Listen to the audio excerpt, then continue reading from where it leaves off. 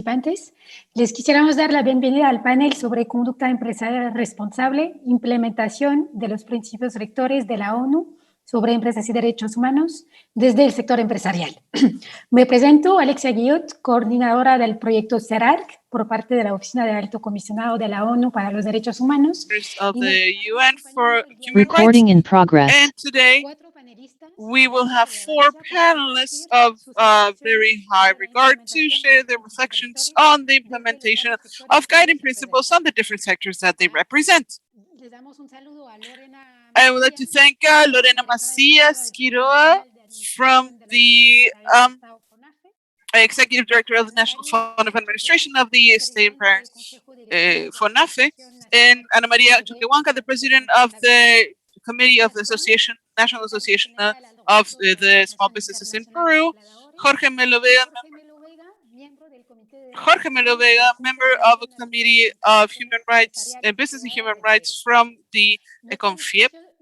Our conversation today will be divided in 3 different blocks of questions through which we encourage all of the participants to make their comments or questions. We will try to finish the thread of the discussion there so we can take it into account.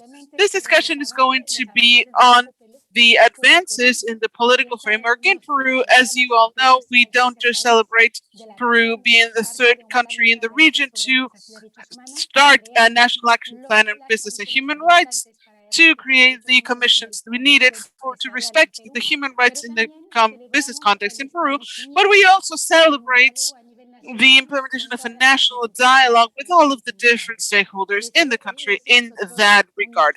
And that is another real milestone. That plan is a policy that is evolving, that sets a new beginning on human rights in business sector that has become a priority in the public agenda. We are sure that based on that inclusive dialogue and interinstitutional, we will continue moving forward to implementing the compromises, the commitments, but we can also do new actions and also to commit new stakeholders so that the guiding principles can get to their end, to improve the guidelines and practices in order to obtain tangible results for people affected and populations affected, and also to contribute to the globalization that is socially sustainable. The National Action Plan in Peru has different actions for the business sector, of which we can mention a lot. Then we have a program for training for companies, then mechanisms of voluntary reports of due diligence for the companies, by the business, then technical assistance for the business sector through guidelines, for example, the guidelines for the SMEs to promote their formalization and cultures of due diligence and mechanisms of due diligence for state companies and other actions. And without further ado, let me ask the first question to our panelists. You have between 5 and 6 questions, 5 and 6 minutes to answer this question. From your experience in your institutions and your sectors, could you share your proposals and recommendations for the adequate introduction of the guiding principles and implementing them from the business sector perspective? First, I would like to give the floor to Matthias Torrens to answer this question. The floor is yours. Thank you. Buenos dias to all. I'm sorry that I'm not able to speak Spanish. I'm learning it part by part, and hopefully next time I will be much better to address you. Let me first of all congratulate the government of Peru for the National Action Gobierno de Perú por este Plan Nacional de Acción. Los planes nacionales de acción son muy buenos e importantes para promover la implementación de los principios rectores de las Naciones Unidas. Y a través de esta organización de empleados, nosotros tenemos una Federación Nacional de Empleados en 150 países que representamos a más de 50 millones de compañías y estamos muy orgullosos que CONFIEP sea miembro de esta organización. Son muy activos a nivel internacional y es un miembro muy respetado de la organización mundial empresarial. Primero quiero hablar sobre 4 puntos especiales que creo que son importantes para la implementación de este plan. El primero es el enfoque. Como siempre en todas las economías, es un medio para Perú para llegar a una economía en el mercado, y particularmente es muy inteligente tener problemas de recursos, pero también tenemos diferentes oportunidades para poder implementar estos principios rectores, y es necesario tomar estas medidas para poder apoyarlos en este viaje. Y es importante para el gobierno de Perú trabajar de manera conjunta con CONFIEP y con esas organizaciones que representan a las pymes, porque ellos pueden llegar a estas compañías. Si no, no se puede llegar a estas compañías. Si quieren llegar a las pymes, si quieres poder involucrarlas, es necesario involucrar a estas empresas en estas acciones. Mi segundo punto sería que durante la implementación se necesita tener un enfoque concentrado en prácticas y donde podamos ser colaborativos. Todos queremos seguir adelante. Las compañías son parte de la solución. Los principios rectores de las Naciones Unidas son muy claros en esto, que se tiene que apoyar a las empresas en sus trabajos, y eso también se necesita hacer en el Plan Nacional de Acción, apoyar a las compañías y a las empresas para poder promover este plan nacional y poder implementar los principios rectores. Mi tercer punto sería que se necesita poder conectar un poquito más las líneas, ¿no? Si podemos hablar sobre la informalidad y tratar de ayudar ese tema, vamos a poder promover mejor los derechos humanos y las empresas. Perú tiene un nivel muy alto de informalidad. Si podemos hablar sobre la economía informal, podemos crear un ambiente para que las compañías puedan respetar más fácilmente los derechos humanos. Entonces hay que poder atacar la informalidad y la pobreza, que son temas claves para poder avanzar en este tema. Y último, tenemos que fortalecer la acción colectiva. Una empresa sola no va a poder realizar todas estas cosas que yo acabo de mencionar. Una empresa sola no va a poder hacer que el trabajo infantil ya no sea parte de la cadena de valores. Una empresa no va a promover los derechos humanos y la justicia. Todos tenemos que trabajar juntos. En México podemos desarrollar junto con la OIT, con la Federación de Empresas, con estas ONGs, con muchas diferentes empresas, un proyecto para poder hablar sobre el trabajo infantil en la industria de reciclaje, para hacer que los niños puedan salir de los basureros donde están recolectando papeles, etcétera. Y ese es un ejemplo práctico de que como todos juntos podemos seguir avanzando en esta agenda. Otro ejemplo es lo que hicimos alineado a erradicar el trabajo forzado infantil. Perú es miembro de esta alianza A17. Perú es uno de estos países, y la idea es que todos trabajen juntos, tanto las federaciones, las empresas, los sindicatos y todos a nivel nacional y a nivel internacional. Y eso hace que todos podemos trabajar juntos. Entonces yo fomentaría al gobierno a que pueda realmente tomar esta visión más alineada y poder involucrarse en las diferentes comunidades internacionales de negocios. Gracias. Muchas gracias, Matías, por estos puntos. We are going to give the floor to Jorge Melo Vega with the same question.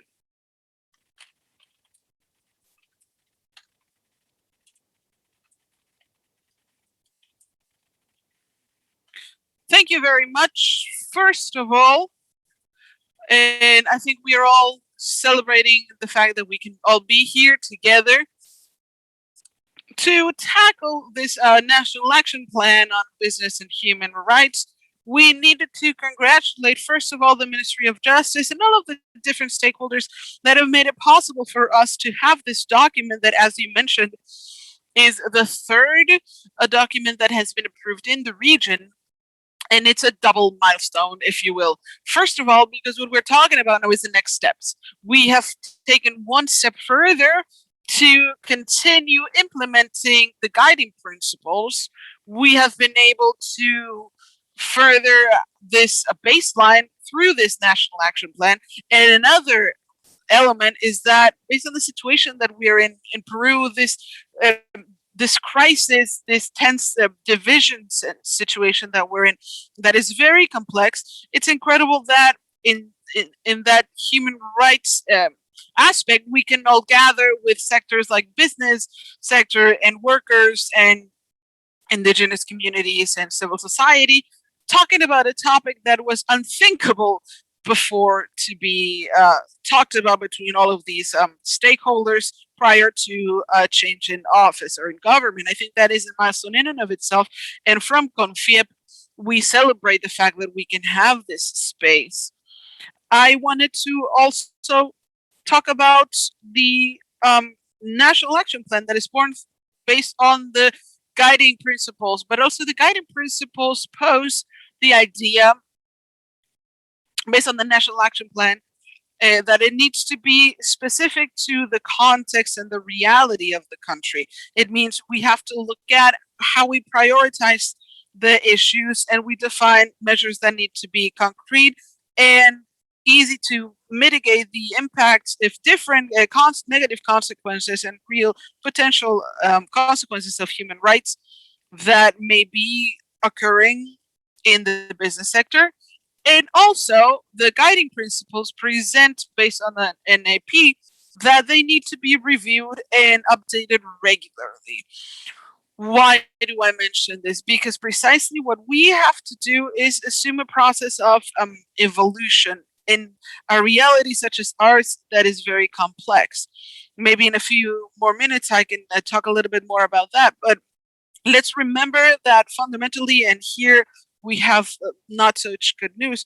In Peru, there are very few big businesses. The perception is always this relationship of businesses and companies, but we have very few big companies. So why is that unfortunate? Because precisely in order to drive the guiding principles forward and due diligence and everything that we have to do, what we need are these businesses that work as the engine that drives the SMEs to incorporate these. The guiding principles are for everyone, not just the big ones, but we expect the big companies to be the ones that are the driver, the engine that through their supply chains and generally through their value chain moving forward can drive this human rights issue forward. So it's a complex challenge. It was posed by the guiding principles from the beginning to be put together in this National Action Plan. The National Action Plan assumes, as rightly assumed, this reality that it's about informality, that we hope that in the few minutes that we have here we can talk about, but mainly what we consider from CONFIEP and our human rights branch, from a association point of view, we try to enhance the topic of human rights in all the different business associations and all the chambers of commerce. That that there are many in Peru. There's a very close relationship with the different chambers of commerce, with the objective to tackle this plan and to implement this National Action Plan. We need to encourage an alliance with the United Nations system. So it was mentioned yesterday by our president, Mr. Jaime Campo, about the importance of being able to work with other specialized agencies and the different sectors in Peru. This is the word that we need in associations and to be able to enhance human rights in the real way from businesses. And the National Action Plan also helps us do that and to set what are our priorities.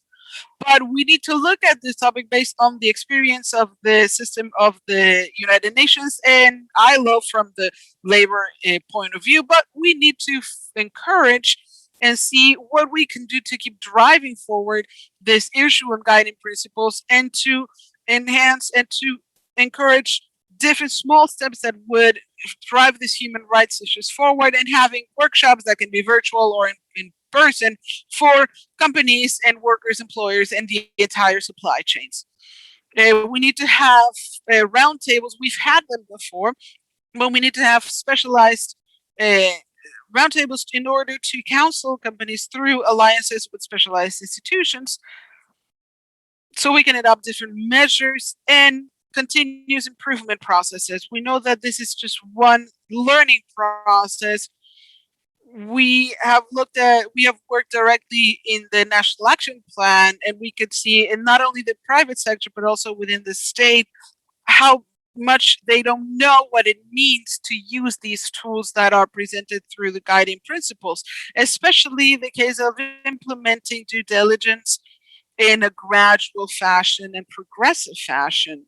What we need to do most of all is to encourage formal businesses to promote this change to from SMEs to due diligence through their supply chains.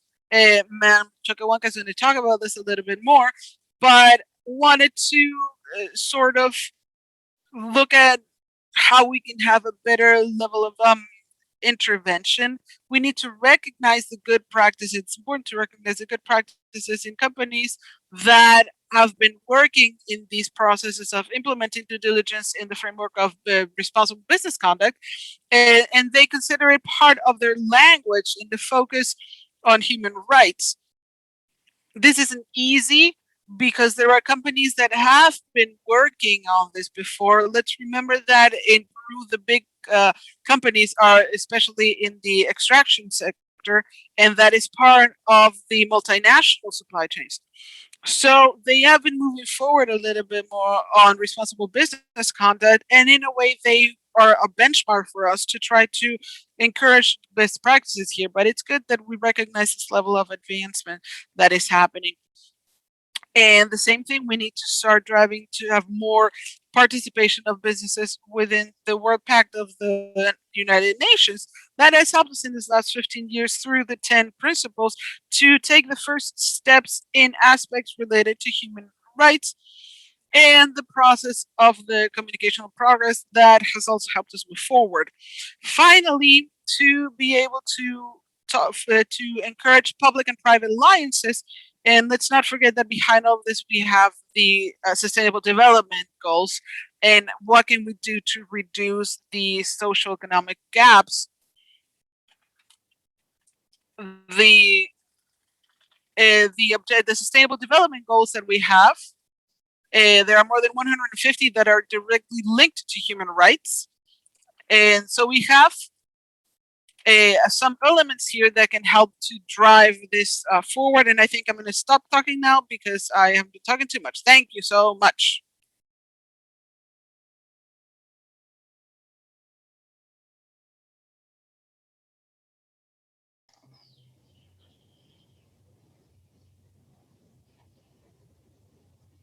We have launched a call so the companies can share their best practices on due diligence. So we encourage you to participate. We are conducting this study in partnership with the Global Pact, the International Organization of Employers. Sorry, I can no longer hear her. Sorry, I can no longer hear Mrs. Gigot.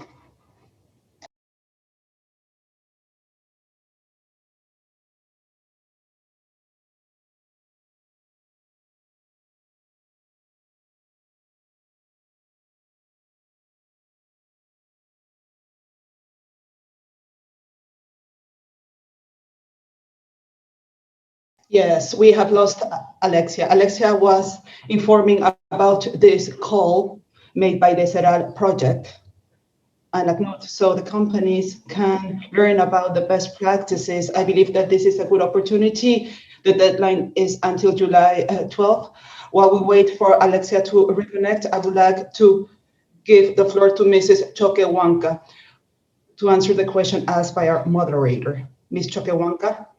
Your microphone is in mute, Ms. Choquehuanca.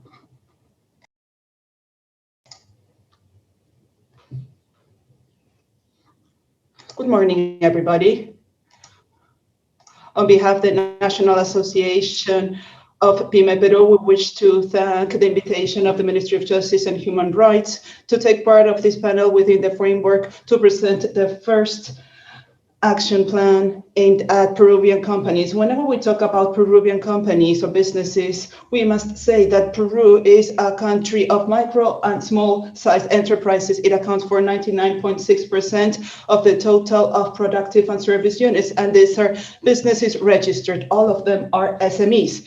Before the pandemic, according to national statistics, the SMEs employed 57% of the economically active population. This reality needs to be understood by the authorities when defining public policies, and also by the different international agencies that propose business action frameworks. We need to be aware of this reality. We need to take on this reality, and we need to propose regulations considering the situation of Peru. So in order to have a national action plan that meets its objectives, this document should include actions, strategies, and mechanisms for the effective participation of the millions of SMEs.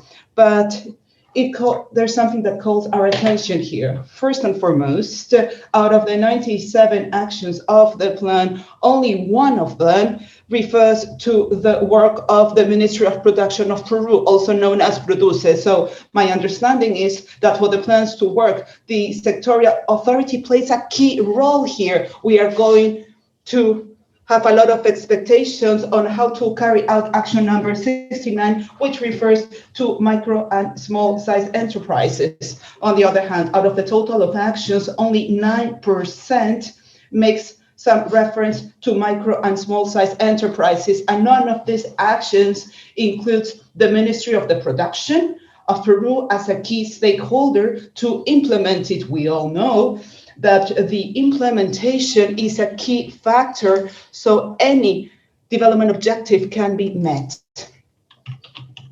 It seems that we are invisible when defining standards and plans, and I will always repeat it because we are not always sitting around the decision-making table to achieve the strategies and the state policies and all the standards and regulations that have to do with my own sector. So it is this particular situation which makes that 48% of micro and small size enterprises in Peru are informal. If we talk about the entire universe before the pandemic, we had 70%, but it was something that went from informality to formality. Now we have an evolution. Now with the pandemic, that percentage is increasingly greater. A few days ago, I was reading a diagnosis indicating that informality had increased to 84%. And this is something that we have indeed perceived. We know that informality is a complex phenomenon where we have the intervention of several factors. However, it is possible to identify which are the elements that have an influence on the decision of the micro and small size enterprises. I want to mention, first of all, the complexity of procedures for registering companies. We are not aware of the benefits of formality. The tax and labor burden is quite cumbersome. Many times it reaches 42%. We do not have access to public services, or they are non-existent. Let me point out a few examples. Medical services, inexistent in the Ministry of Health or El Salud or Social Security, which has to do with companies. It doesn't address the medical problems of our workers. We need to hire private medical services whenever there are any emergencies suffered by our collaborators. Public security is limited. We need to hire private security, or we can be exposed to thugs and other criminals. Corruption across all levels, local, regional, national levels, corruption, public procurement, and many times resulting from those bureaucratic hurdles of the public administration. The OECD, in the study on public policies often set in Peru, indicates that informality in this sector can be associated to the costs and the specific barriers to which they face to become formal companies. And we agree with that, the formalization costs, such as those related to the tax policies, among others. And if we talk about governance, business operations are carried out in contexts where they need to have a good governance. That is, to have a state with capacity to protect the human rights of everybody, which is pillar number one. This means to provide access to public services, to have justice systems that actually works, to put in the center an agenda for transparency and integrity at all levels. In our sector, this is what increases the cost, and many times it is also a hurdle for formality. Along these lines, it is essential to strengthen the presence of the state across all regions of the country, so the institutions of the three levels of government have capabilities to address the challenges established. And there I want to insist on this, the work that needs to be done in this public-private partnership, but especially considering the regions of the country. The regions are the ones that are more affected by the lack of presence of the state. Thank you. Thank you very much, Ana Maria. I got disconnected for a second, but thank you very much for such interesting comments. I am sure that in your second intervention, we'll be able to dwell on it. Now we will give the floor to Ms. Lorena Macias Quiroga, and then I am going to repeat the question. From the experience of each of your institutions, can you please share your proposals or recommendations for the implementation of the guiding principles from the business sector that you represent? In this case, these are the state-owned companies. Good morning, everybody. Thank you very much for inviting me to share with this panel, which is representing different sectors, business sectors in the country. First and foremost, let me give you an explanation of what FONAFE is. The FONAFE Corporation brings together a set of public enterprises in the country which are present in different sectors, especially the basic service sectors such as electricity, water, also financial services. There are entities such as SEDAPAL, which is the water utility, distributors across different regions, distributors of electricity in different regions of the country, power generators, among others. And this group of entities produces 2%, between 2 and 3% of the GDP of the country, but it serves almost 60% of users at the national level in terms of electricity, for instance. So it plays a very important role in the provision of basic services. And the role of FONAFE is to play the role of shareholder for these companies. And as a shareholder, it regulates and leads the business activity of the state. In addition to the approval of the budget of the companies and managing the income or the revenue produced by them. So this role of managing and leading the business activity of the state actually puts us or places us in a position of responsibility, which is critical. So in turn, we can encourage public businesses under FONAFE, which are 35 in total, show responsible business conduct. And in that regard,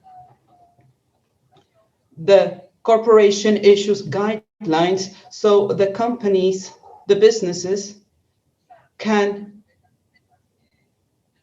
implement and foster a number of aspects related to responsible business conduct. So there are three key elements, which are on the one hand side to develop a set of guidelines so businesses can move forward in social responsibility, and at the same time, in tandem, provide training, technical assistance to businesses so they can advance in the implementation of these guidelines, and finally, to make the measurement. So these are three aspects that I will elaborate on. But these are the three basic elements for the businesses: to provide the guidelines, to provide technical assistance so they can move forward in terms of social responsibility and responsible business conduct, and then the measurement, because by making the measurement, we can know which businesses are making more progress or where are the weaknesses or the strengths. So one first element, going back to my initial comment, in terms of social responsibility as such,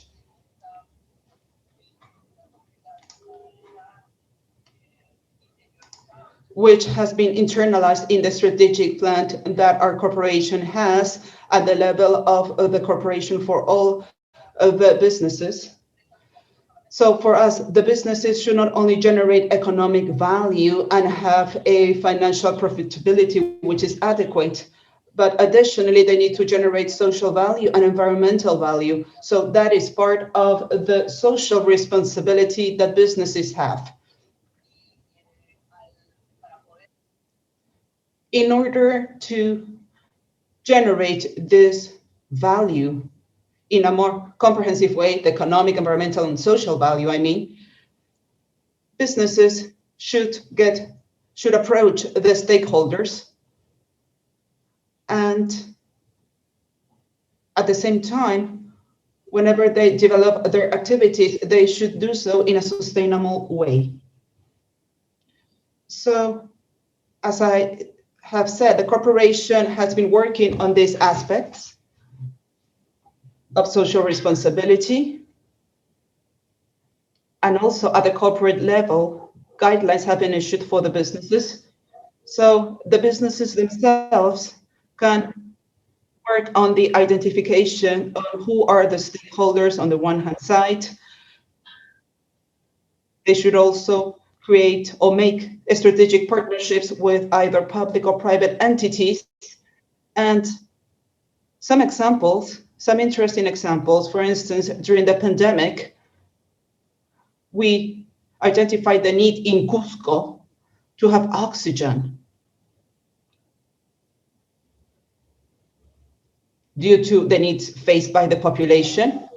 And they created a partnership between the regional government of Cusco, a private company, and the power generation company Esensa in the region, where the regional government of Cusco would provide the oxygen tanks, the private company would generate the oxygen, and the public entity ENG would provide the electricity or the power to generate the oxygen. So this is an example of a strategic partnership that was made between the public and the private sector to benefit the population of Cusco that had this need for oxygen. This is an example, a specific example of something that has been done in that regard. Additionally, businesses within the corporation measure the carbon footprint. They are in the process of measuring it. The idea is that they should measure the carbon footprint. They're still working on that. And the other key element is that at home, I'm referring to my offices, it is important to conduct an eco-efficiency diagnosis in terms of the water consumption, energy consumption, waste management, in order to contribute to the measurement of the carbon footprint. So these are also elements that are considered by each of the businesses. In addition to this issue of social responsibility, which is critical from the responsible business conduct perspective, FONAFE is also actively participating in the multi-stakeholder roundtable for the development of the National Action Plan on Business and Human Rights. And also using this idea of issuing guidelines, technical assistance, and measurement, we will also be able to develop guidelines to measure the progress made by each enterprise. And we will also develop guidelines. We will develop an action plan by sectors, because those businesses under FONAFE are located in different sectors, such as electricity, sanitation, the financial sector. So under each of these sectors, we can be even more concrete on this National Action Plan on Business and Human Rights. I am going to stop now, and perhaps in the next round, I can elaborate on my thoughts. Thank you. Thank you very much, Lorena. Thank you very much for these examples, which are quite illustrative. I believe that the pandemic has not only allowed us to suffer the consequences of not having human rights, but it has underscored the importance of the private sector, and I believe that it is part of the solution. Now we are going to move on to our second block of interventions, and the first question will be for Mr. Thorne. He has 3 minutes to answer it.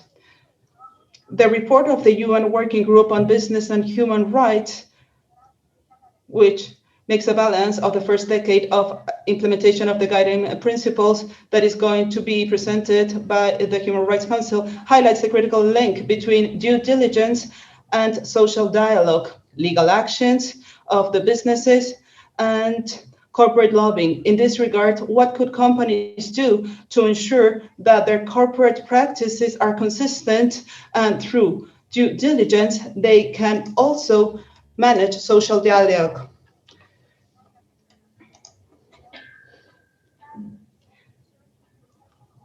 And they can also manage social dialogue and not bring legal actions against citizen participation and lobby on issues that could have an impact on human rights. Matthias, we would like to hear your answer.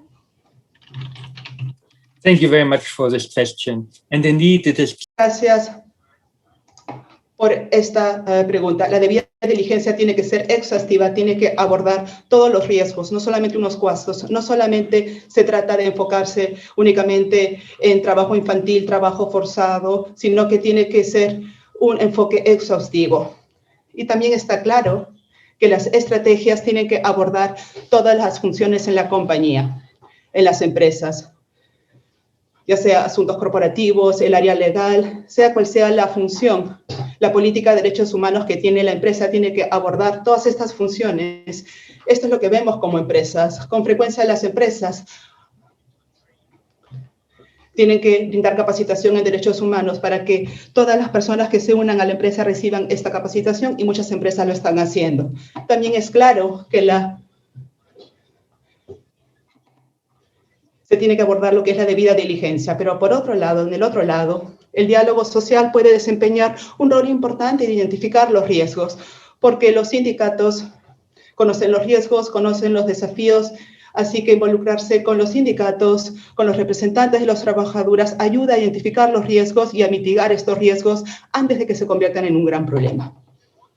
También es importante enfocarnos en lo que son reclamos legales.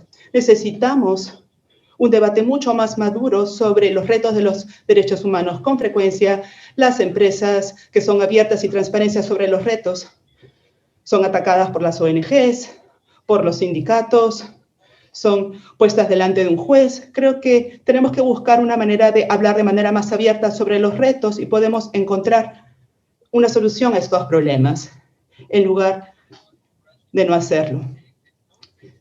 No hay duda al respecto, pero mi punto aquí es que en términos más generales, que todos tenemos que encontrar una manera más colaboradora de abordar estos retos, estos problemas. Y luego, de manera más general, cuando hablamos de lobbying, algo que tenemos que aclarar aquí es que obviamente las compañías y sus representantes, porque muy a menudo esta es una pregunta, ¿no? Todos están de acuerdo en que se tiene que hacer el lobby, pero obviamente no hay nada malo cuando las compañías empiezan a debatir sobre políticas. Yo digo que se necesita mayor involucramiento de las federaciones para asegurarse que las leyes que permitan una creación de empleos ambientales o de sostenibilidad también puedan ayudarnos. Muchas gracias, esta es mi última parte.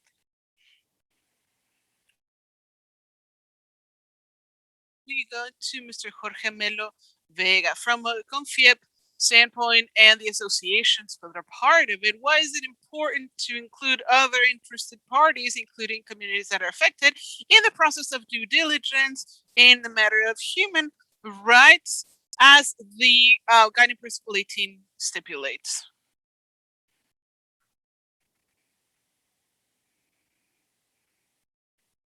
The first thing is that we're not starting from scratch.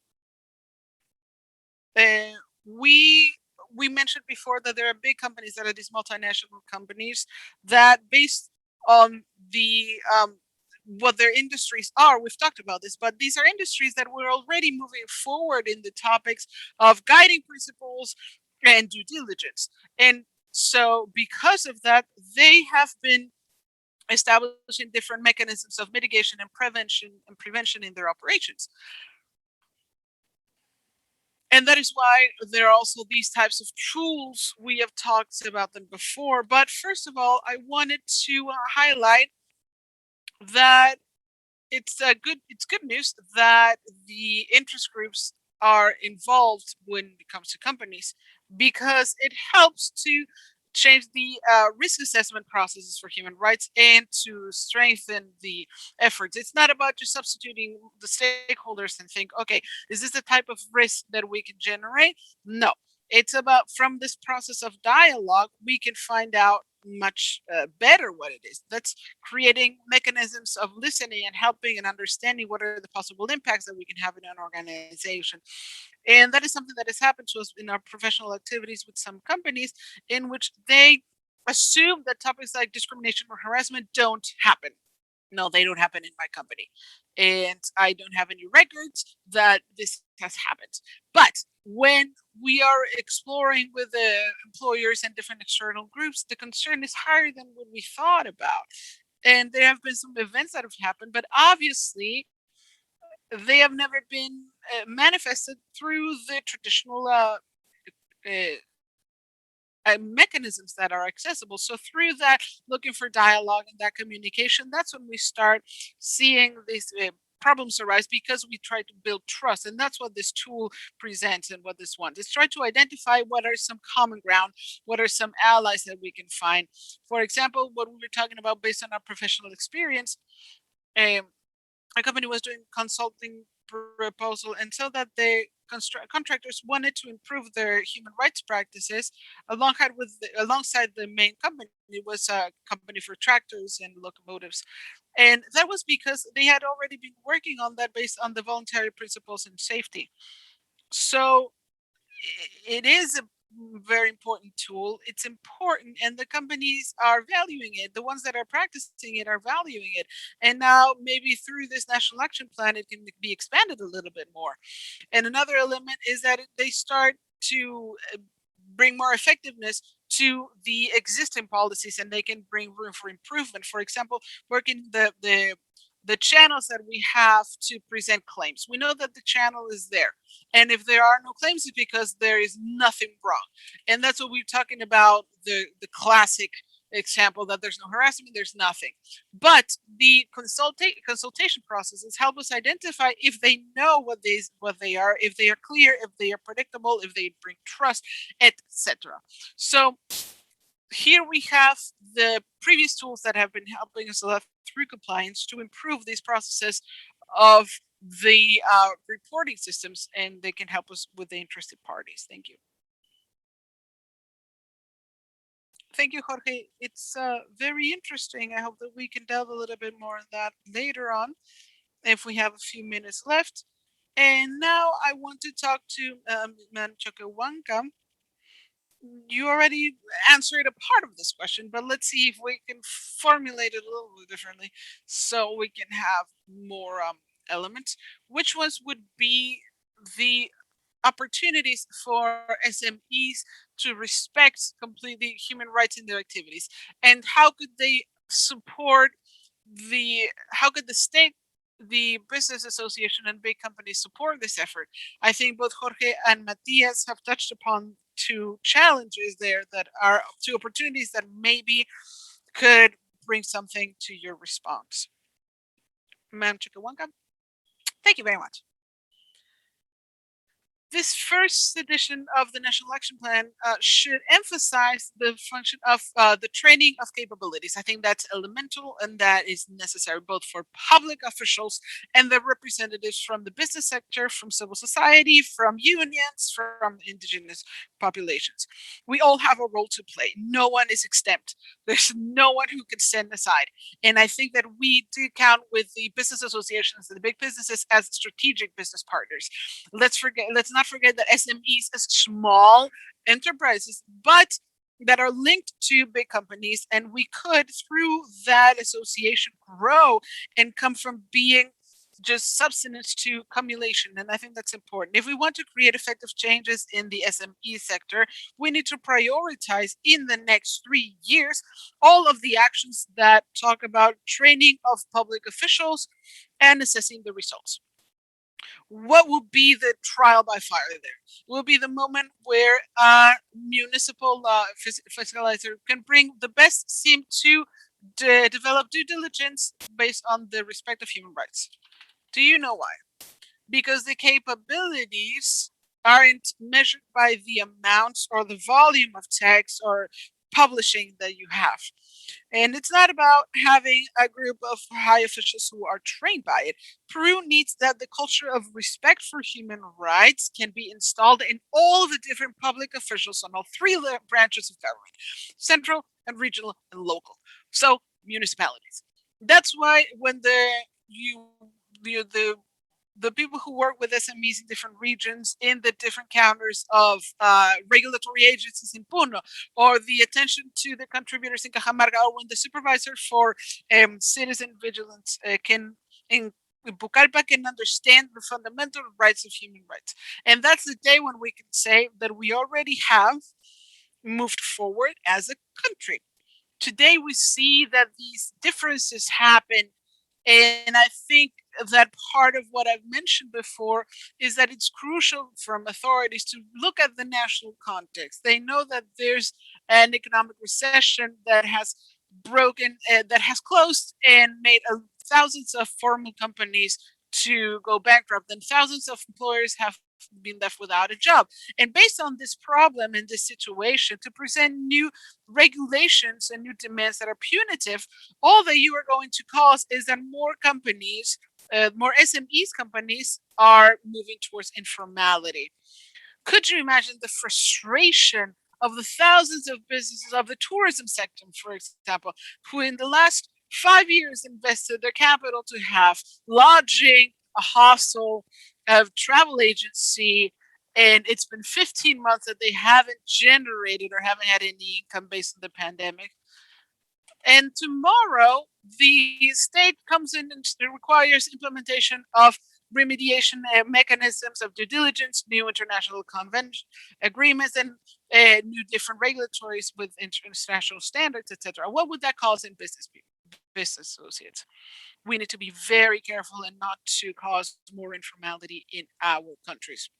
Responsible business conduct needs to be applied through the example with the state that works, that provides, and that fulfills their role. We need public officials that are thinking about the common good, and that is the most important part, that they respect institutions, they defend governance, and that they set aside ideological issues. And something that is very important, we need to all work in recovering the social capital with the loss of trust that has been lost from one side and the other. The small and medium company in the businesses in the country require the state to become a strategic partner, to understand the situation that they are going through, and to have a package or some type of formalization bundle that includes all of the benefits that the Peruvian state offers to formalize the businesses. But be very careful. I'm not talking about existentialism or protectionism. The task is something that we have been doing all the time. All we want to do is for the state to offer those benefits to help us move forward as for the country. Thank you very much. Thank you, Ana Maria, for those recommendations that are very punctual. We hope they can be of use to the representatives of the state who are here with us today. And the final intervention would be from Madam Macias, and this is the question for you. The guiding principle number 4 establishes that the state needs to take additional measures to guarantee that the state companies can respect human rights. Could you share what FONAFE has been doing or plans to do to take those additional measures to ensure that state companies in Peru respect human rights? We know that you already mentioned some the 3 actions that you have based on the National Action Plan, but if you could maybe touch on those a little bit more. Thank you. Yes. We are working on additional measures to respect human rights, and then when we're using this the structure of trying to find that everyone can measure or have this guidelines and to try to measure them and then try to talk about training.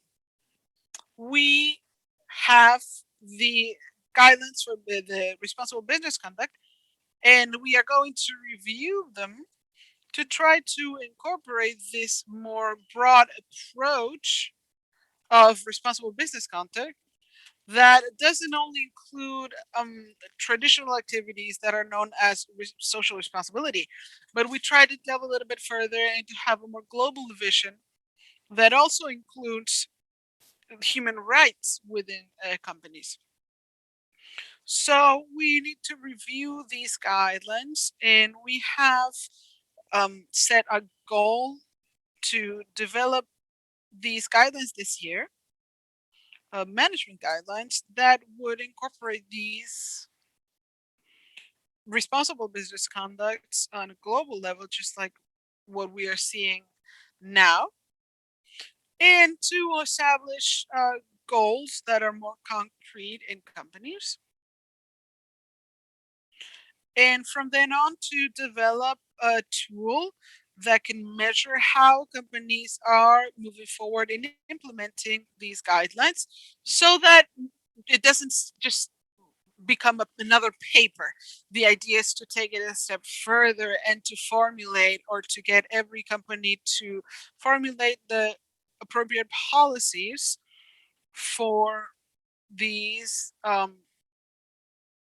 goals. And we can also have goals per sectors. As I was mentioned before, there are companies that are in the electrical sector and financial sector and in sanitation, etc. So we will need to have a plan to develop the next 3 years with concrete goals per sector, and then every company has to develop that themselves. So these are some specific actions that we're going to propose on a corporation level, and I would like to add in the minute that I have left that from the corporation it's very important for us to listen to the interest groups, to listen to the consumers, and that is why we have developed a contact center from the corporate level that would give us valuable information for the entire corporation to continue working and improving the quality of the services. And when we talk about the quality of services, it's important to note that the sequence or the duration of the interruption of the electrical service, for example, is less and less each time. So that's the work that needs to be done, especially in the more rural areas. Another important element that helps us in this is that we have a channel reporting system in the corporation level where anyone, any employer, any consumer can file a claim, albeit for a sexual harassment to one end or for corruption on the other end. So the important thing of this reporting system is that all of the claims that are presented are reviewed by a third party that is independent, and that is the KPMG company. So they are the ones to review all of the claims. They have the direct contact with the people who file the claims. And the last element that is also important and that has to do with human rights is that there are some companies within the corporation in the hydrocarbon sector, like Peru Petro, that right now are through a previous consult process with the Ministry of Energy and Mines. So that is also a channel of the dialogue channel with communities in order to move forward in implementing a number of aspects that require the development of an oil set that would also respect the community's rights. That is basically what it is. Thank you, Lorena. I am very happy to hear so many advancements in terms of access to remediation. We've heard it from CONFIEB, but we also heard it from FONAFE, and it's very promising. We will be there willing and able to help you. And just to highlight that during these interventions, we have heard commitments of respecting human rights from all parties, which is very encouraging. And also from state businesses, from SMEs, from the business associations and employer associations. So that is very good news. We highlighted the importance of the function of the state, the importance that all of the ministries need to be part of this plan and all of the actions to be taken, but also that there needs to be a local and regional involvement. That is something that is very important, that was also highlighted. And was also mentioned by all of the panelists today how important it is to give specific attention to small and micro enterprises, and then in terms of formalization, in terms of facilitating the regulation. And I want to have a very simple question because we have 5 minutes left. We are in 10th anniversary of the guiding principles, and we are elaborating a new action plan for regional for the next 10 years of the implementation. Could anyone here give us a recommendation that we could include in this, or a new idea that we could include in this roadmap, or what your institutions have as a vision? I'm going to switch it up and start with Lorena. Thank you. Actually, I think that we needed to continue working on these issues and take it very seriously, which is something that we are doing from our corporation. Since the year 2015, we have been doing the efforts to try to incorporate responsible business conduct within the companies. And today, I like the comprehensive approach where you have a vision of everything. You listen to the different parties and you develop what I mentioned before. The important thing is that we can measure what is being done, to measure what the companies are doing, how they are advancing, because that is a very important tool for management of responsible business conduct. Thank you, Lorena. In your report, in your roundtable, we talk about the importance of measuring not just the actions, but the results. And that is the big challenge. And so it's important that it's great that you mentioned that. Now let's talk about, let's turn to Matias. Thank you. I already spoke about the need to address the root causes like informality. Hablar sobre las causas de raíz, que son la informalidad, el trabajo infantil, etcétera. También ya hablé sobre la necesidad de fortalecer las acciones colectivas y poder unir las sociedades civiles, el gobierno, las empresas en esta batalla de poder erradicar los mayores desafíos de derechos humanos. Yo quisiera hablar sobre un punto específico. Tenemos que encontrar maneras innovativas para poner mejores efectos de la cadena de suministros de las empresas, para asegurarme que podamos involucrar a las sociedades en sí y poder tener una mejor coherencia del lado político. Y no puede ser que un ministerio dice A y el otro ministerio dice B. Entonces, también tenemos que hablar sobre el nivel internacional y tenemos mayores políticas para poder ver las diferentes agencias. Gracias.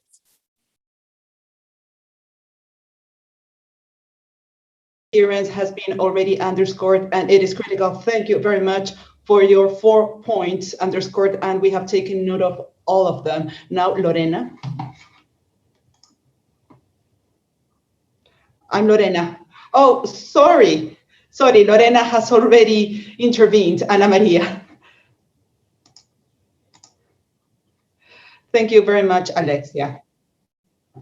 Well, the formal SMEs represented in its business guilds have been taking part in the discussion and construction of institutionality frameworks.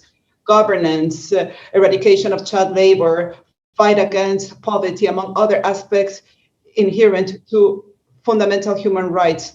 Some of you might think that we are only focused on our problems. The approval of this plan becomes a great opportunity to keep on supporting responsible business practices that incorporate extensively the framework of the guiding principles. The formal SMEs of the company respect human rights, and we value all types of proposals that will support SMEs through instrument training or other instruments to learn more about the due diligence mechanisms. So yes, we recommend having authorities that work with due diligence, that have proposals, can actually reach the population. We need to move from the discourse and statements towards effective measures. To wrap up, the implementation of the National Action Plan should reflect this situation. Thank you very much, Alexia. Thank you very much, Ana Maria. Now, Jorge, up to you. Well, I do not want to dwell on philosophy matters, but I believe that the guiding principles, as in the case of the guiding principles on the UN Global Pact, have recognized a reality, the issue of the human rights that since the year 1948 has been on the hands in the state in terms of protection, to incorporate a key player, which is the productive sector, the business sector, so they can also be responsible for that task because of the institutional weakness of the state themselves. However, I do consider that the guiding principles should keep on fostering this new reality for cases such as ours.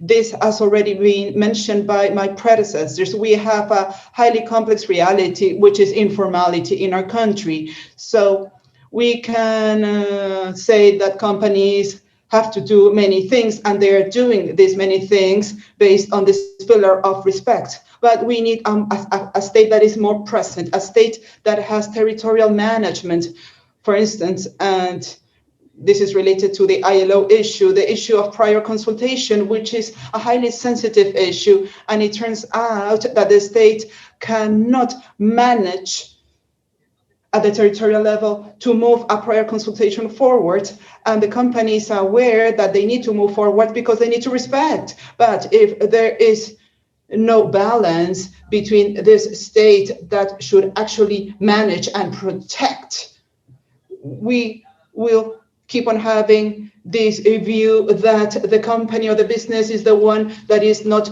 delivering on its role. I don't know whether my comments are not very clear, but I think we need to consider the scenarios like ours,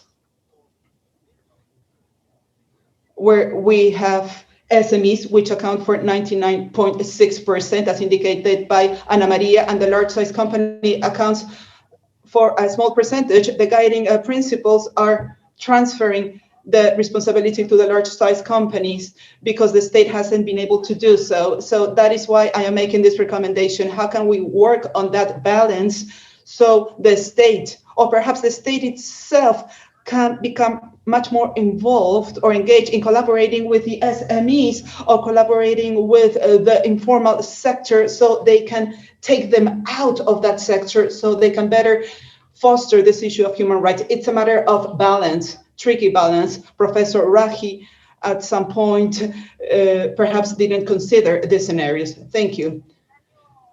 Yes, it's a critical scenario, especially for this region. So I think it's critical to take your recommendation into account. Thank you very much to each of the panelists for your participation. You have had very important interventions, and hopefully we will meet soon, and we wish you success in the rest of the forum. Good morning and good afternoon, and thank you very much. Thank you. Thank you.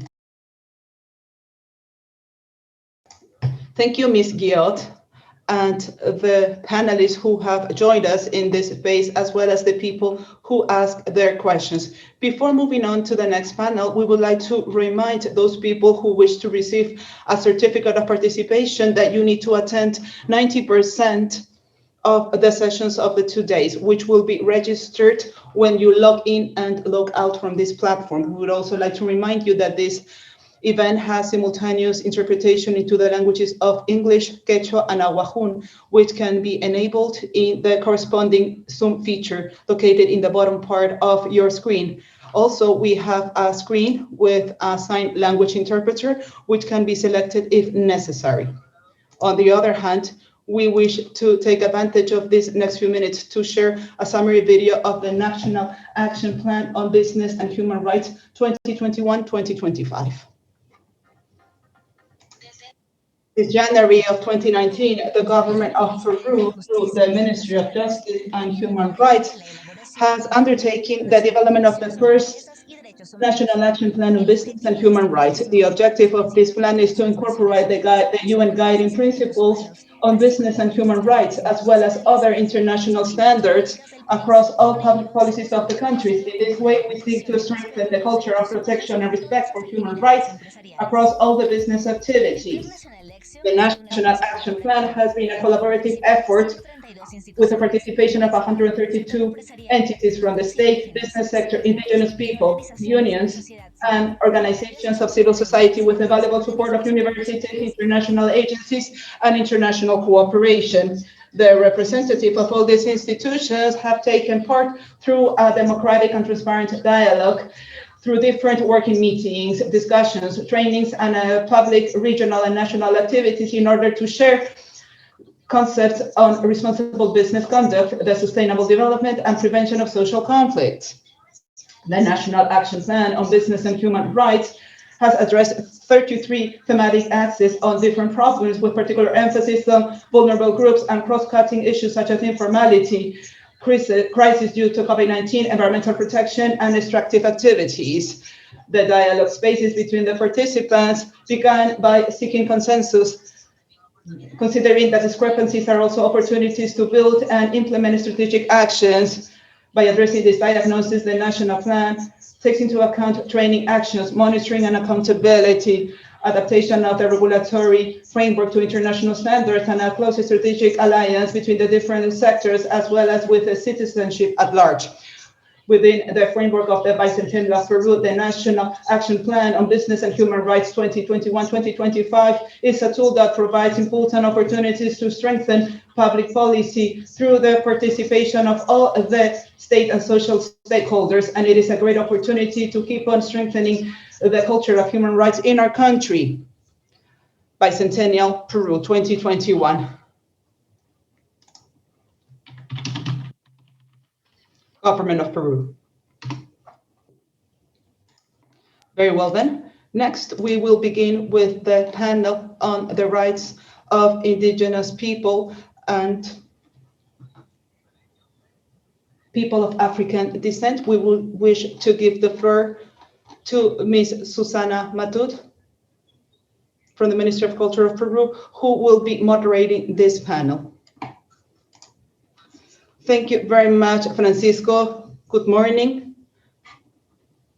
I wish to thank the Ministry of Justice to invite me to moderate panel number 5, which addresses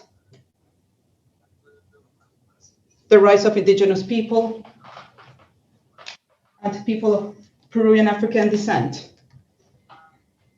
I would like to begin by introducing the panelists that will join me in this panel. First of all, let me introduce Myrna Cunningham, Susana Federico Chunga. I'm sorry, we've had a last-minute problem with Ms. Cunningham and Dominic Day, but Ms. Melania Canales and Lo are present. I am also going to join the panel as a representative of the Ministry of Justice and as a speaker, as a panelist, yes, because our other 2 speakers cannot attend. Sonia, Lou, so as I was saying, we have the presence of our panelist, Melania Canales Poma, who is the president of the National Organization of Indigenous, Andean, and Amazonian Women of Peru. Joining us today is also Ms. Sonia Lu Alarcón, president of the Committee of Human Rights of the National Association of Mining, Oil and Energy of Peru, and also Federico Chunga, who is part of the team of the General Directorate on Human Rights of the Ministry of Justice, who has also been part of the process for drafting or developing this National Action Plan on Business and Human Rights. Very well then.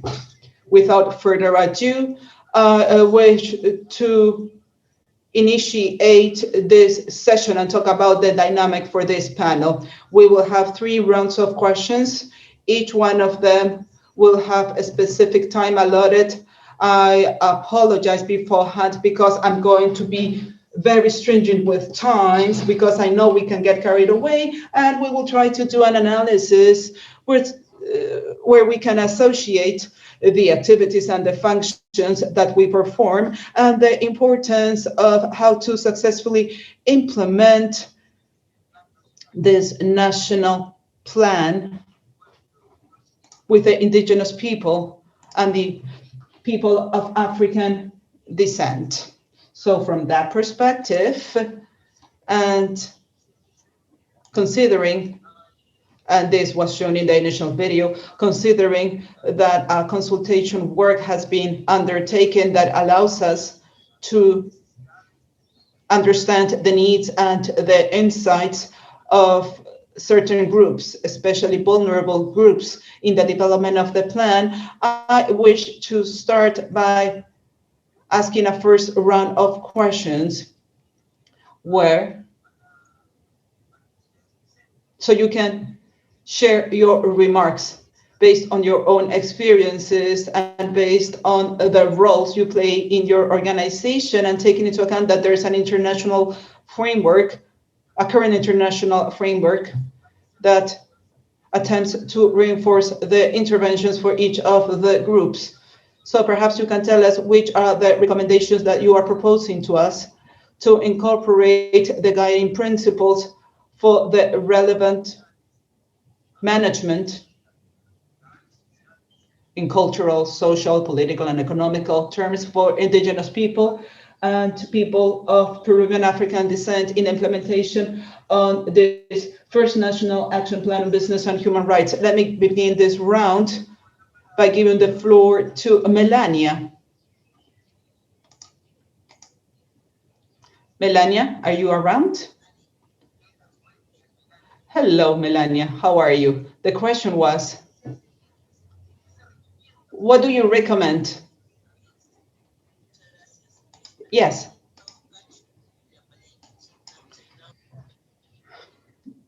She's speaking in Quechua, sorry. The interpreter does not speak Quechua.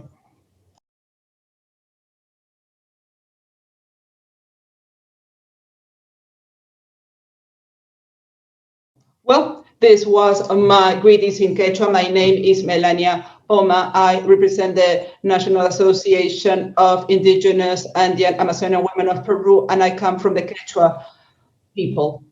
I am of a Quechua origin. In this opportunity, after these greetings, I would also like to tell you about our experience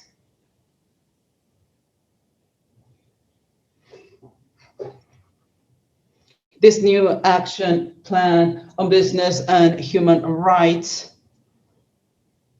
has been developed since January 2019. But we have serious concerns since they have not considered the input and contribution of the indigenous people. We as ONAMIAP, the organization I represent, and along with other organizations, had presented the 5 minimum items that needed to be considered if we're talking about collective rights as indigenous people. We have said that this plan, well, included a process of development with the involvement of different stakeholders. That is why it's called multi-stakeholder roundtable. One of these stakeholders has been the National Organization of Indigenous Andean and Amazonian Women of Peru. But we also wish to mention that this plan has not considered the progress made on rights beyond the already created standards in force in the country, in this country called Peru. That is, the goal is that these current standards or regulations and these laws, these regulations that exist in our country usually are not fulfilled. Many times they are just there on paper. And these laws and regulations are developed by the political power, by the economic authorities. Many times they think that they are like the guardians or the tutors of the indigenous people, and many times they violate and they do not comply with. However, they force us to comply the regulations to us indigenous people, and they criminalize us whenever we complain about our rights or having a dignified life. It is not like today we can see brothers and sisters who have heavy metals in their blood. Rivers which are fully contaminated, where there's no life at all. Our lands are no longer productive. And we ask ourselves, is this dignified life? Is this social responsibility? And to this, we need to add the fact that they have invaded our land. They have taken away our land. And many times, whenever they carry out their extractive activities, they talk to us about the benefits it is going to bring about, but they never talk about how it is going to affect us. Here we are witnessing the imposition of a development model that destroys life for the benefit of a few, and it destroys our ways of living, our lifestyles in the name of development, and they do not respect our collective rights of indigenous people who coexist there. They even deny us. They say that there are no indigenous peoples there, and racism is fully showcased, especially in the latest days. And from our organization, we have doing a follow-up and contributing to the process for developing this plan. On April 23rd of 2021, we publicly raised our voice. We said that this plan had to protect the rights of indigenous people that had already been recognized in the Peruvian legal ordinance. And as in the case of the Agreement 169, which has a constitutional rank because standards, laws, and regulations should come below that. That is why we said that one of those principles should be the right to prior consultation, but it should include free and informed consent of the indigenous people, and this is indicated by Convention or Agreement 169. We also talk about effective participation of people and indigenous people and indigenous women, respect for indigenous institutions. This plan should ensure the effective participation of indigenous people in the creation and development, in the implementation, in the follow-up, the implementation of public policies related to businesses and human rights. Also, as a third point, we had requested to ensure the protection of the ownership of the territories of the indigenous people and to protect it against all the modalities indigenous people. Also, as a fourth point, to ensure the food sovereignty, the seed and biodiversity. And this has been achieved thanks to the work, efforts, and ancestral knowledge and ancestral know-how of our people in taking care of Mother Earth, Mother Nature, especially by indigenous women. And finally, as one additional item or point, we had proposed to include and to guarantee effectively our right to indigenous jurisdiction. This is a right that has a constitutional rank, which is critical to ensure the full exercise of our authority and justice systems based on our own right. So this has already been published on the National Action Plan on Business and Human Rights. This plan only refers to one of these items, which has to do with prior consultation. However, this does not indicate the importance and the significance of indigenous consent. So there we have a big concern. It only indicates that within the framework of the multi-sectorial framework created through Supreme Decree 05/2021, they should set up one working space and coordination with indigenous organizations, one space. So I believe that, as I said, I have raised my concern. It also indicates we are asking to have a proposal for strengthening the implementation of prior consultation based on the Convention 169 of ILO and within the framework of CER, considering the development of productive activities within a context of sustainable development of the country with the participation of with the competent state authorities. However, this space lacks the participation and involvement of indigenous organizations. So they say that they will draft a technical draft report, but we also demand to work jointly on this technical report. This is in accordance with Convention 169. So for the goal 2021 intersectorial space, we also demand to participate. They are going to discuss our own rights. They cannot leave us aside. Don't you consider us as subjects to right, we as indigenous people? That is my question. Also, in the goal 2022, there's a technical report that the state is proposing for the implementation. Why can't we do this year? Does it take that long to develop a technical report? I don't know. Also, goal 2023-25, an annual report. They talk about an annual report. Same thing. This should also be done in 2022 with the participation of indigenous people.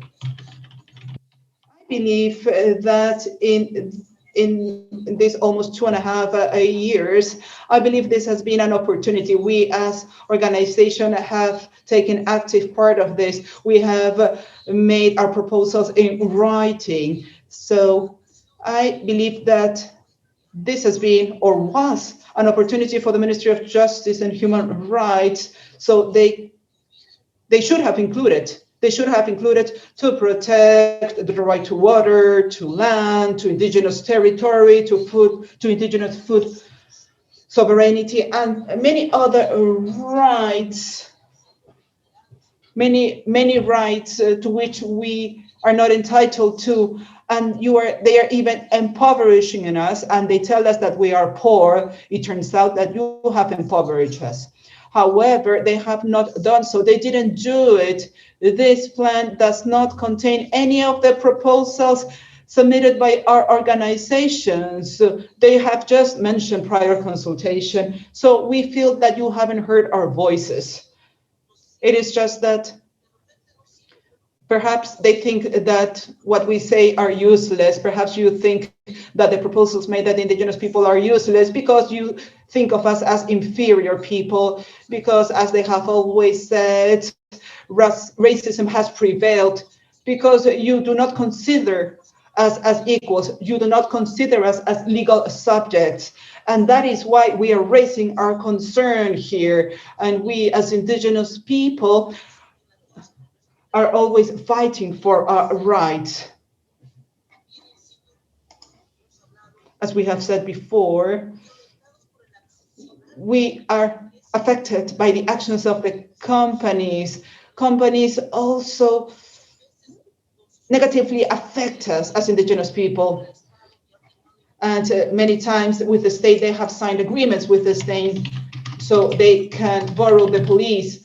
And in that case, they are ravishing us, especially because of the extractive activities. Perhaps we would have liked to see that these 5 proposals should have been considered in this plan, so they can consider us as legal subjects, and the collective rights should come ahead of everything. Please remember that we are people, descendant people from much before of the arrival of the colonizers and the Europeans. So we would have liked you to consider us. Please do not consider us as inferior people. We have to bring a halt to racism, no more racism, and please respect our way of seeing the world, our lifestyle, and our development. Thank you very much. Thank you, Melania. What you just said is important to effectively implement some cultural pertinence into the plan as it's demanded. And I would like to invite Sonia not to answer the same question and to tell us from her function in her company, what are some, considering this international framework, as we have mentioned in from Melania, of some guiding principles that we want them to be incorporated in this implementation. What can we do for this national action plan of business and human rights? It can be pertinent and can be developed pertinently with some indigenous populations and the people of African descent. Thank you, Susana. Thank you, Melania, who spoke before me. And then Federico is here also with us. From our association, we would like to recognize the importance and the effort that everyone has had in this process. For more than 3 years, the civil societies, associations, unions, and indigenous associations have talked about the importance of recognition of human rights, especially the rights of the indigenous populations that I'm going to talk about now. We have established a common goal of the country to celebrate the bicentennial through this national plan. In business sector as a whole, we have participated through the association, and we have contributed to reaching this goal that we understand constitutes a starting point with different improvement opportunities during the implementation. The opportunities can also bring new visions like the ones that were mentioned before to see how we can implement that in concrete actions. We congratulate that the plan also defined these actions that affect the populations, and they need to be going through a consultation process before they are implemented. That is what we understood. In the mining and energy business, we consider ourselves as strategic allies to reach the sustainable development goal. And that is something that we have been driving from our responsible business conduct for the benefit of our host communities in the different territories where we operate, because we know that the development of our projects depends on the sustainable development of the host communities in the areas where we work. The first question that we pose on ourselves about the role of the companies on human rights, I think none of the participants today in this forum have any doubts that the state is the first who are responsible for guaranteeing, protecting the access and the exercise of everyone on human rights. The state has the obligation to develop the due diligence processes. Also, when they hire companies, in this case, us as companies who are partners of the state in different projects. In the Human Rights Committee of the National Association, we are clear that the companies have the obligation to respect and promote the human rights of people in our environment and related to our activity. And we would like to highlight that in a recent a report of the OECD in 2020 about the actions of Peru has recognized the actions of this association to have responsible business conduct and highlights the role through some measures that were adopted by all of the companies, like the survey for monitoring to assess the degree of compliance for the members and the principles included in the business and the conduct code. How do we try to apply the compliance of the human rights? We do it through our corporate governance. Companies have in our policies not only to promote and respect the rights of everyone, of all the people involved and interested in our projects and the ones who we could impact with our decisions. In the association, about 80% of the companies have implemented procedures for complaints with the complaint mechanisms, and more than 60% have an alignment policy that includes human rights. In our association, we've created a special cross-sectional committee that is the one that I lead to tackle the issues of human rights. It's our second year of evaluation of assessment, and we see that we have gone to our next stage where companies have been working on how to approach this to do for due diligence and reflecting on how to do what are the methodologies, who are we doing it with. Nowadays, we are in an interesting approach and to try to see what are the processes of due diligence and everything that we have mentioned, and also this number of principles that we have applied is respect for human rights of all the people in our not only from our workers and our collaborators and communities and third parties interested in our business. We have to look at the adverse or potential impacts of our activities. And that is important because we reflected on the risk assessment of processes, and we see a lot of social environmental processes with identifying impact of the decisions that we make, because these are our decisions as companies, and we try to pose the strategies to tackle a better social environmental approach to minimize the negative impacts and to maximize the positive impact. And this is very important in this point because even the state has reformulated the strategies of environmental management and the tools for environmental management to incorporate the human rights focus on the assessment of social environmental focus on the environment protection. So we have processes of dealing with claims, and in association we have recently created a filing claim, and with that has all of the criteria for human rights and for the companies with human rights. There's zero tolerance when it comes to human rights issues, and it's something that we also want to have in the strategic actions, and something that I want to conclude and not just keep going forward. We look positively at the implementation of the spaces with sectors and indigenous organizations to promoting the focus of the guiding principles in prevention and management of social conflicts. We have expectations on the tools that may come from these spaces where we have human beings as the central axis of development and having a balance with the people, environment, and economic development as such.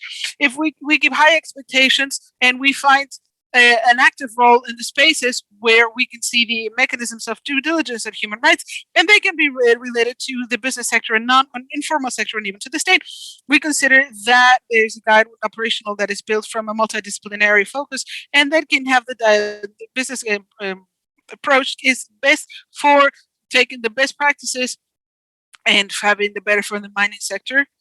And with that, we finish now, and we are awaiting any questions. Thank you. Thank you, Sonia. It's very interesting about these dimensions that you are mentioning from the national society, and need to be cross-sectional and need to have a dialogue with what is proposed by Melania.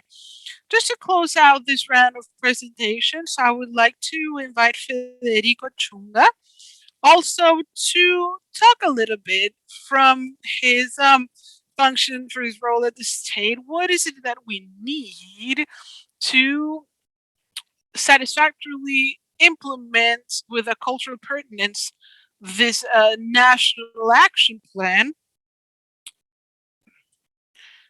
in terms of indigenous people and the people of African descent in Peru?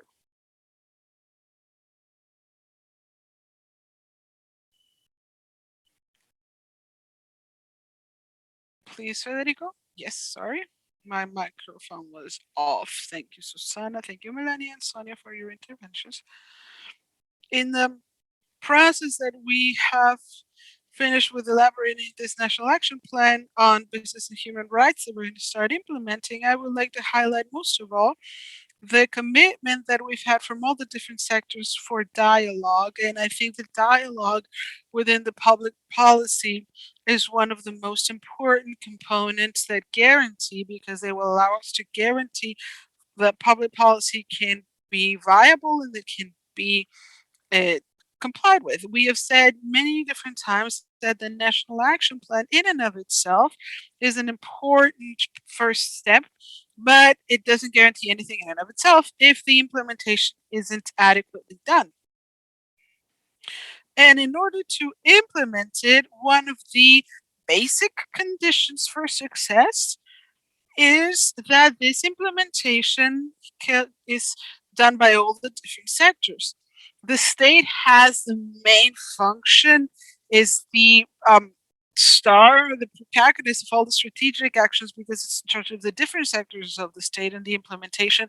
And state needs, especially in states like ours, needs the vigilance of civil society, and especially from the indigenous populations and the business sector. In the case of indigenous populations, I think that there have been some steps forward in the last few years. The National Action Plan proposes new advancements, but I don't agree with what Melanie Canales was presenting, saying that there were deficiencies, high deficiencies, or large deficiencies in general policies that need to be tackled as immediately as possible and progressively. I think that that's a challenge. It's a challenge that we need to assume with humility from the state, recognizing that even though we have done something, it's not enough, because we are faced with a vulnerable group that, just like with the case of the Afro-Peruvian population, has gaps to guarantee their historical gaps for their rights that are very, very clear. So everything that comes from the state, especially because we have a previous history of the last 30 or 40 years where this topic hasn't been tackled enough. I think that we need to start by acknowledging that as from the state. That we need to recognize that there's a standing issue from the international standards, from the state to ascribe to public policies that is guided through international standards and through these public policies, to have the companies work with us and to have their commitment, as Sonia has expressed, which I think is very relevant, of implementing within these operational mechanisms of due diligence also actions, preventative actions, and evaluation, risk assessment, and attention of possible infringements of human rights, especially of indigenous people, and especially in areas where many times the state, as has been presented in the multi-stakeholder roundtable, is absent. So there is a group of, there's a set of conditions that made the topic be highly complex and that needs additional work from the state. I think that in the action plan, we have achieved something that I know that it can still seem insufficient, but I think that it has the potential. First is to articulate cross-sectionally the previous consultation issue and other issues about indigenous populations. And it's in the agenda, in a public agenda that is cross-sectional, that is not just about the state and the different organisms, state organisms, be it regional or executive powers or any autonomous organizations, but also the business sector. And including the business sector that has already made some progress and within the public policies, and it would allow us to have follow-up and to assess how that public policy is contributing in terms of human rights and to guarantee a more wide culture of human rights respect of indigenous populations and the Afro-Peruvian populations from the business sector. I think that we have an opportunity there. The national plan, as was mentioned, is not a document that is finished. It's a document that is consistently being constructed, that is going to need adjustments of implementations. And we've constructed it as such, and that would allow us to these deficiencies that Melanie has mentioned can be also done progressively. And we have talked about coordination spaces and more of from a need to adequate the nomenclature to it, more than just a depth issue of administration. Regulations are a little bit more complicated, especially for those who are in administration. But the objective of the coordination space is that what we've seen in the multi-stakeholder roundtable, and that the implementation of the plan can be worked on directly with the indigenous population in the issues where they are directly or indirectly involved. So I think that space is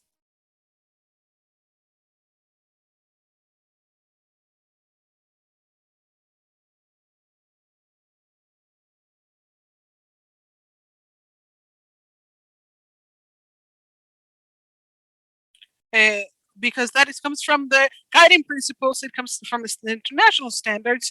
And so I think that work that is being done is also a challenge where we can work together and where we can see bigger advancements than the ones that we have provided up till now that are insufficient, especially with a historical problem that requires double the attention from the states and from the business sector. Well, I'm just going to leave it there, and I thank you for the questions. Thank you, Federico, for this analysis where we basically emphasize on what has been done, but also on what we still need to do to move forward and do things better, especially when it comes to indigenous populations and obviously from the Peruvian people too.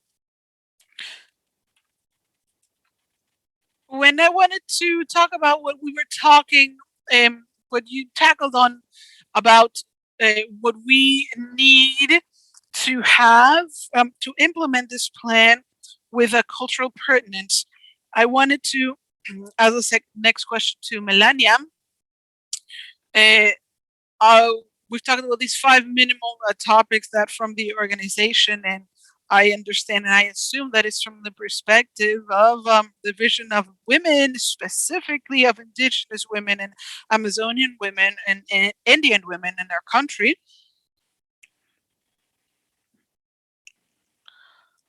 Aside from these minimum, you have emphasized a lot the idea that you perceive that the plan only gathers the right for previous consultation, but previous consultation is the door to more interventions and in territories and with indigenous populations.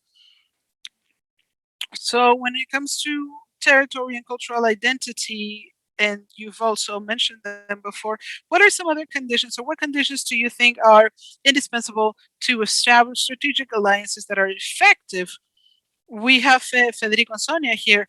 What are the conditions that you would propose in these dialogue spaces that Federico proposes so that the alliances can be actually effective in this environment? Or in this context, actually. Yes, thank you. First of all, I would like to say hello to Federico and also Sonia. And when it comes to talking about previous consultation, we talk about previous consultation, but we don't talk about consent, which is what we have been demanding. We know that the 169 agreement talks about consent.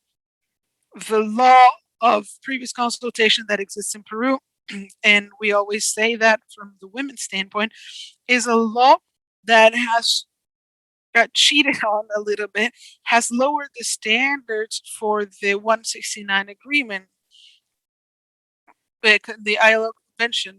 That's a law and a law needs to adjust to the international standard, which is the convention that has a constitutional range. But however, they have practically infringed on that law. And when we talk about previous consultation in the law, there are many questions there. And when there's an active participation, you need to take into account the gender focus. It's important to talk about gender in participation that is for everyone. We talk about intercultural perspective. And when we talk about intercultural perspective, we are not just talking about, well, the indigenous people need to be sitting there. No, it needs to deal with their respecting their way of life, respecting their way of developing, and it has to also talk about the language of, the language, because there are big gaps in that aspect. We see that it's too technical for the indigenous population. We have a different way of looking at the world with different codes. Our languages are different from the Spanish code. So I think it's very important in this interculturality to take that into account. Just like for us, the indigenous women and the indigenous populations, our land is the most important thing. For us, our land has life. I know that for other people, it's just about extracting minerals and taking oil out, etc. But for us, it's not that. With indigenous populations, the land has life. They're alive. It's like saying many of the mountains for us are apus in Quechua are sacred lands. It's like saying a church for Catholic people or for any other religion, but for us they are sacred landmarks, and those sacred locations are also being infringed upon. So that cosmovision, that interculturality in the intercultural perspective needs to be taken into account, and it isn't sometimes in these things. So that, of course, when we have to implement, or well, as you mentioned, my dear Federico, it's kind of cross-sectional, right? But what is cross-sectional disappears along the way. And we've talked about this before. Anything that is cross-sectional, forget it. That's not even taken into account sometimes. It doesn't exist, in other words. And I think that it has, we demand to mention with the right name that issue. And that's why when we're talking about also in these policies, when we talk about policies and respect, we talk about policies of alignment to human rights. We just talk about individual rights, but we don't talk about collective rights. Why do we only talk about individual rights? In Peru and in Americas, we have indigenous people, populations that have collective rights. The individual can be, for Europe or any other continent, but our history in the Americas is different. Our histories in Peru are different. So we need to talk about collective rights. The indigenous populations are, how can I say, collective populations. It's one thing that they have taken our land and they have given us lands that are not productive, but they have taken our land and they have owned it, and now they are individual property. So that's why we want to be considered our collective rights to language, to health, to land, to our own cultures. We are different populations. We are different in this country. There are 55 indigenous populations, 55 nations with different worldviews. And I think that is important to respect, to highlight, and it is not being highlighted. It is highlighted more as individual rights in these policies, in these alignments, but in these guidelines, but not collective rights that need to be on the same level. For us, for populations, for indigenous populations, for indigenous women are at the same level. They are always together. We say it's a coin that has two faces for us indigenous people. On the one side is individual rights, and on the other side is collective rights, but we cannot separate them. That is what we want to consider. I speak a lot, Susana. Thank you. No problem, Melania. I wanted to ask for Sonia's perspective, considering Melania's perspective as well. Perhaps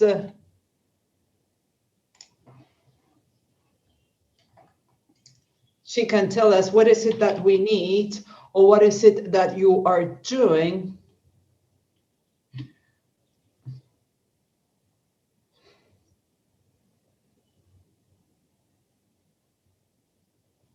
at your organization. What is it that you are doing with respect to prior consultation? And which are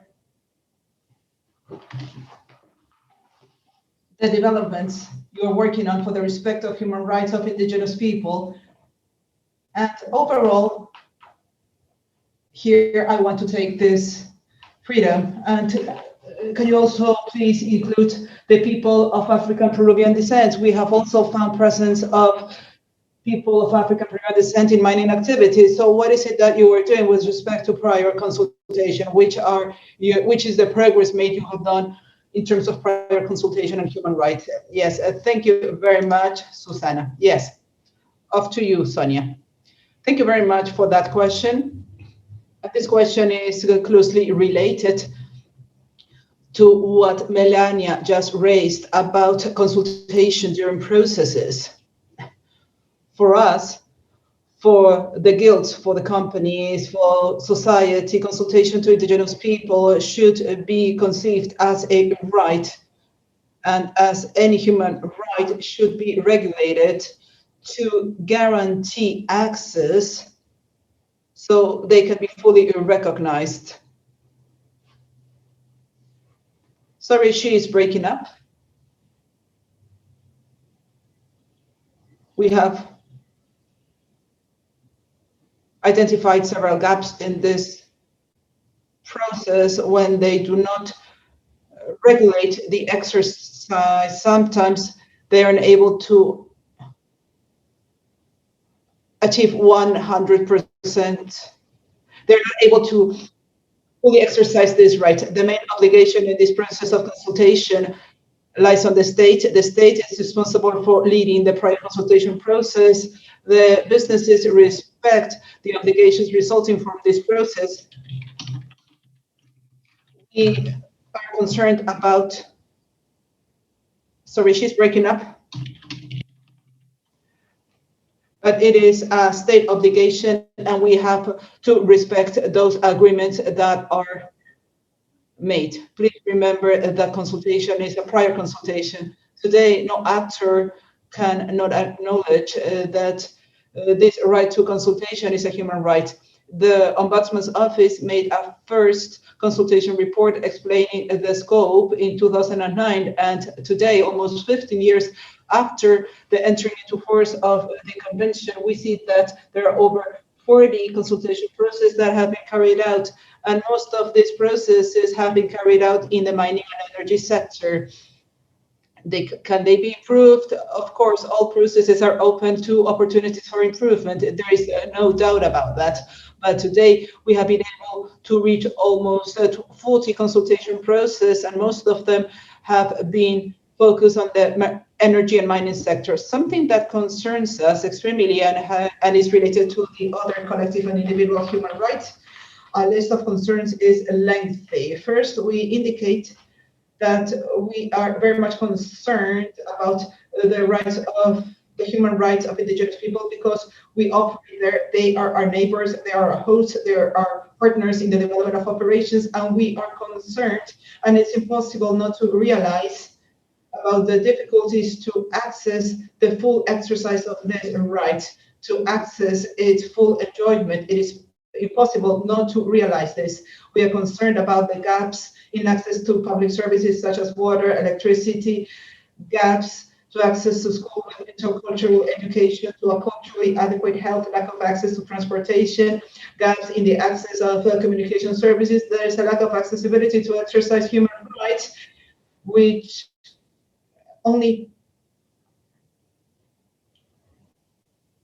affects us. This change has to be addressed with the contribution and input of all the sectors, with an active participation of the indigenous people and the organizations of indigenous people, as indicated by Melania. And we need to understand that it is the key responsibility of the state from its national, regional, district levels to address these processes. Which is the progress made so far. There's some common characteristics in the development of the sector's projects. Most of them are based in rural areas with huge gaps to access services without an effective participation of the state. This is something we need to correct, and we need to change it with the contribution of the private sector. Our approach in terms of the social environmental impact tools at the beginning of the project is critical to do a social environmental risk analysis with approach that does not affect rights before executing the projects. These projects, since they are located in these areas, we need to work and implement due diligence to take further strides, such as establishment of dialogue at an early stage to develop the environmental development strategies and plans and community development plans. So companies or businesses, when they start their projects following the guidelines of the Ministry of Culture, SENASA, and international agencies, we can identify those collective rights in addition to the individual rights that could be affected with our decisions, with the operations, that is. That approach allows us to develop the intervention tools at an earlier stage, which are the social and environmental management tools that need to be discussed not only in the workshops, but also the hearings, and they need to agree with the parties in order to improve them. In addition to these tools of the social and environmental evaluation processes, we conduct regular reviews with the participation of the communities to always improve our strategies. So we are concerned about the subsistence of gaps that still exist. We believe that as a private sector, we play a key role to contribute and help the state, but the main obligation lies on the hands of the state, who should summon and who should continue summoning us to improve the situation. We insist that it's important to regulate the process of prior consultation, and we applaud the fact that over 40 prior consultations have been carried out in the mining and energy sector, and there might be some areas for improvement in the regulation of the consultation, but we need that regulation to make the right effective. The lack of regulations which prevents the effective implementation of human rights. Thank you very much. Thank you, Sonia. Along these same lines, I wish to ask the following question that I have taken from the audience. And this question is for Federico.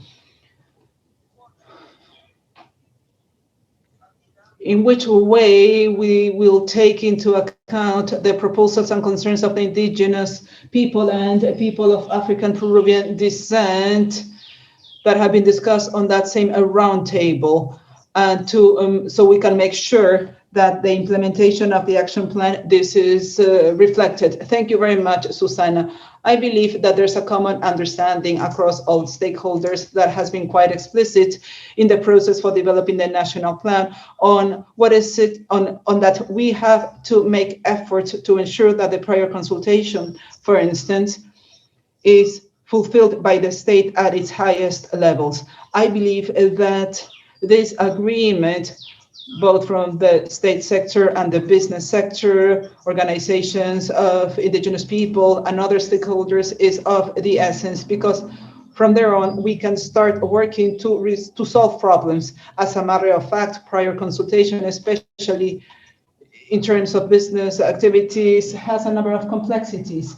Complexities that if you take a quick look at them and cannot be addressed. There's always the possibility of guaranteeing the right and to allow the business activity to flow. And we need to discuss on whether private consultation is going to be respected or not, or on whether we need to take the private consultation to the highest level of protection. But what is it that we are going to do so the prior consultation can be applied and harmonizes the business conduct with indigenous people? This has to do with a public management discussion. But if this discussion is made under the premise that we are going to respect the indigenous people in the highest level, you have almost half of the problem solved there. The rest is just working to establish a dialogue. And this is like an important part of the implementation process. And I link this to the topic mentioned by my two colleagues related to coherence. The state, if it follows this logic, this rationale, needs to achieve an increasingly better coherence in the public policies to ensure that public policy is going to be fulfilled across all sectors. It is not that in one sector the standard is lower and in the other sector the standard is higher, and that the businesses do not know who to follow at some point. This is one of the problems that we have identified from the companies when there are two state sectors that apparently have contradictory positions. We need to work more on that. I am quite optimistic in that this work can be done because I have witnessed the commitment shown by the businesses, by the companies. I have participated in the multi-stakeholder roundtable. I have the possibility of having a more complete idea on the progress you are making. And I believe that we can keep on working on that, considering those differences aside. But the state needs to be clear on its role, which is to protect the rights of indigenous people. And in terms of that, to resolve the problems that may arise at the operational level. And I believe that this is going to be the rationale behind implementation. The rationale behind implementation under the guiding principle should be a level of discussion that allows the public policy to adapt or adjust to the international standard. And I think that the same should happen in terms of the people of African Peruvian descent. We wanted to include in the agenda because it's also in the National Plan on Human Rights 2018-2021. We also wanted to include the topic of the people of African Peruvian descent because when we started a discussion on human rights, we thought that there were no problems with respect to people of African descent. And there's topics that have not been included in the agenda and they are not discussed. And this is one of the main weaknesses of a public policy, not to identify the problem, not to recognize the problem, or to make the problem invisible. I believe that we need to adopt the same logic. And there's an additional element, which is to strengthen the organizations, because the only way in which we can work on this is through indigenous institutions and institutions, African descent institutions, which are strong, that can have sufficient impact so the public policy can guarantee its rights. And this strengthening of institutionality has to do with the spaces we are creating in the multi-stakeholder roundtable and in the implementation of the national plan, but it also has to do with the conditions raised by Melania. Melania was saying that the participation cannot only be by summoning people to attend a meeting. That is not participation under international standards. And in the national plan, we wanted to follow the international standard of citizen participation for public policies. And there we as a state, we need to take several steps, such as guaranteeing financing for technical consultancies to adapt the technical issues under an intercultural approach. And overall, to ensure that the participation is of the highest quality possible, the participation of indigenous people, because this is the only guarantee that this participation is going to be effective and is going to follow international standards. There is a lot of work ahead of us, but I believe that the national plan is setting the pace, and I am confident that we are all going to work towards the same direction, and this will depend on hard work from all the different parties. But we are all willing to do so. Thank you very much. Thank you very much, Federico. I want to take this final round because the previous question have left us with some concerns that have not yet been addressed and we need to tackle. And as we tend to say, we need to do something about this. There's a highly sensitive issue, particularly regarding indigenous people and people of African Peruvian descent.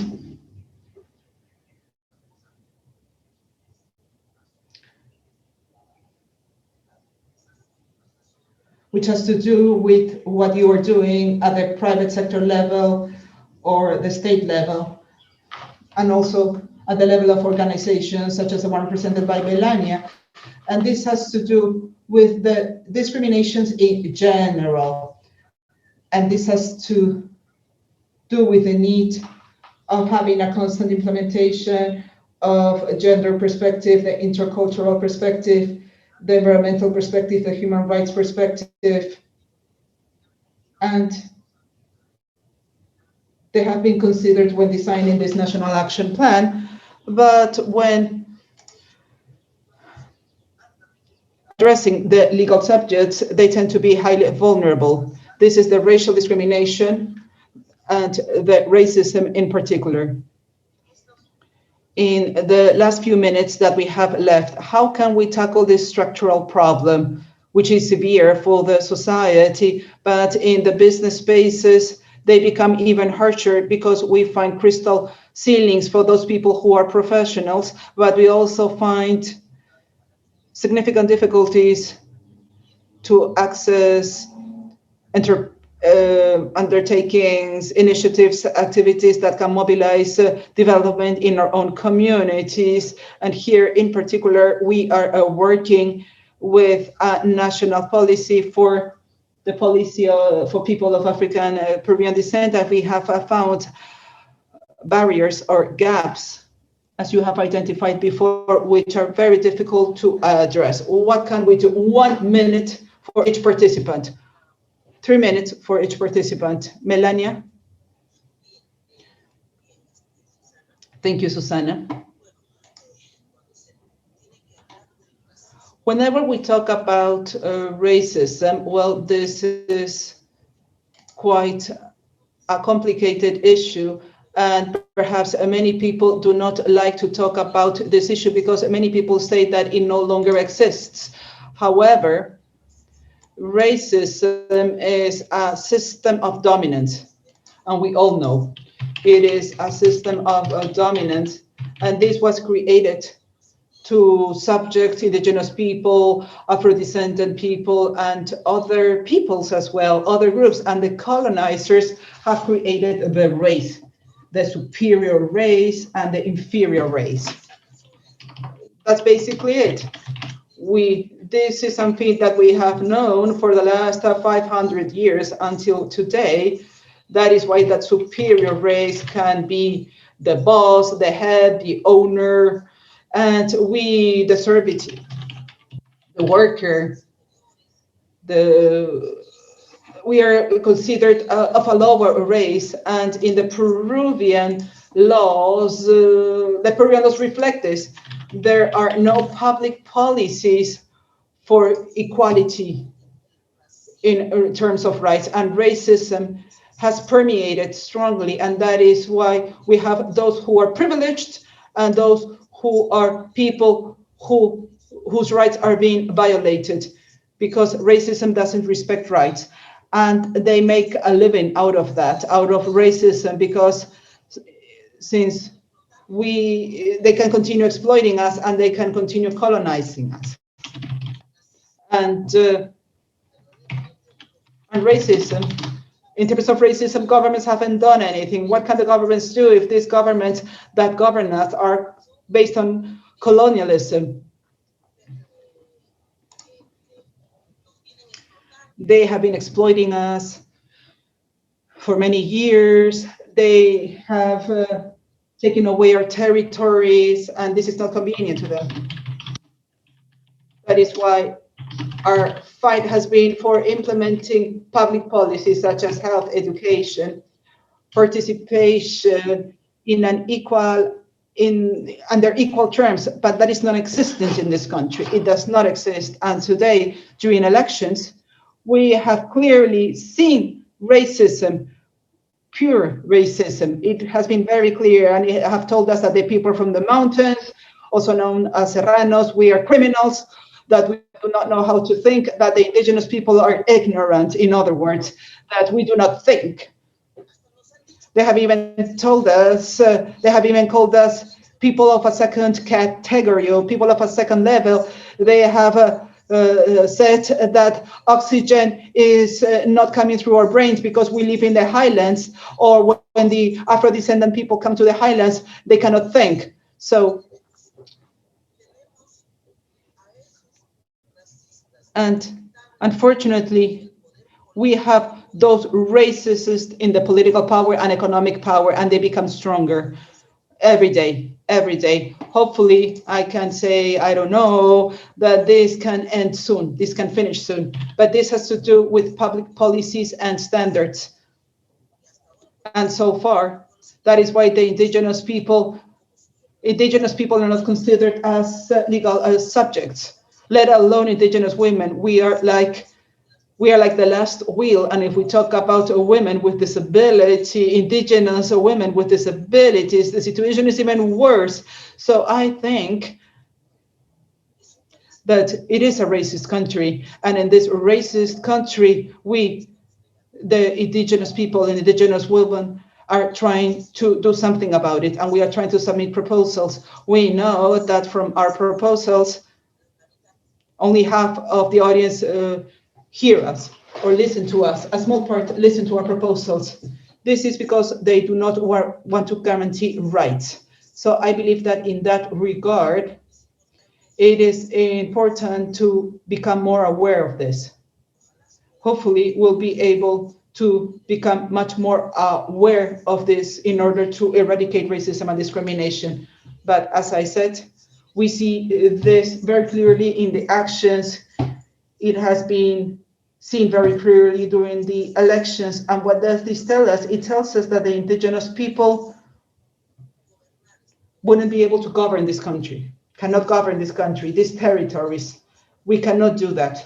This is what they tell us, that they are all, that others need to be our guardians. Others are going to decide on our lives. This is what they tell us. And I believe that the indigenous people and indigenous women need to get together, and we need to continue fighting for that, because it is not, we shouldn't be treated in this way, and they shouldn't see us as we were nothing.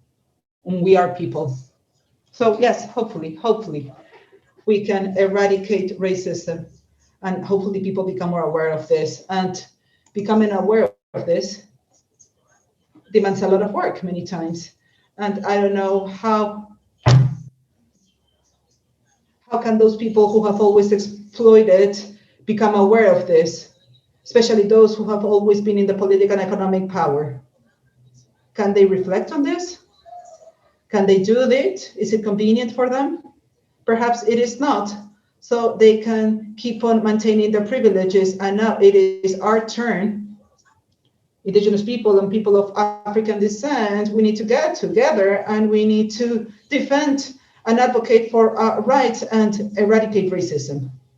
Thank you. Thank you. Thank you, Melania. Sonia, tell us, please. Thank you. I understand that with this, we will close out our participation, and I didn't want to stop mentioning and talking about some final remarks. First, about the question that you made, and about how to tackle racism, how to face it. And it's important for us that the access to rights, the adequate access to rights guarantees a balance to an access to intercultural lessons and an adequate intercultural world. We need to guarantee the access to these rights because the rights are recognized in education, but the way that we exercise them is how that doesn't allow us to effectively activate them. In a society that has equal access, the inequalities diminish and decrease. In a society in access and opportunities, there's no space for racism. I think it's on all of us, men, women, and people, and to work together and on equality and balance, and also in rights. And what we want to talk about now is to mention the national plan that may be seen as an opportunity, and the recognition of the GAPS plan that was worked on by the Peruvian state to overcome inequalities. And we believe that this national plan of closing of gaps needs to be driven, needs to be gathered in these actions, because it would allow us about the development with balance, and we can establish new roles in terms of regional governments and state governments in the reduction of these gaps that would allow us to balance the situations of inequality that now exist, especially in areas that have been inhabited by indigenous populations, inequalities that subsist in terms of other societies and that need to be more important in terms of economic societies. And this plan, Closing Gaps, presents an opportunity to close inequalities and to eliminate or eradicate racism from our society. There are specific norms to incentivize funds from the industry that talk about remedying gaps in health and other aspects, and they need to be executed accordingly to what was established in the national plan. And just to close out, I would like to bring the message from Federico, that is to walk together. It's an opportunity, and we know that the bicentennial allows us to get consensus, to take this opportunity to have a common goal, to have a country with equal opportunities, which presents a balance in access that would allow us to automatically have respect for everyone. And we need to strengthen these states and societies, indigenous populations, etc. Things that everything that Marilyn was mentioning, we need to have more participation from indigenous populations and from the dialogue perspective, from the private sector, and continue collaborating and to work with an open dialogue and a cultural dialogue. All of us have an important role to play in this process, and to be able to have respect for rights. Melania says that we need to create spaces to talk about gender perspective and interculturality. We know that your contributions are going to help us to bring new improvement opportunities in all of the processes in general, and dedicated to the bicentennial, that we can be in a country with no discrimination, to equal access of opportunities for everyone. And I think that is a great challenge of our national plan. Thank you very much. Thank you, Sonia. Federico, please. Thank you, Susana. Thank you, Melania. Thank you, Sonia. I think the first step for every problem is to recognize it. And I think racism is a structural issue. It's possibly one of the most serious historical structural problems in our country. Corruption is another one. But racism has been with us throughout the entire history, like Melania was mentioning. And I think that those of us who are from the States and who are leadership in civil society and companies have more important opportunities to battle it. And that is part of the problem, and to a commitment that we need to assume, a job to eradicate it. And it needs to be done. And it needs to be done especially now. And that's why the action plan has proposals that I think it's interesting as a contribution, at least. We do not think that it can solve everything, of course, but I think it contributes, to this idea of incorporating issues on racism and discrimination in consumption, and see how from the policies directed to consumption in the copy, for example, and we can tackle this issue. We have to look at the topic of the media. And in a few minutes, we're going to talk about these spots. We're going to show these PSAs that we showed about discrimination, of racism, that racism is funny.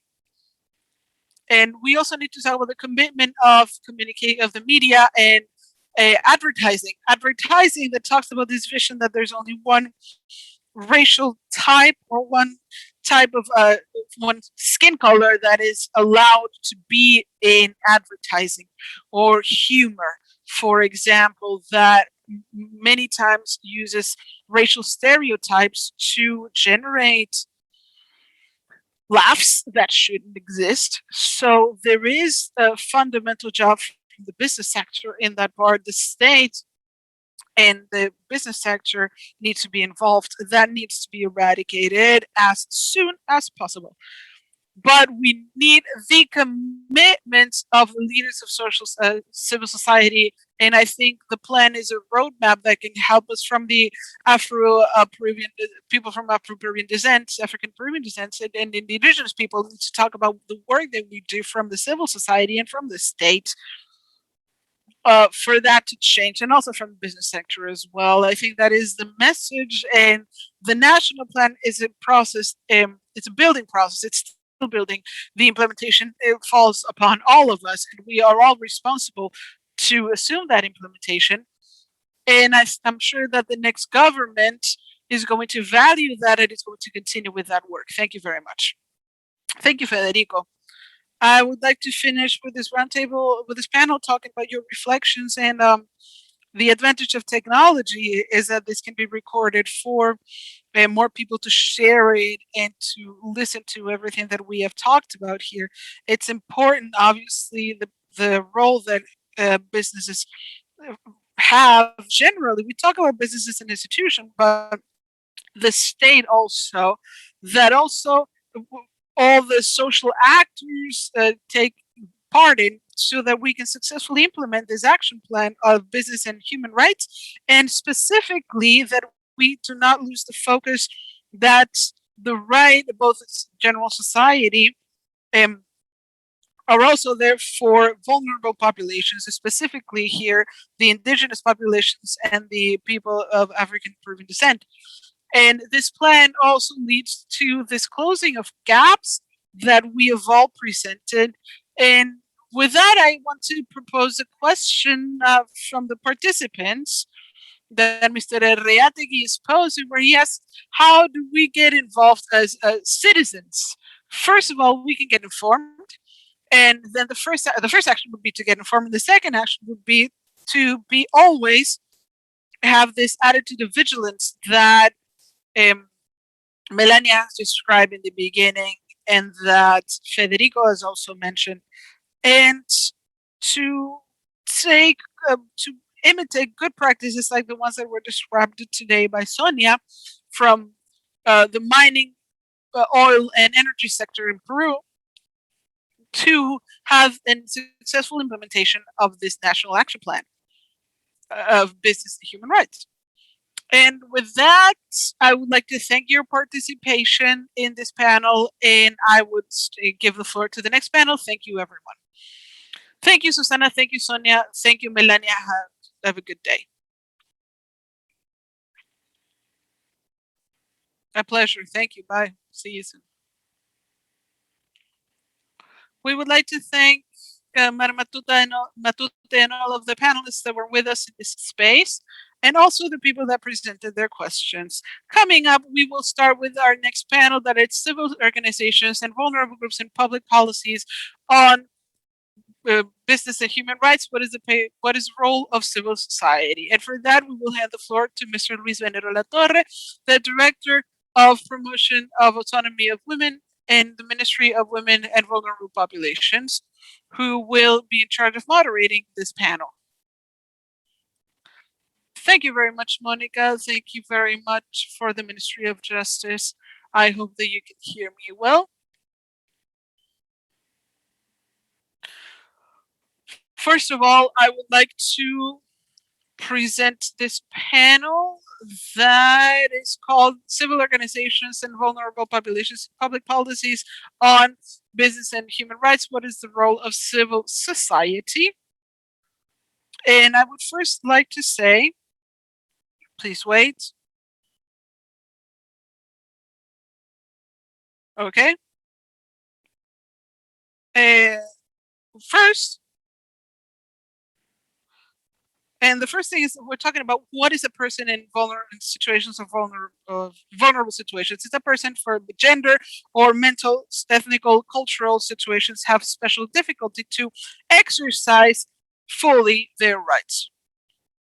And this this meeting where we are right now, and this panel that we are going to participate in now, has to do a lot with the work that is done, has been done a few months ago with many different institutions. We've had many different meetings, but basically to formulate this action plan on business and human rights, that, as you all know and we can read it, is focused on designing and implementing public policies to promote and spread in society and state a culture of respect, human rights in the business activities, and to promote actions of regulation and strengthening in legal systems to prevent, investigate, and sanction, if needed, the abuses on human rights in the environment, in the business environment. You can see in the chat a press release where I show what the ministry said. The Ministry of Justice and Human Rights said that this tool would strengthen the respect of human rights in the private sector, the trust in companies, and the good reputation, and the prevention of social conflicts. And that is very true. A few minutes ago, Federico Chunga mentioned that those who have leadership in state and civil society have a bigger responsibility in trying to find respect for human rights in our society. All right, these are some notes that I made in order to present this panel. We have our panelist, Rosaldana Salguero, an independent expert of the Committee of the United Nations on the Rights of People with Disabilities. We also have Aribera Morales, the co-chair of the International Associations of Lesbians, Gays, Bisexuals, Trans, and Intersex for Latin America and the Caribbean.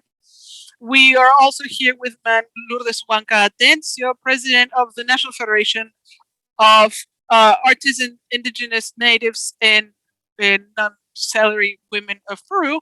And we also have Mr. Cesar Gamboa Balbin, the executive director of Right, Environment, and Natural Resources.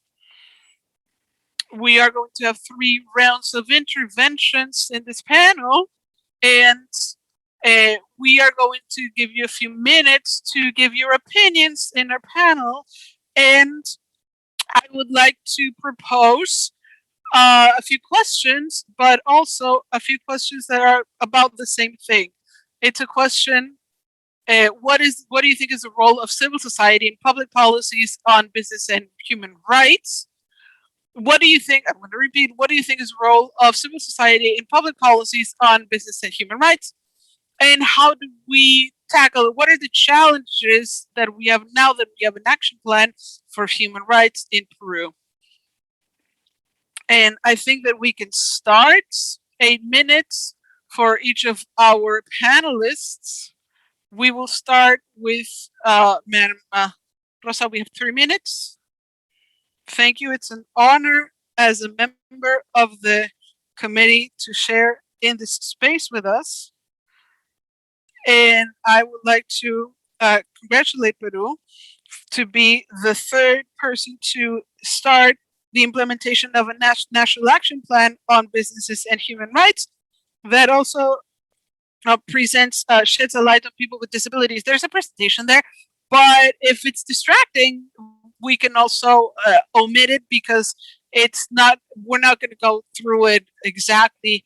This it's a recent instrument. It's very revolutionary, obviously. And this is this national plan is matching a lot of aspects of this convention because it's based on these three guiding principles of guarantee, protect, and remediate in human rights. And we need to reference this semantic load of these three concepts, and also the powerful effect to walk through the right, the true right of our fundamental rights as people with disabilities. What is the participation of civil society in the organizations? It's a very important role, because when we constructed this plan, they were part of the protagonists of the stakeholders to be able to elaborate it. And an interesting aspect that I wanted to talk about in this plan is that the direct responsibility falls obviously on all of the coordination actions and supervision actions of assessment and monitoring. They all fall directly to this Vice Ministry of Human Rights and Access to Justice. As an entity, also a guiding entity of the issue, and that also brings more power and gives them more protagonism for what corresponds to the states as warrantors of human rights. Something that is interesting that this plan mentions in article number 4, where it mentions the financing process. It mentions that the financing process is going to start from the installed capabilities, and it's important for civil society, for the organizations, and for all of the actors that work and that promote and fight for that full ability of human rights is important, because the full enjoyment of human rights, because we're talking about financing based on the capability installed of institutions to be viable or to implement this plan. What does that bring to mind? That each operational and yearly operational plan needs to have funds allocated, and as a recommendation also increase or allocate more funds, that we're not just talking about a high overhead for states. What was interesting from the last panel, specifically the participation of Madame Melania Cadanes, was when she was referencing collective rights and individual rights, where she puts them at the same level on the same conditions. And that is something that we need to take into account in all states, related to how does the situation aggravate for indigenous women with disability to access the market, and what does it promote, or where does it focus on with related to employment and work for people with disability. And it's what it wants as the ultimate goal is to have this personal autonomy that is so sought after for the people with disabilities. We want to have legal capabilities to decide for ourselves and to be able to apply in equal manner, to apply to any job equally, where if we fulfill the qualifications to do so, that we can have full enjoyment of equality rights in the same conditions as the rest of society, that all spaces are fully inclusive, and that we can have the possibility or the power to participate, and above all, to have education for all in all levels, and that we are talking about inclusive education so that we can have access to acquire all of the necessary qualifications to be able to participate and go into the work and labor market, the work and the formulation of public policies, and the deliberation of policies and the different goods and services without exclusion. We are also the parties that are committed or that recognizes the right of people with disabilities to work, to have a job in equal opportunities. We're the same, that we can earn our living through a job that we can freely choose, which is what we talked about when we talk about autonomy, and that is accepted in the work environment. The states that are parties of this are also supposed to be warranted and need to promote the exercise of the right of work, and even for people who have a disability who in the workplace can have the measures needed, including the promotion also of laws that can present equal opportunities to level those collective individual rights. That is why civil society needs to be very aware of and very vigilant of this entire process and all of these measures that can be created in regards of reaching and so that the people with disabilities can go into the work market.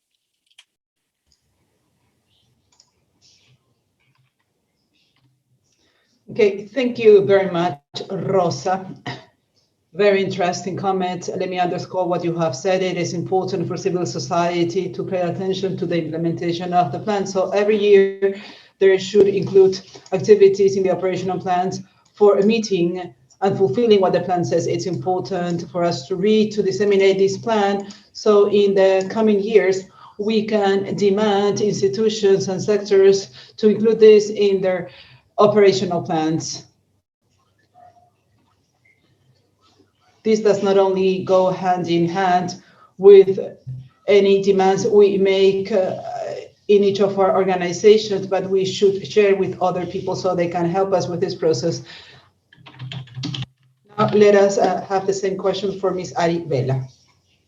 Good morning. Hello, good morning. I wish to salute all the people who are joining us today in such an important forum. And I wish to talk about talking about businesses and human rights in groups, in vulnerable groups. I would refer particularly to the impact of people LGBTI, where we need to include this issue of human rights. To answer your question in a very specific manner, I believe that the intervention, accompaniment, advice of the organization of the civil society on this annual plan within the companies is of the essence, because it responds to three key axes. It responds to the need of surveillance. The civil society organizations should supervise and make sure that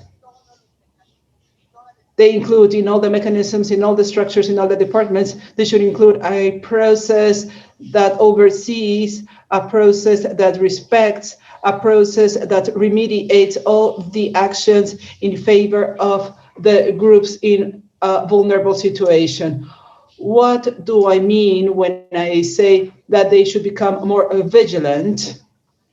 Many people here know that there are some companies, for instance, within this framework, in this Pride Month, many people know it as the Pride Month of LGBTI community. There are some companies that only use this month to sell their products or to put their flags on, to announce themselves as allies and partners, but in the rest of the year it doesn't work that way, or they only seek to sell their services, but internally they do not understand, they do not have an inclusive culture, they do not have a culture of respect or mechanisms to bring the talent of gender diversity. This is a key step that civil society organizations need to take. So these companies that are called inclusive are actually consequent internally, and they should apply the same action plan.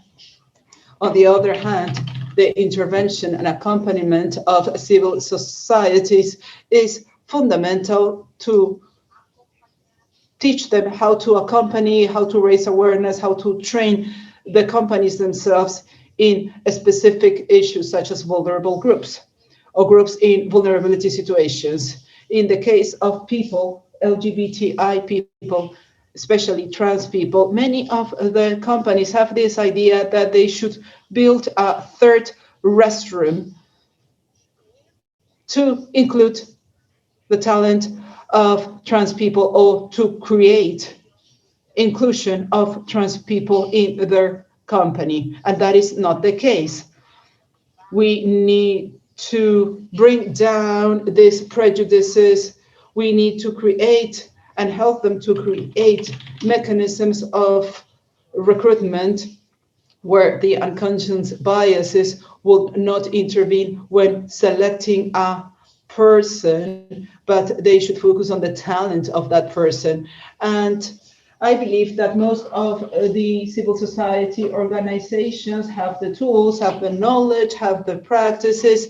We are aware of different cases for a long time now, so companies can adopt and adapt good practices of inclusion and diversity within their companies. And finally, the civil society organizations become these partners or allies of the companies. They are committed on issues of diversity and inclusion because many companies, through their mandates or by looking for this ranking or these stamps in terms of equality or the certifications, they need to create or demonstrate actions in favor of diversity and inclusion. And in this regard, civil society organizations, we need to be vigilant, we need to be present, we need to be active in these companies so we can be benefited, so we can support our own populations.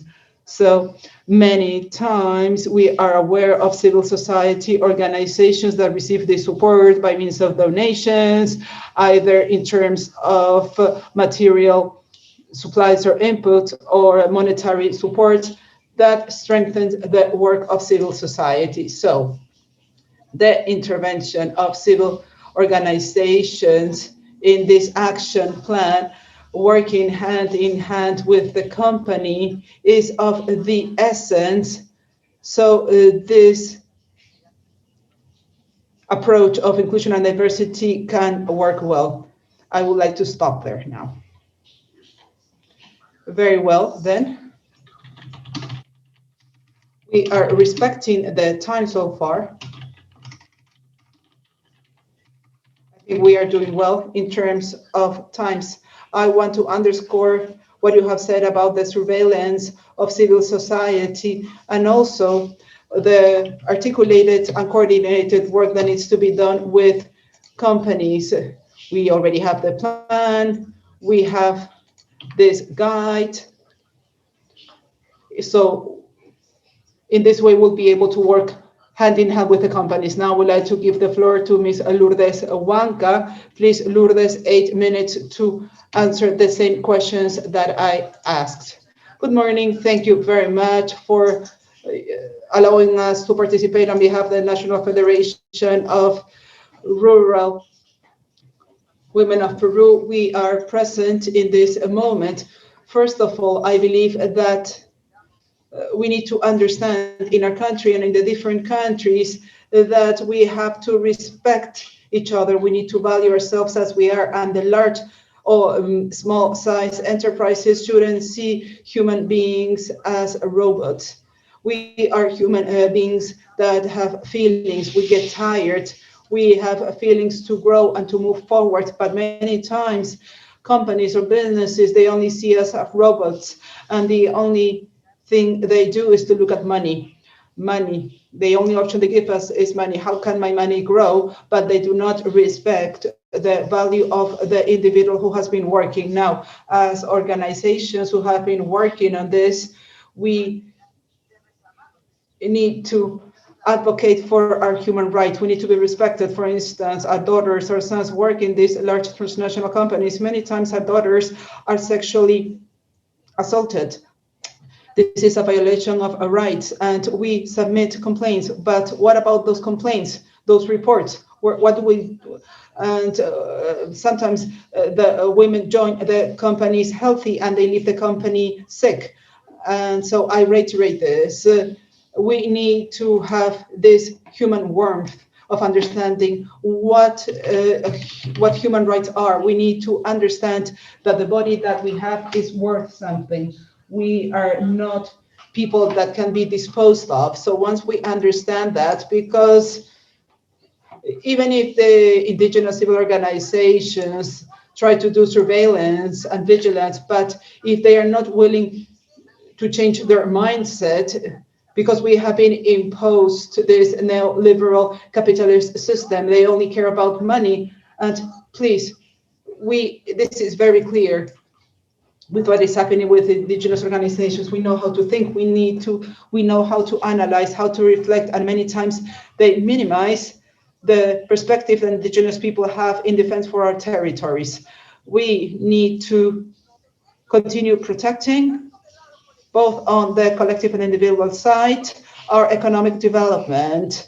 The respect for the Pachamama or Mother Earth is the permanent vigilance that we do. But when we do our permanent vigilance with proposals, because we propose different things to the legislative branch, the executive branch, these proposals are usually filed, or in any case, in the legislative branch, what we have seen through the organizations in defense of the Pachamama. What did the lobbyists do? They just took it, they filed it, and they are not even discussing it. And when we do some lobbying to pass some laws that are in favor of Mother Nature, usually they file those proposals because it is not convenient for them. That is why I'm saying the organizations here are trying, because they always tell us, you know, you are against development, economic development. No, it is not that we are against economic development here. We are in favor of economic development, but we need to respect human rights. We need to respect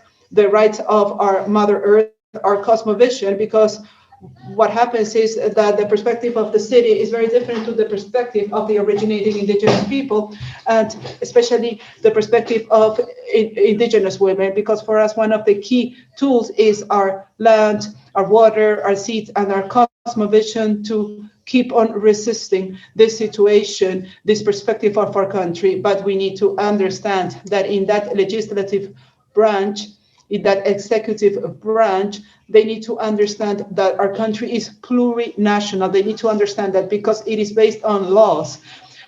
We have the ILO, the Convention 169, the National Declaration of the US. We have all of that, but only on paper. Why? Because that is not put into practice from the smaller scale, the medium scale, and the large scale. Because there's a factor called racism and discrimination. There is a factor where they do not respect human rights. And this affects indigenous people, people of African descent, everything that has to do with our peers and colleagues in terms of diversity. There's a horrible discrimination. And right now, what is it that indigenous people are doing? Because originating indigenous people have rights in terms of economic, social, political rights for development. However, but there's so much contempt. For the first time ever, and I am mentioning this with so much pain, when we analyze and we see that this policy that we are tired, we are fed up with so much contempt, we are not going to deny it. We have a electoral political situation which is highly fragmented, where they can clearly, which clearly shows discrimination. It shows that for them, the large-sized companies do not know how to think. We do not know how to decide. They have decided on our behalf. We don't care. But I want you to know that indigenous women, whenever we are also very clear when making political decisions, we try to decide from the corners of our territories, and we have demonstrated this. We have demonstrated it through citizen participation, a democratic participation, and they do not value that. That is why if we talk about companies, the rural people, the indigenous people, the people from the highlands, we need to start with our small-sized enterprises. What is it that they do first? No, they say that you have to pay so much, you have to pay the right to set up a company so much, and the companies, what about them? You have a very small company. The first thing they do is they close you down if you haven't been able to pay what you have to pay. But in the case of the large size companies, they give them full coverage, expansion, exemption of taxes, of huge debts that they have. So our vigilance, we are going to be there. What is it that we need to do through the state as well? The government, we need to strengthen indigenous organizations and all the organizations by providing them with these permanent spaces of dialogue, workshops from the communities, from our grassroots. That is done with consciousness, with wisdom, understanding.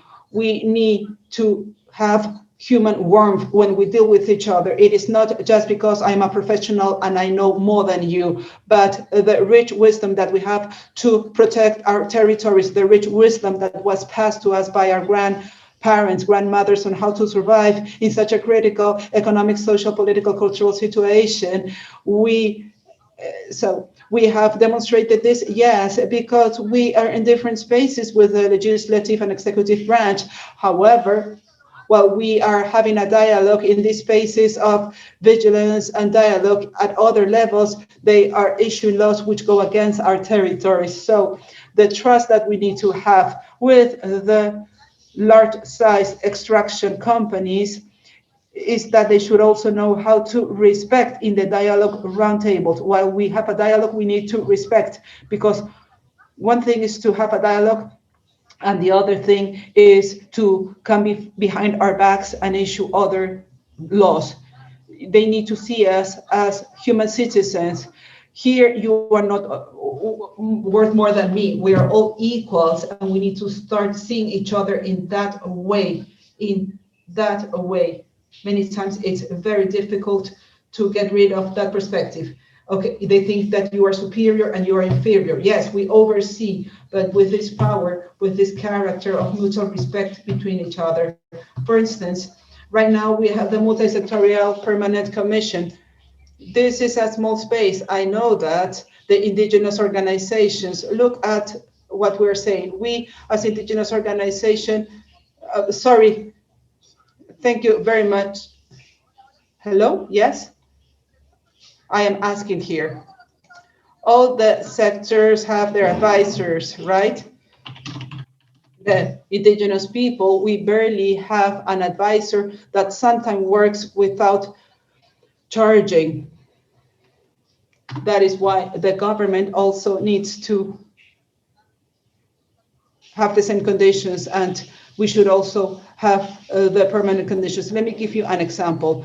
Thank you. We will talk more about this later.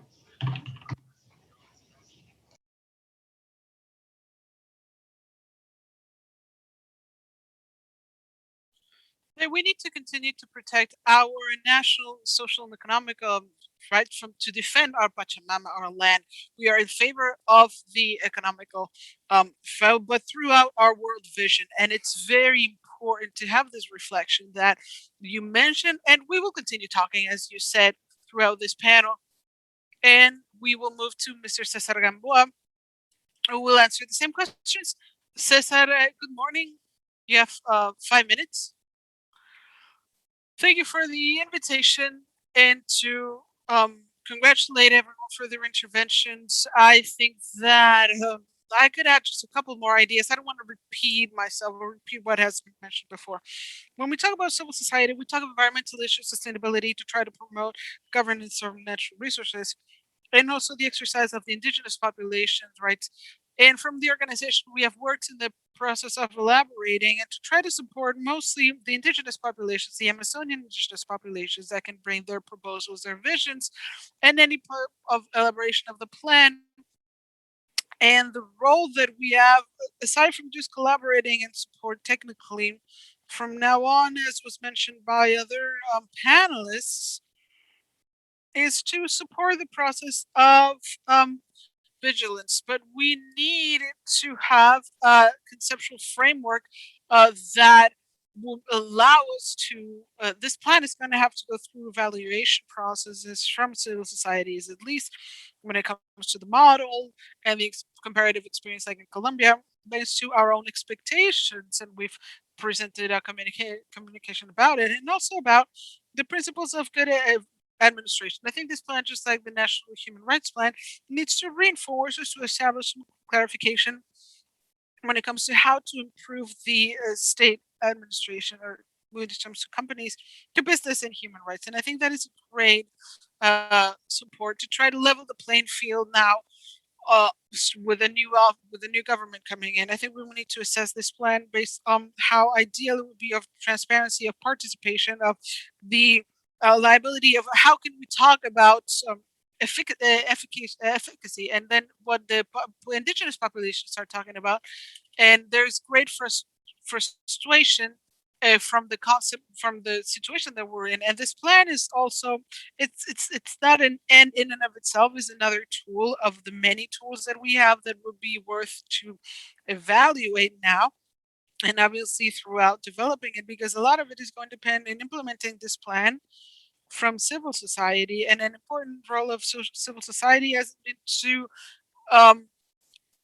to be there in spite of political parties, but it's to increase dialogue between actors. And I think I need to highlight it because of the content that we have here. There's been a lot of attacks to civil society, not just in the agreement of CASU, but also in political parties, etc. And I think that in that sense, everyone's act in good faith, especially in the business sector, and it's going to be extremely important to collaborate in that dialogue between the different stakeholders, especially taking some examples of previous examples, like the AID, for example, the Initiative for Transparency in Extractive Industries, where Peru has been a part of for more than 15 years. There's a permanent dialogue between civil society, governments, and businesses. And it's important to take into account that this plan can use that experience to reinforce it. We have REMAI as a group, we have the experience of sustainable mining of 2030. And we need to start constructing from what I would say, and what I think is important to highlight is between the good parts and the bad parts. We hope that this is not a lost opportunity, that we didn't drive forward the issue of due diligence. I think that the private sector wasn't astute enough, or wasn't looking forward to the next 10, 20, 30 years of development that they might have in our country, and to try to commit a little bit more to due diligence, of business due diligence, which I think is a project that demands a lot more, not just of civil society, but also from the more local sectors. But I understand that it's something that we need to drive forward and build all of us together, not just in good faith dialogue, but also to increase the ambitions that need to be said, specifically listening to the other person. And what Lourdes Wanka was saying now, that, and we've talked in the last roundtable with my panel with Melania, is aiming towards that, a more degree of ambition of all the sectors, especially from the private sector when it comes to their obligations in terms of due diligence, which is kind of the heart of the crux of this plan. And it's what is going to allow to be at this level where Peru, it needs to go with better regulatory frameworks and a better design of policies, and to implement the, not just the guiding principles of good administration, but also the full enjoyment of the human fundamental rights, especially environmental rights.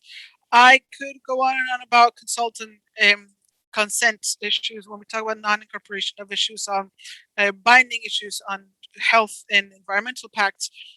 This issue of not incorporating the community monitoring programs in environmental issues, or specific issues like the intention of the indigenous people on sanitation and the initial contact in the Amazon. But honestly, those issues, when we talk about in a planification instrument, can be present or not. What we need, as Lourdes mentioned and Melania was mentioning before, we need a real commitment, a true, real, effective commitment that can allow us to implement those rights. Now, when you're in the court, when you're in a dialogue with different sectors, we can go beyond that. But we need a degree of effectiveness and ambition that can at least, I have no doubts that from the public sector, because they've shown it, and with dialogue in the last 2 or 3 years. But I think that the task is now pending, and it's now in the court of the private sector. I'm just going to leave it here, and we can continue later. Thank you. Thank you, Cesar. Before we go to comments from your intervention, I wanted to tell everyone present in this meeting that this panel is a dialogue where we are also inviting all of you to participate. You can leave your questions in the chat. I am going to pose these questions to the panelists. What I would ask is that to please write the question and who is addressed to. And also, it's been reported that the meeting has interpretation in English, Spanish, Quechua, and Awajún. And you can use in the bottom right corner this icon for interpretation to work whatever you need to use. Thank you, Cesar, for your intervention. And it's very important. This plan has to clarify how do we need to have this relationship between business, state, and civil society in defending human rights. It's very important that we all collaborate with the implementation of this plan. We need to start building, and you end with this phrase, we need to have real commitment from all the different stakeholders. And that takes vital relevance now that we're going to have a change in government, and that this commitment needs to be shown in moving it forward, because there's no other option. We are now coming into the 200 years of our independence, and we still haven't built the country that we want.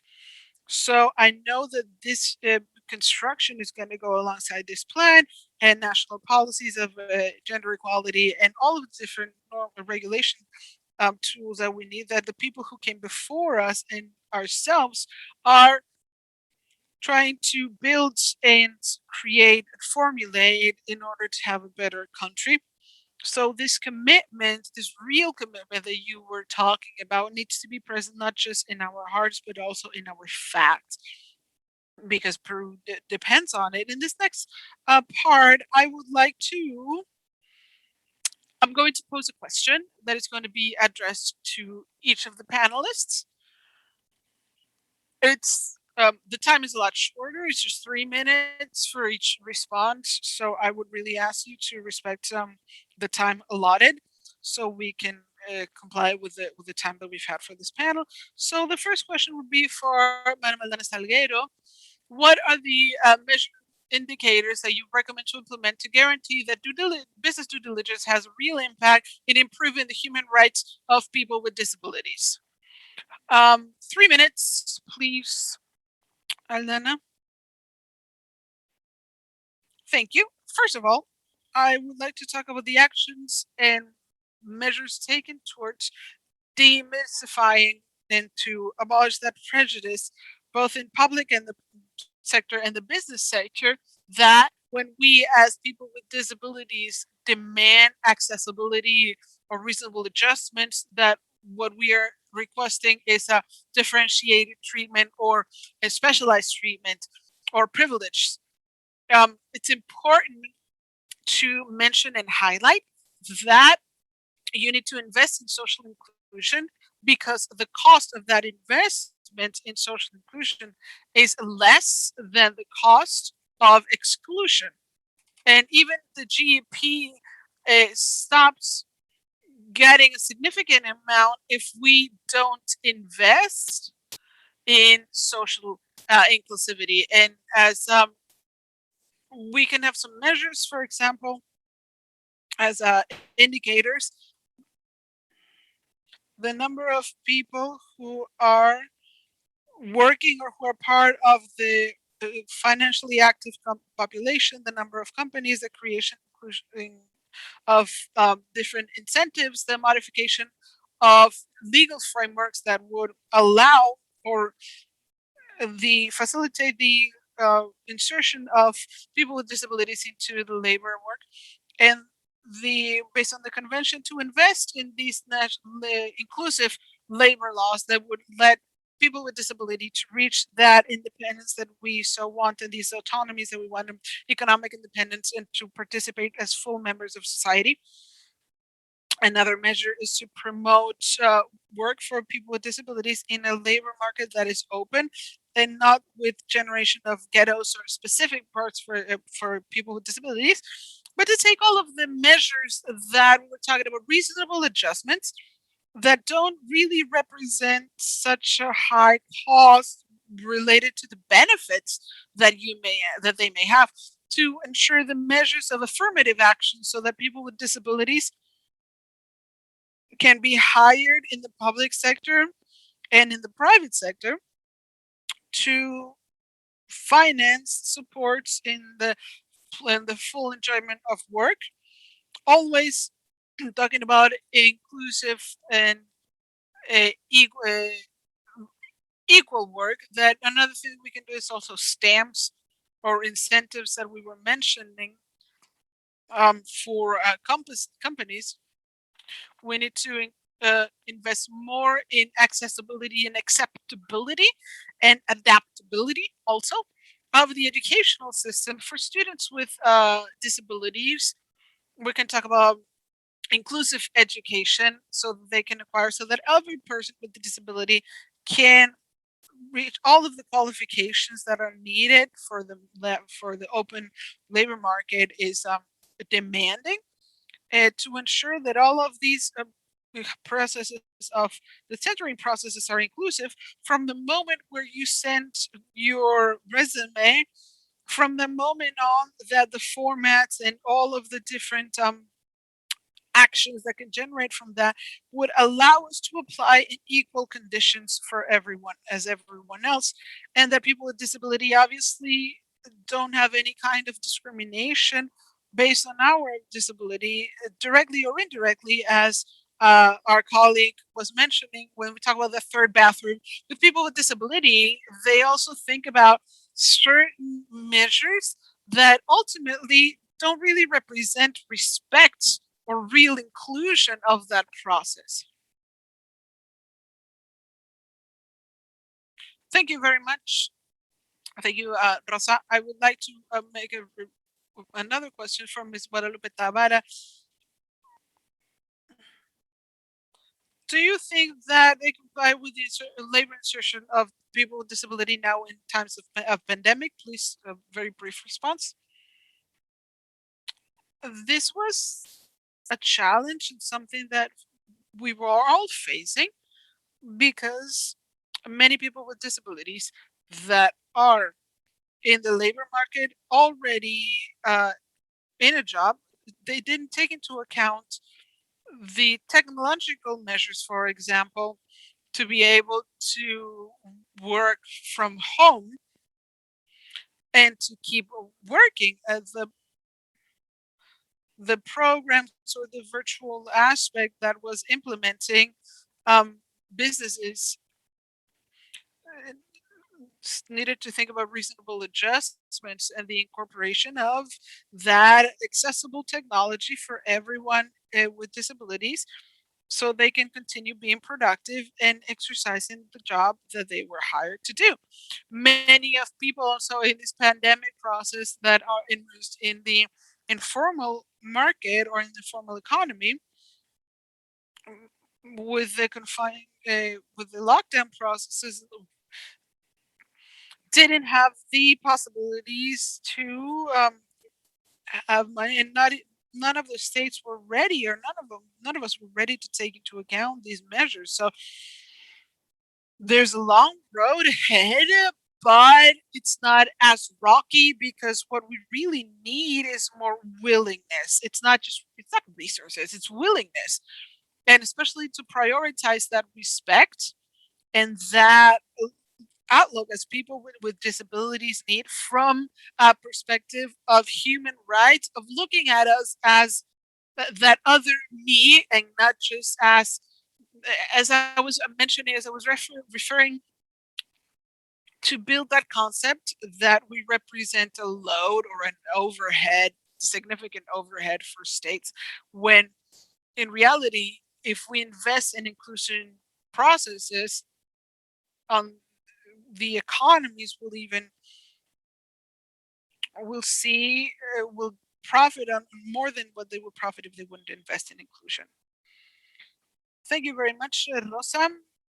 I was really caught by what you were saying, that inversion and social inclusion is less than the overhead that they would generate in the society that doesn't invest in that, and I'm sure that is true.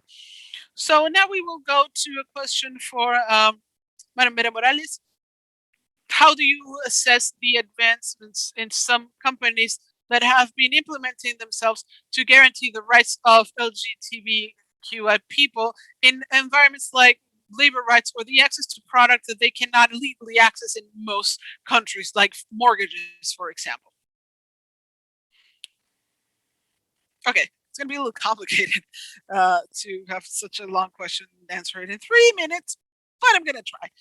First of all, we need to recognize that the steps forward that businesses have had in terms of recognizing the rights and the inclusion of labor of LGBTQ people responds to the mandates of the companies whose headquarters are established, whose headquarters are northern part of our continent, specifically in the United States and Canada or in Europe. These companies that have their headquarters that start building diversity policies and inclusion policies, that their branches or their representatives throughout Latin America need to replicate.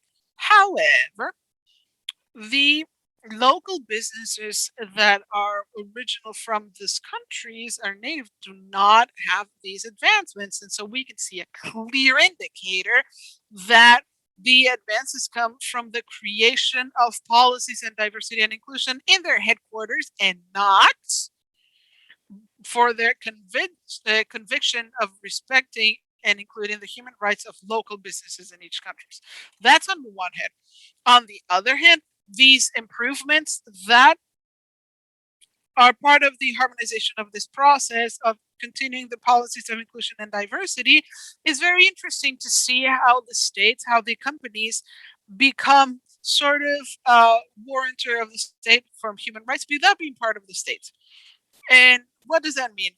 That means that we have companies that are located in lands or countries where they don't recognize the sexual diversity rights, but they comply or they are guided through these policies of diversity and inclusion. A person who's a part of the community of LGBTQ encounters dignity, respect of trans people. Maybe trans people are being called by their chosen name. We have procedures to change their IDs, which is something that the state doesn't guarantee. It doesn't guarantee the respect to the identity of a trans person, and a country does, and a company does in the country or state where there is no protection for the people with LGBTQ, and that's interesting to mention. And also, as measure that the states guarantee respect to human rights, and that our Congress, with the rights of LGBTQ people, actually should implement in their acquiring processes or in their purchasing process of the synergy that they do with local companies in a country. They can maybe request, as part of a requirement, the diversity policies and inclusion policies that are signed by the high directives, where they specify that the company doesn't discriminate for sexual orientation, gender identity, sex, religion, ethnic, race, all of the different intersections, all of the different situations that affect all of the people in terms of inclusion. I think that would change the narrative, and it would force companies to at least sign and be committed to respect the rights of all the people in vulnerable situations. And a clear example of this is yesterday, precisely in Argentina, the Argentinian state approved a law of work for positions for trans people, and that the state would need to hire 1% of trans people in all of their levels of government. And aside from that, in that same law, it's presented actions that would favor companies in the legal issues that hire trans people. And on the other hand, also, we would avoid requesting political backgrounds, legal backgrounds for trans people who were chased or criminalized based on their gender identity and their persecution. So I think we need to look at this Argentinian state with this very specific law that benefits very specifically a population that is the trans population that have been historically excluded. And I'm going to stop it here. Thank you very much, Ari. I have a follow-up question, especially considering the example of Argentina, and I'm sure that in the rest of the world there are many other examples in this regard in terms of inclusion. In any case, which are the prior steps that we should take? Because even though the National Action Plan under discussion is a good prior step, but what else does a country like ours need to achieve this kind of policies? Thank you. I am sorry, you are unmuted. Can I make a few comments? To be honest with you, I am not aware whether the Peruvian state has these procedures when they do procurement, when they establish partnerships, when they have an exchange, or they consume a good or service for the state coming from the private initiative. However, in practice here in Mexico, they organize a public bid, a public tender. They invite the private sector to participate in the building of a bridge, in the selling of a specific service, etc. And I believe that a measure to counteract is what I mentioned at the beginning. We need to ask and request that one of the requirements to participate in a tender process for procuring a process or services, they should present these policies signed by the senior management, which are in favor or against discrimination and exclusion through gender, inclusion, race, sexual orientation, and all the different crossroads or intersections that affect people. This is on the one hand side. On the other, companies will have to approach civil society organizations here in Mexico. We have started seeing several interesting practices in the creation of protocols that companies are adopting to include talent of trans people in their value chain.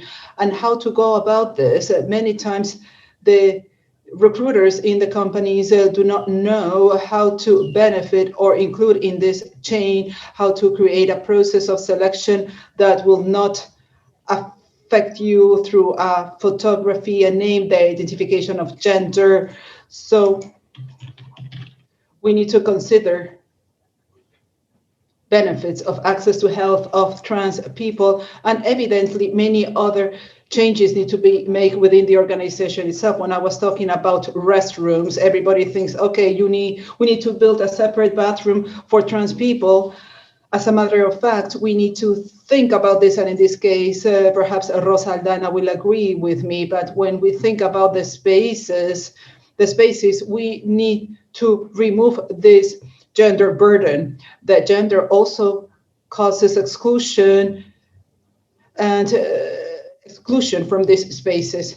So the companies need to start creating these policies, they need to sign them, and they need to create very specific actions, as pointed out Rosa, reasonable adjustments, bearing in mind very specific populations. Thank you.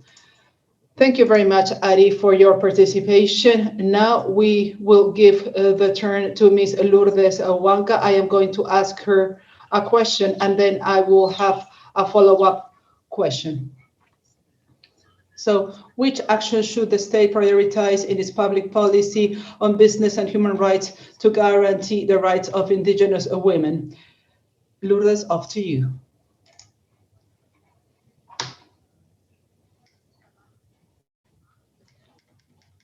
One of them is the respect of women's rights.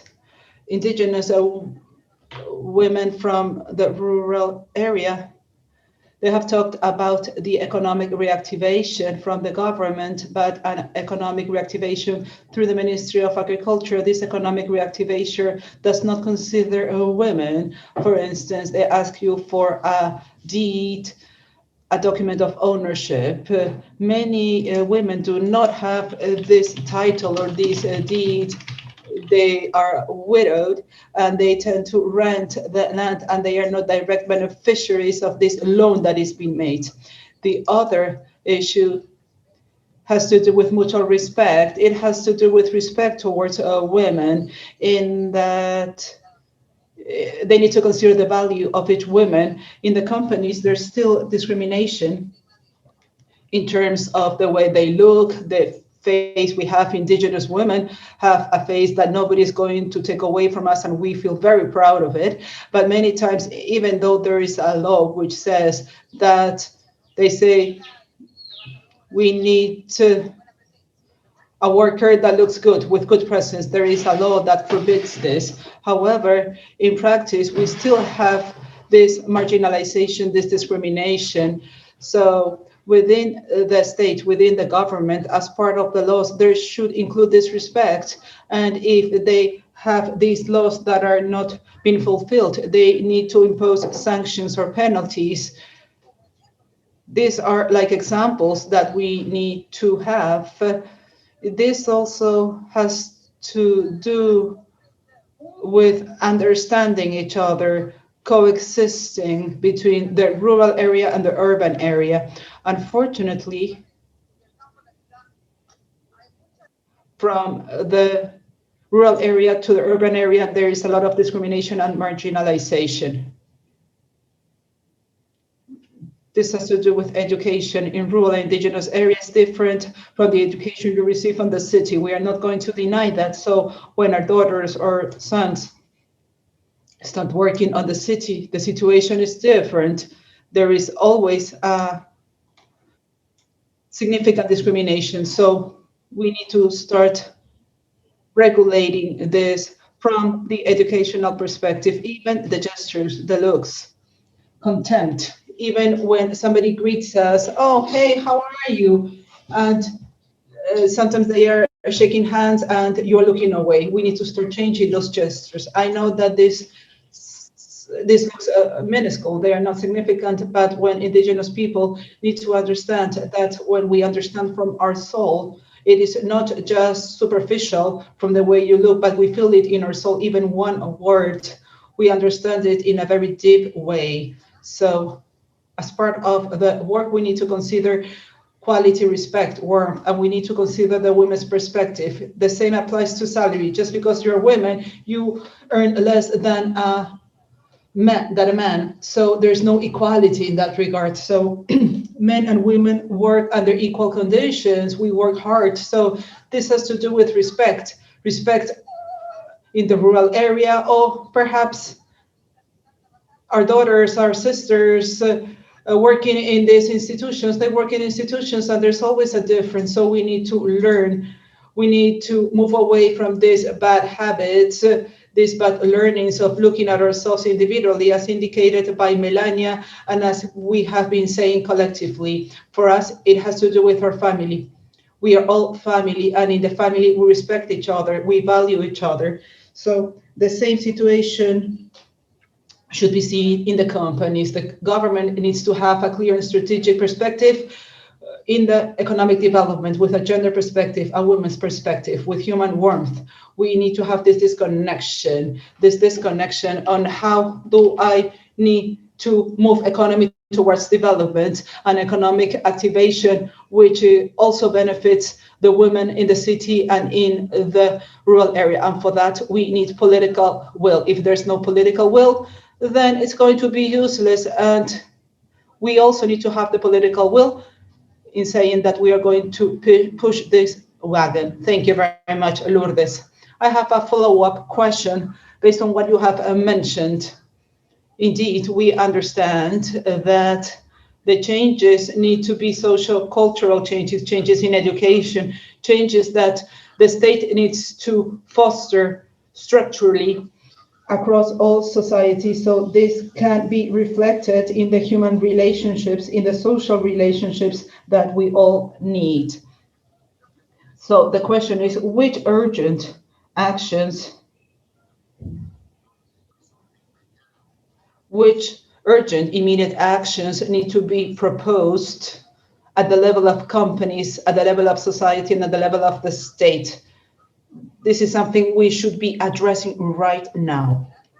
Generate jobs in the companies. So we need to promote and generate jobs according to the situation or the reasons we have. If we do not generate jobs, so what are we talking about here? I mean, let me tell you about the perspective of the indigenous people. Generate jobs. We have been disconnected due to Mother Earth, the mudslide, COVID pandemic. We are completely decapitalized. So how can we generate job from the perspective of indigenous people? Well, we need to collectively promote empowerment to deliver autochthonous seeds. How can we generate jobs among the indigenous communities? For instance, the state, to generate jobs at the level of indigenous communities, these internal roads, I am not talking about the Pan American Highway, the Northern Pan American Highway, those beautiful highways. Well, we should also generate jobs within our territories, our communities. They need to generate jobs that need to be viable so we can earn more resources. What does that mean? This means that we need to have a more decentralized approach. This also means that the authorities of the regional and local governments also need to take that look. It is not only here at the level of the national government, but also the regional and local government, because the development needs to come from the top, an economic reactivation for the indigenous people. So it's about political will and willingness to manage. Thank you very much, Lourdes. Your words, the way you express your ideas encourages us. And the fact that everything has to do with the willingness of all of us. Now, I would like to give the floor to Cesar Gamboa. Let me ask you a question. You have talked to us about union and the fact that state, society, and business need to work together. Which are the essential conditions so the public policy can achieve an effective strategic alliance between indigenous women, businesses, state, society, whatnot? Just to follow up Lourdes's comments. Well, I'm not sure if I'll be able to respond to that. I think it needs to come from the indigenous organizations themselves, especially women's organizations. But based on our experience, I believe that the state and this plan is an institutional arrangement type of response, trying to generate a design of policy to promote some sort of regulatory framework that can promote or encourage compliance or fulfillment of human rights at the level of business activities with the assistance of different stakeholders. I believe that the main challenge of this institutional arrangement that we constantly see with different topics has to do with articulation, lack of integrality and integration and connection between the policies and the stakeholders of the public agencies. I have seen that significant efforts have been made. I have seen that the Ministry of Justice has tried to lead this. One of them is the Protocol of Human Rights Advocates, and this plan is a token of this, but sometimes this is insufficient. I believe that the role of the civil society has to make this articulation more visible and to promote it. I believe that one challenge for the local organization is how to take the local voices to another level. And as Lourdes pointed out, we need capabilities that we do not have.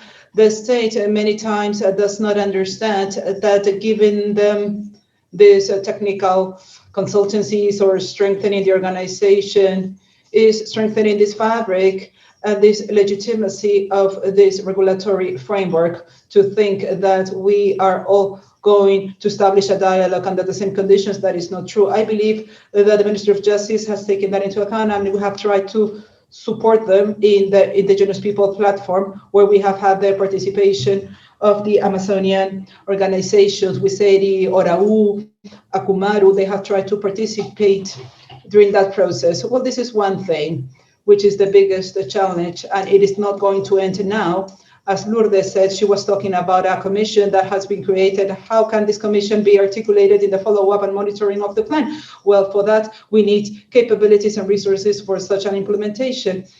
The second challenge, which is a big challenge as well, has to do with the implementation. How can we implement all of this? So the plan is so rich that there are different ways of doing so. I believe that the society has to have a strategic perspective. We cannot tackle everything at the same time.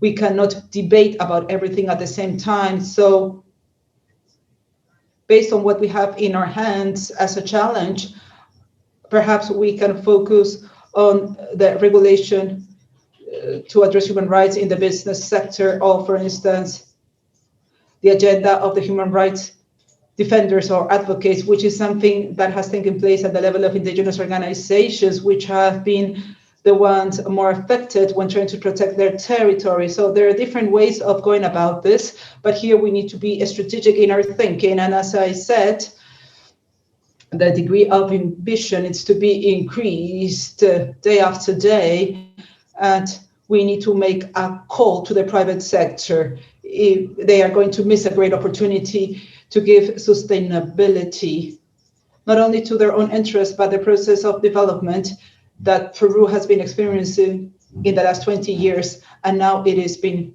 questioned or challenged if they do not take into account this plan. As a follow-up question, you have mentioned the Amazon region, where this plan should be developed or should be scaled up. How can we go about that? How can this plan trickle down to the regional governments, the local governments? What can we do about this? Yes, this is something that we have been discussing with the Ministry of Justice and other stakeholders, also with the Ministry of the Environment. In that case, we need to do what I mentioned before.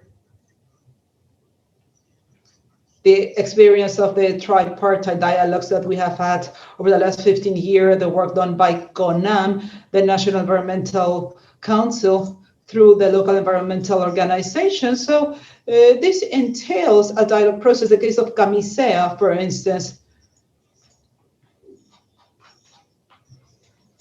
there are a number of spaces, institutional spaces, formal institutional spaces that will allow us to interact in a more honest, transparent, and open manner, in good faith, between the local and regional governments, the national authorities, the indigenous organizations, the civil society organizations, to see where is it that we can more effectively implement the plan.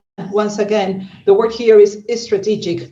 Wherever we have the resources and the capabilities, we should not think just about a pilot project, but we should think about where to implement this project and how can the civil society collaborate with this process. I believe that we do have the willingness to do so, and this would be one of the ways of doing so. In the case of LATI, which is this initiative that I mentioned about the transparency in extractive industries, they are subnational commissions by regions. There's no need to repeat what has been done before, but there are so many elements that are articulated that we need to take advantage of those fabrics that have already been built in order to promote the implementation of the plan. Thank you very much, Cesar. There's the will, and we need this plan to go to the regions and the different communities so that they can feel everything that has been planned on. There's a question that is reoccurring from many people who are present in the meeting that is about how are they going to achieve the participation of vulnerable people in policy in order to make better adequate person on complying of the plan and the relationship between state and civil society and companies. So that would be a question, Marco, the framework of this last intervention in the panel. So I would ask all of you to be very short because we already spent the limit. We've been a little bit over our time.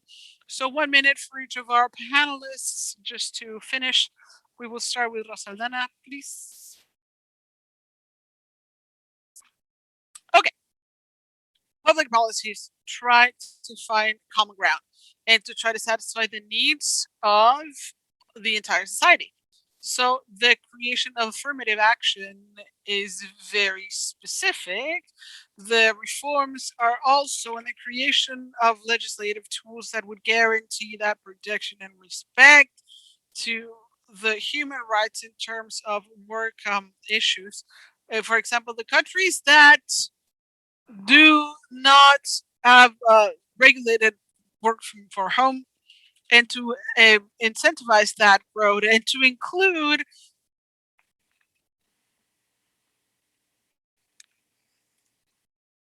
yes, Luis Rodriguez, please let's mute the microphone. Thank you. Sorry. Okay. So to include, for example, reasonable adjustments that include the provision of electronic devices that are accessible in order to exercise the work for which you've been hired to do, to break with or to take bad actions that break the stereotypes of capabilities and assistance that constitute a significant barrier for jobs, for respect of people and the right of people of work for people with disabilities, to talk to people with disability, and that is specific because many times that reasonable adjustment doesn't really have a significant overhead. But as we talk, if we don't consult with people with disabilities, we imagine that the reasonable adjustment would elevate the costs for the companies, be it a public entity or private entity. Thank you for your participation. I do agree that the measure of consults for the are fundamental for the planning of actions that need concrete results. With Tuaribera, the question is to incentivize the participation in the politics and decision-making process to implement what is presented in the action plan of business and human rights.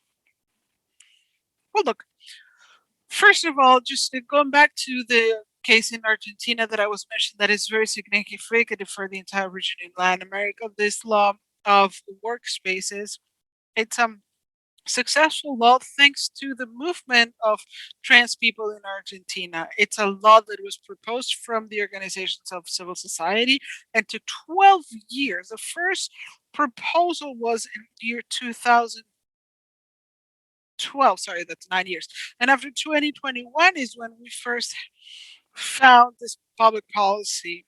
And I think that is precisely what's important. First of all, that the organizations of civil society can be heard for both that for all actors, for the state, for the business activities, and that in the tripartites we can build actions that are more specific and differentiated focus affirmative actions like Rosa was mentioning in favor of inclusion of people in any state of vulnerability. I think that is fundamental to build these actions in a collective manner, listening to the collectives, having this political will, and trying to create an information chain that doesn't try to move away from. We know that companies have, direct communication with the states or backwards, but the moment where that information doesn't allow the participation of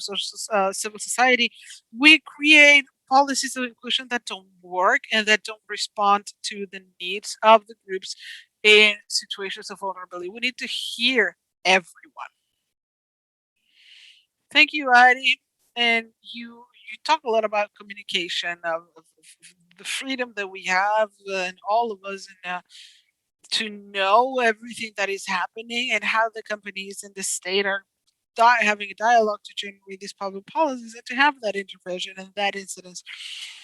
Lourdes, please, we would like to hear from you in this final intervention on how to motivate the participation of everyone to generate these changes. I think that one of the things that we need to talk about in previous consultations or permanent dialogue, I think it's about respect to participate, all the men and women that are part of that, the right, because yes, let's bring the representatives and it's all men sitting there and there's the participation of women, first of all. Second of all, I think that we are fighting a lot. We are willing to have dialogue, but we cannot establish a dialogue when there's a problem with a mining company, and then around us we have, guns to our heads. We're surrounded by soldiers and police officers that all they want to do is torture us. That's what we feel. Let's go. Let's dialogue. Okay, we go to dialogue, and that entire environment is surrounded by police officers. That is one of the things why I mentioned psychologically we need to be very careful about that. So the problem, the fear of the population, dialogue of consultations and participation is will.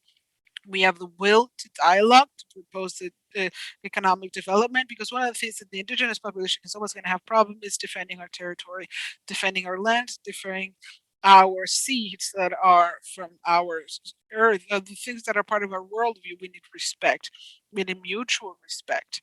With mutual respect and valuing the wisdom of both sides, that is how we will manage to get to development, financial development, and a right world for both cities and fields. We cannot go to discrimination. I'm going to be a very small example. If we go to the city against the country, or the country against the city, we cannot act that way. We had that problem with the issue of Conga, for example. The news was, okay, we're going to ask the city, do you agree that the indigenous agricultures need to protect their water? So the questions that we were making that were really directed towards them. So I think it's mutual a comprehension. We need to, thanks to the farmers and the peasants and the indigenous people, we have food sovereignty in the cities. So that's how we need to look at it. We need to look at that magnitude that is really big, and we are all families, we're all human beings. And I want to reiterate that. And when we sit to dialogue, we need to look at that respect. With all of the gestures, we know. We know that when you're tense, when you're smiling, we know what that means. And it's what's very worthy when we go to a dialogue is to be calm, because if you show you're rigid and this and that, then I'm sorry, but everybody's gonna go to the toilet. And we need to understand the indigenous people and understand that we don't just read what you're saying, we read your faces and the way that we are going to start our dialogue. And that's it. Let's just look at each other as human beings and not just robots. Thank you very much. Thank you, Lourdes, for your words. You started saying that we're not robots, right? None of us are robots. And the word respect is fundamental for all the different processes that we need to do. Cesar Gamboa, please, any final remarks that you would like to have on how to motivate participation of everyone to comply with this plan, with this national action plan of business and human rights? Very briefly, I know that we're a little bit late, and the plan is a public policy instrument. And this plan tries to bring about the particular private business interests and the general interests. The general interest right now is the exercise, the warranty of the fundamental rights in business activities. And that needs to be the clear objective that we need to all be following. In that framework, when it comes to women, I could only mention that we could work a little bit on differentiated impact on business activities between men and women, which is something that has been established in some initiatives, of transparency in the extractive sector, as I was mentioning before. For business sector, just to say that they shouldn't lose this historic opportunity and be more ambitious. For civil society, we need to be very strategic in what is coming forward. In that sense, to continue collaborating with indigenous organizations, with baseline organizations, to take the voices from local to a national stage. I think the role of indigenous society is still going to be to represent those voices. And for the state, where now you have to translate all of this knowledge that you have and all of these commitments to a new government. And we all need to drive this government forward to assume and implement these commitments that are now hesitant, and even now our democracy is also in play.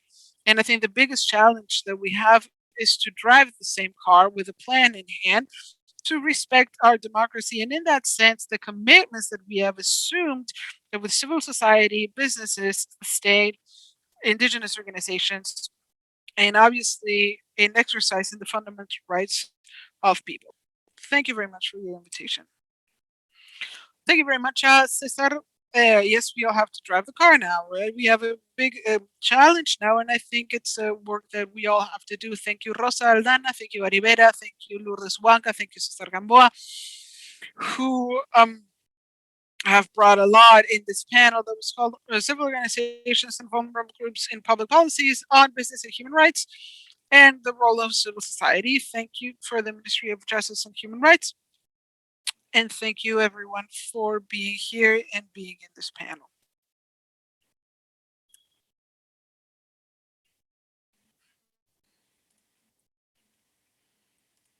We want to thank all of the panelists that were here in this panel and everyone who presented their questions. Now we will start the panel of the duty of state and business in the remediation of infringements of human rights. We will give the floor to Ms. Giselwa Mani Olivo, the Secretary of Social Management and Dialogue of the Presidency of the Council of Ministers of Peru, who will be in charge of moderating this panel. Good afternoon, everyone. Welcome all to this 7th panel.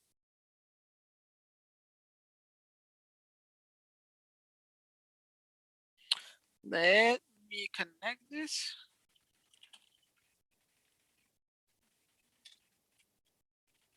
We are in the 7th panel, the duty of the states and companies in remediating the infringements in human rights. Our panel is going to talk about, we're going to have the intervention through an hour of different representatives, different specialists that I would like to present now. Mr. Luis Rodriguez Piñero, Specialist of the Unit of Business and Human Rights in the Office of the High Commissioner of the United Nations for Human Rights. Welcome, Mr. Luis Rodriguez. Thank you very much. Good morning, everyone. Good morning. Thank you, Giselle. Good morning, good afternoon. Yes. We also have Margarita Duchibuch, the Director of the Network of Global Pact in Chile. Welcome, Margarita. Thank you. We also have Javier Mujica Petit, the President of the NGO of Peru Equidad. Thank you, Javier.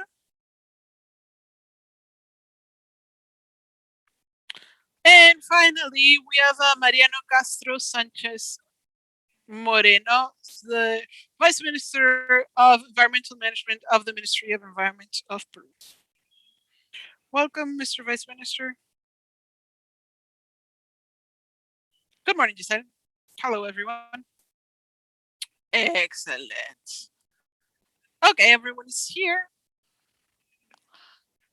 In November 2018, as was proposed by the General Office of Human Rights of the Ministry of Justice and Human Rights, the National Council approved 5 strategic alignments for the national plan that will lead to strengthening the institutionality in the role of the state and implementing public policies that would prevent and tend to the possible infringements of human rights that were produced in the environment of business activities, both formal and informal.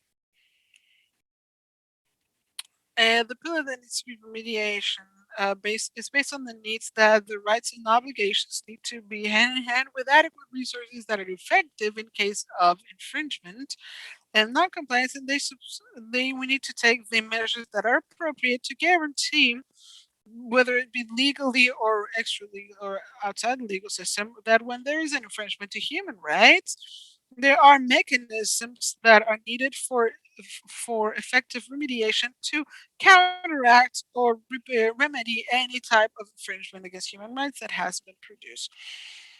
In that case, the strategic alignment number 5 of our plan states a strengthening of mechanisms to guarantee the affected for infringement of human rights through legal, administrative, legislative measures or other types, so that they can have access to reparations. Remediation. So there are 3 objectives in this plan. First objective is to strengthen the mechanisms on the state level to redressing of human rights in the business sector. Number 2 is to strengthen the legal and extrajudicial systems to respect any infringements to human rights in the business sector. And the third one is to create and strengthen mechanisms on an operational level by the companies to repair any type of infringement to human rights in business environments. So the objective of this panel, based on this context and everything that had been talked about with the different institutions, is to contribute in identifying the challenges and opportunities that poses the implementation of the first national action plan. And for that, we want our panelists to pose their proposals and recommendations for the adequate incorporation of the guiding principles of the pillar number 3 in national public policies, obviously from their experience of the UN, of the business sector, of civil society, and from the trade, respectively. So our first round, the methodology that we are going to use now is that we are going to have 3 different rounds. In this first round, we are going to talk about some ideas and suggestions that may go along these lines of recommendations for the incorporation of the guiding principles of pillar number 3 referred to reparations and national public policies. And that is our first round. And for that, each panelist will have 8 minutes. In the second round of interventions, we will also have a second question that you will have 3 minutes per panelist to reply. And then also any questions that may arise from the participants in the forum. And we will conclude with a third round of interventions to give some closing remarks. And that would all be until 2 minutes for each panelist. For this first round, I will give the floor to Mr. Rodriguez Pinheiro. Please go ahead. 8 minutes.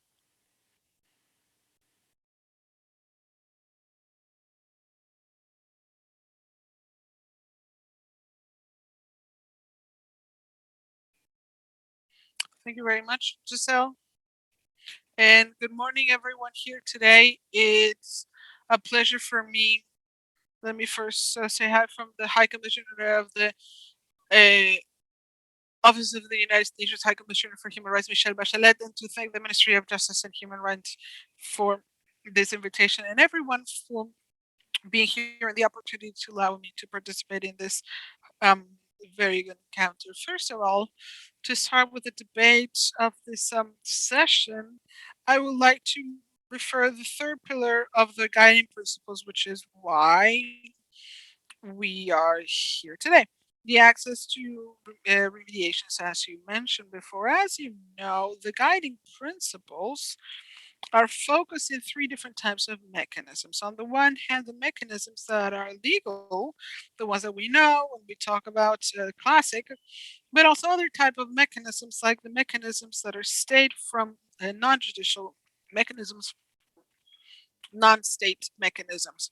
So, given the interest of this issue, our office has been working the last few years in a project that is called the Project of Accountabilities and Remediation. We call it ARP for their words in for the English word name. And what we've been doing is analyzing the practice of many different countries to see what are the obstacles that we have in each of these mechanisms, and what will be the recommendations, the practical recommendations that would allow us to make these mechanisms right. So we have this phase from ARP1 and to have ARP1, 2, 3 for these mechanisms of their guiding principles. Why do I refer this other project? Because I think it can be very useful when we talk about indicators to define and assess public policies. In this case, in Peru, in terms of reparation for remediations for human rights infringements based on business activities.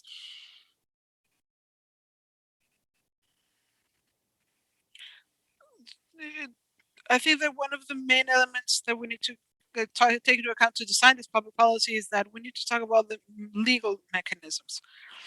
And the guiding principles talk about other types of mechanisms that can be non-legal mechanisms.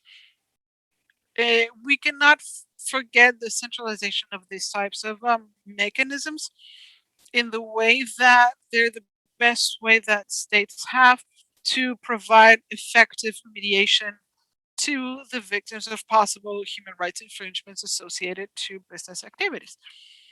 On the one hand, we talk about the centralization of legal mechanisms, and we know that everybody knows that because of the baseline studies, and many of these mechanisms are part of letting the victims talk, are part of the abuses of human rights abuses. There are many obstacles that we face, specifically, and most of all, there's a lack of equal weapons between victims and companies, be it access to financial resources, but also access to information and technical resources. There are a lot of limitations, not just in Peru, but practically in every country in the world, on the capability from the legal actors, stakeholders to try to respond to these cases that generally have a technical and legal complexity that is different from other human rights cases. And other types of barriers, including the financial barrier that I was mentioning before, that many times doesn't allow victims to have access to a court. In that sense, I would just like to highlight that our office has elaborated a lot of recommendations on how we can improve the efficacy of the legal mechanisms. Again, there are many technical issues that have to do with, for example, the type of legal responsibility. What are the type of responsibility? Is it penal rights or administrative of civil rights, etc.? Things that have to do with regulation of the structure and the principles of legal people are persons of companies, and how the companies are the headquarters are responsible for the actions or omissions of their different branches. And what above all it talks about this manifest what this emphasizes a lot in what we emphasize a lot in now from our office is that there are some deficient regulatory framework or that incoherent in terms of business and human rights. So the main message that we are trying to emphasize in this issue is that we need a coherent normative response so that we can improve the efficacy of the legal terms and that we can improve and guarantee some actual active actions, not only for the victims, but the organizations. And what we want to do is to formally activate the current legal framework to achieve this coherence in the legal response that I was mentioning. We are very pleased as the Office of the High Commissioners for Human Rights of the United Nations to see how the National Action Plan of Peru has gotten very specific commitments to review the legal framework and the mechanisms that are both judiciary and extrajudiciary in a coherent manner.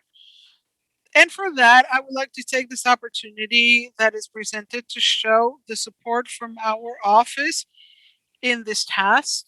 Please, you can count on us for this much needed exercise to review the legal framework, both of legal and extra legal mechanisms that puts Peru in that sense in advantage point to other national action plans of the region. So I would like to congratulate the Ministry of Justice and Human Rights, but above all, everyone who has participated, all the parties that have participated in the last 2 years in elaborating this national plan, for having gotten to place in this national plan this objective of reviewing the entire legal framework and the public policy framework that is existing now to give more coherence to the legal response when it comes to cases of the infringements of human rights in businesses, but also, as I was mentioning before, there are some mechanisms that aren't from the judicial part that are also part of this national plan, and that our office has also worked based on what the guiding principles mentioned, specifically the state mechanisms that are non-judiciary. So we have the mechanisms that have very great potential and that have great trajectory in Peru. I'm talking about, for example, the Ombudsman's Office. That is a mechanism that isn't the judiciary, or the national contact point from the OECD that also goes to Pro-Inversión right now. And the role that the state is going to play here is central to guarantee, to complement these mechanisms, and to guarantee the access to of victims of potential abuses, because these mechanisms most of the time aren't as no way to get it. The remedies that they do to victims are sometimes aren't as complete. Finally, we have those mechanisms, the non-state mechanisms. I would like to refer to the operational mechanisms of complaint or reclamation of the companies themselves. Even though these are non-state mechanisms, I believe that the state plays a key role to encourage understanding about this type of mechanisms that are never going to replace the state mechanisms, but they complement them. And in that regard, I want to applaud you for incorporating this objective within the national plan of promoting the existence and effective functioning of reclamation mechanisms by the company. To finish my first intervention, congratulations everybody for the great work that you have been doing in the development of this national plan. Thank you very much, Luis. It has been a multi-sectorial effort led by the Ministry of Justice and Human Rights. Next, Ms. Ducci has the floor. Margarita, you have the floor. 8 minutes, please. First of all, I would like to thank you for inviting me. I am very honored to represent Chile here, your neighboring country. Both countries are going through significant processes in terms of our policies, the impacts of the crisis that we have had after the pandemic. So we feel very close to each other. And let me tell you that we, as the Global Pact of Chile, we are a United Nations initiative to support and assist companies in terms of sustainability.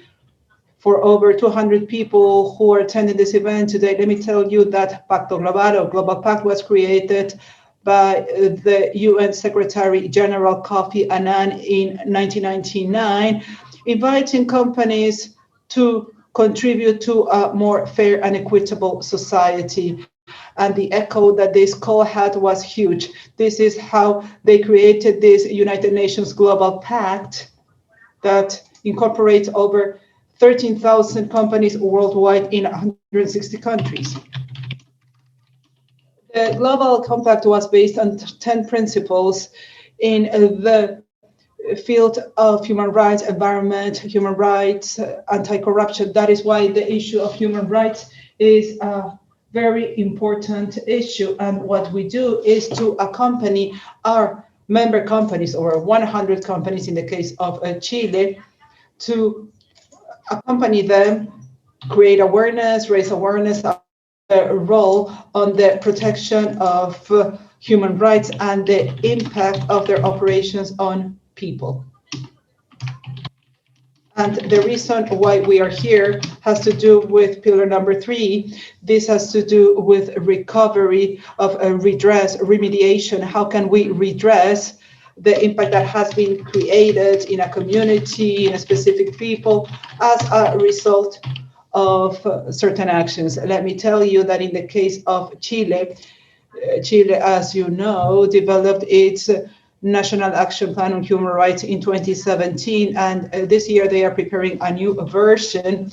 We are among the very few countries in the world which has a plan ready, because according to the High Commissioner's Office, today there are 25 states, barely 25 states that have prepared a National Action Plan on human rights, 26 states that are in the process of developing this plan, and have committed, around 6 states, which have included a chapter on businesses and human rights in their National Action Plan. So there are very few countries that are working on a National Action Plan on business and human rights. And in terms of redress, even Mr. Rodriguez talked to us about the importance of judicial processes and the processes of the state. There is no doubt that the state should protect, ensure, and guarantee that this redress process is going to exist, and that this remediation or redress is going to be effective. We, as the Global Impact, we recommend our companies to anticipate those situations. We are promoting an actual consciousness of the impacts of business operations, and we have been working in the Chile Global Compact for the last 13 years in everything that has to do with a due diligence process for the companies. How can the companies advance or anticipate the situation? How can they identify those areas of risk that could generate an important impact in the communities where they operate, in the people with which they work, in the value chain, in the people with which they relate? So within this network, we analyze every year the sustainability reports of the companies, since belonging to the Global Compact has as a requirement to submit an annual sustainability report, which can be a report on GRI methodologies, but it could also be a communication of progress. This is the way for them to show how they are making progress in terms of meeting the principles of the Global Compact and how they contribute to the 2030 agenda. This is how we ask businesses and companies to specify how they are meeting or fulfilling human rights. In that regard, Principle 24 of the guiding principles clearly states that there should be a prioritization of the impact. It says, whenever there is a need to give priority to deal with the measures that have to do with human rights, companies should, moreover, prevent and reduce the consequences that are more serious or that could be irreversible by not receiving an immediate response. So clearly, the guiding principles tell us that we need to start by redressing the most urgent and serious issues, the things that are going to have more serious impacts. Yesterday at the Chile Network, we had a meeting. Every year we organize an annual meeting on human rights. And yesterday's topic had to do with due diligence, whether this will be a mandatory process around the world, for instance, in Latin America. As you all know, in Europe, they are working on a legislation. Some European countries have adopted it, especially the Nordic countries. In Germany, it has been discussed, and this is quite recent news from the mandatory nature of a process that companies have to follow to fulfill due diligence. In order to assist companies so they won't be afraid of carrying out this type of process, what we did was to go through a training process with them for 1 year. We explained them about the benefits of those companies who have already followed this process. In Chile, we have less than 20 businesses, the ones that have conducted a due diligence process, but we wanted them to tell us what have they done, how have they established a dialogue with several sectors, which have been the impact of that plan, which are the benefits of doing so, how have they been able to prevent risks. And in this way, we can raise awareness, we can give them full knowledge of what it means to go through this type of process. And yesterday we were discussing which are implications, what would this mean. More importantly, is that we have developed a risk matrix. As the Chile Global Compact, we work along with the company and we design a risk matrix that we will make available to the Human Rights Secretariat of the Ministry of Human Rights of Chile, so it can be incorporated on this new version of the plan. So once this becomes formal, I would like to make this offering to you to make this available, perhaps through the Global Compact of Peru, this risk matrix, which tool for everybody. So I think that I have reached my time. Thank you very much. Thank you very much, Margarita. It's interesting to learn about the Chilean experience, the reflection they have made about redress and how to incorporate it into a highly practical tool such as the risk matrix. Thank you very much for that. Let me now give the floor to Mr. Mujica Petit. Thank you very much, Giselle. You have 8 minutes, please. Good afternoon, everybody. I would like to begin by thanking you for inviting me to take part of such an important forum, so we can make a reflection on the meaning of this NIS action plan on business and human rights for us and any challenges that we face, so we can turn this into a public policy, moreover, a state policy. So in the country, we can duly guarantee the validity of human rights hand in hand with the sustainability of investment that allow the growth and development of people.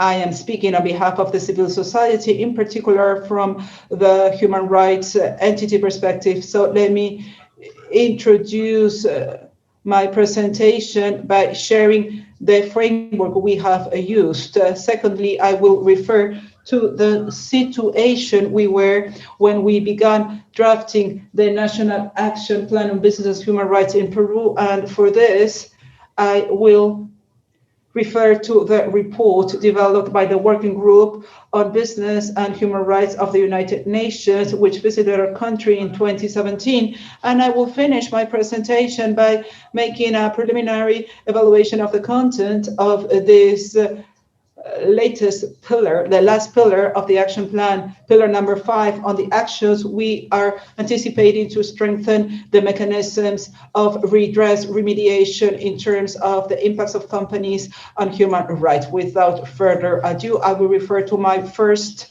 item. It is clear for us that we are not talking about new obligations for businesses or for no one in particular. For the last 17 years, the basic obligations have been defined, especially the obligations of the states concerning human rights. We know that the states have the duty to protect all people against the violation of their rights in their own territories or under their own jurisdiction. These obligations are scaled up to the extraterritorial level when we talk about violations committed by certain businesses or companies, third-party territories, which are not the areas where they are based. We also know that to fulfill this obligation, the states should adopt a number of measures that have to do with policies, adequate policies, regulation activities, and guaranteeing the existence and efficacy of mechanisms to access justice. Without that, rights do not have much support in our scope, in the scope of our discussion today. Pillar number 3 of the guiding principles of the United Nations on Business and Human Rights clearly establishes that states and businesses are obliged to guarantee the existence of these resources that will allow victims to complain in the case of violations against human rights. What is the scope of the redress when dealing with human rights? A scope of a comprehensive redress, which includes the restitution of the right of victims as if the violation should have never occurred. It includes the right to be compensated and fulfilled whenever damages may have produced that affect their dignity and integrity, so they can rehabilitate depending on the nature of this damage or harm caused. And this is even more important than the latter. They should be given guarantees that this is not going to be repeated. We're talking about a comprehensive compensation, and this is the one that will be hopefully reflected in the actions of this national action plan. I would like to underscore that redress does not necessarily represent a component of business due diligence concerning human rights. It is rather an independent process to which due diligence facilitates and helps to implement it, and it also endorses it. And if we look at this from a more procedural perspective, the right to redress would be a mere illusion if it lacks adequate resources, accessible, effective, and timely resources. What is the current situation when we started talking about developing this National Action Plan on Business and Human Rights, as indicated by the UN group? This group visited Peru in 2017. In 2018, they submitted a report, and in this report, they proposed 5 key recommendations for the state concerning this issue. Firstly, to raise awareness among their officials, the judicial authorities, and the legislators on the human rights approach and the relationship between businesses and human rights. Secondly, as indicated by Luis Rodriguez during his presentation, they need to implement legislative amendments to the regulations to close the gaps in the protection of human rights, given the shortages and limitations that our legal system has. The laws that govern the creation or activities of the companies, they should encourage the fulfillment of human rights. Our commercial legislation and securities legislation does not specify what is allowed or what is demanded to the companies or their officials in terms of human rights. And this legislation nor the policies in force have provided suitable guidelines that promote, facilitate, oversee that companies actually do fulfill these obligations. What the mechanisms of access to justice do, the working group recommended to eliminate any existing hurdles to access these judicial resources, and secondly, to provide assistance to the holders of rights, particularly the vulnerable groups, to access these judicial mechanisms in an accessible, timely, and non-discriminatory manner. This is very important because, as indicated by Luis Rodriguez, to access to justice are quite serious in the country, but at the same time, these are barriers, hurdles that we have studied and analyzed sufficiently during the last year. So it is not that we are going to do more research about it. We already know this. There's a lack of knowledge of the right holders on the possibilities of redress. There are very high costs to have access to the mechanisms of redress. There's a difficulty to access free of cost legal advice. It is not available in other areas linked to the complex relationship between businesses and human rights. There is a lack of training, specialized training, and a perspective of human rights in many of the justice operators and in the procedures allowed by the judiciary. We also have a deficiently harmonize legislation with our international obligation. It is not consistent. The control of conventionality is not duly applied to ensure the formal existence of this, but also its implementation in practice. And this has to do with impunity, widespread impunity, which is something that we need to try to revert. Finally, the working group proposed to increase the efficacy of state extrajudiciary reclamation mechanisms, both state and non-state mechanisms, particularly its double trend in terms of the Ombudsman's Office through the National Institute of Human Rights and also the national contact point at the OECD. What is it that we have proposed with this National Action Plan? We have proposed three key objectives. First and foremost, to strengthen has been typified in the text of the plan as the state mechanisms to strengthen our judiciary and extrajudiciary system. When we talk about mechanism, we are referring to standards and institutions. Second of all, to strengthen the judiciary and extrajudiciary system. And finally, to create mechanisms at the operational and business level. What is it that they propose? At the level of the first objective, they are proposing regulatory amendments at different levels in an objective that does not belong to pillar number 5, but it is rather in a strategic guideline number 2. They talk about studying, evaluating the relevance of a specific regulation that can regulate business due diligence. This is what Margarita Ucci mentioned in her presentation. We are walking towards a law that will determine this sphere, this binding scope of respecting due diligence in terms of human rights, as it has been done by other countries in the European region, and as it has been proposed at a more global level with this international binding treaty on business and human rights. What they are proposing in the plan is to make some amendments to the criminal code related to the typing of responsibility of companies in this regard.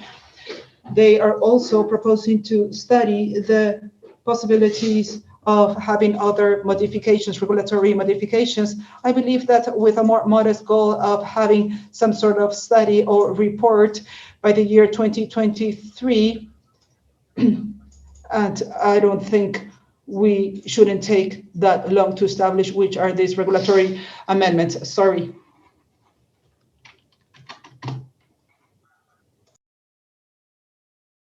Well, I could continue doing this if I had more time, but okay. All right, thank you very much. So now we have the intervention of the Vice Minister Mariano Castro. Thank you, Giselle. Thank you for everyone who came before me. We have presented very relevant issues and that allow us to focus on the area that has to do with the duty of state and businesses in remediation of vulnerable of infringements of human rights. So I need to highlight the importance of the approval of this plan by the government, and then after a process of many years with intervention of different organizations, where we clearly, obviously as it couldn't be any other way, we highlight the infringement of environmental rights. We talked about interdependence and other human rights, right? And also without having a hierarchy between these. The environmental rights are as demanding as any other human rights that are contained in the plan. And from that starting point, I would like to show how we, from the sector where I'm now in the Ministry of Environment, we focus these things as, first of all, through a preventive and corrective approach. Remediation alludes to something that needs to have, the damage has to be done first. What's fundamental is to keep that approach, and we need to aim it towards avoiding damage, but also to present the corrective measures that are necessary. And this is highly motivated to guarantee the interconnectivity of human rights. To start with the environment and health of people. Along those lines is where the actions of driving environmental remediation have been focused mostly on policies, and because it's in the regulation, the mandate that has been there for years, to define through regulations to improve their capabilities on the instruments of environmental management that would allow to prevent and mitigate environmental damages, and then we can have remediation when, if it happens. The processes of environmental remediation based on the mandate that was legally established in policy in the general environmental law need to be focused, and not only in decontaminating areas or remediation of areas, but in recovering ecosystems and restore ecosystems. A recent example that is relevant is what was happened in terms of restoration of an ecosystems that were degraded by illegal mining in the reserved area of Tambopata and Madre de Dios, one of the most rich areas in biodiversity, not only in Peruvian level, but worldwide. And that after we managed to remove the illegal miners that were in protected areas, and after the analysis that was done, proceeded to plant 7,000 species of plants, almost 650 hectares in one of the biggest restorations that have happened in America, and processes that are oriented to the restoration of systems in other sides. For example, we have different investments. For example, the beginning has to do with extraction of plants of residual water treatment. So remediation doesn't have to do with just one operation of extraction or industry. It has to do with social activities. With, for example, and this have to do with wastewater, but also has to do with chemicals and mining, etc. So it needs to be restoring ecosystems. That is the focus, without prejudice of contaminating the areas, then allocating financial resources, which is fundamental in a more relevant case, but I think that it can be more agile, is this environmental remediation in the 4 different lodges in Loreto, that we allocate more than 400 million soles for the recovery of this part of the Amazon that has so much to be repaired and remediated.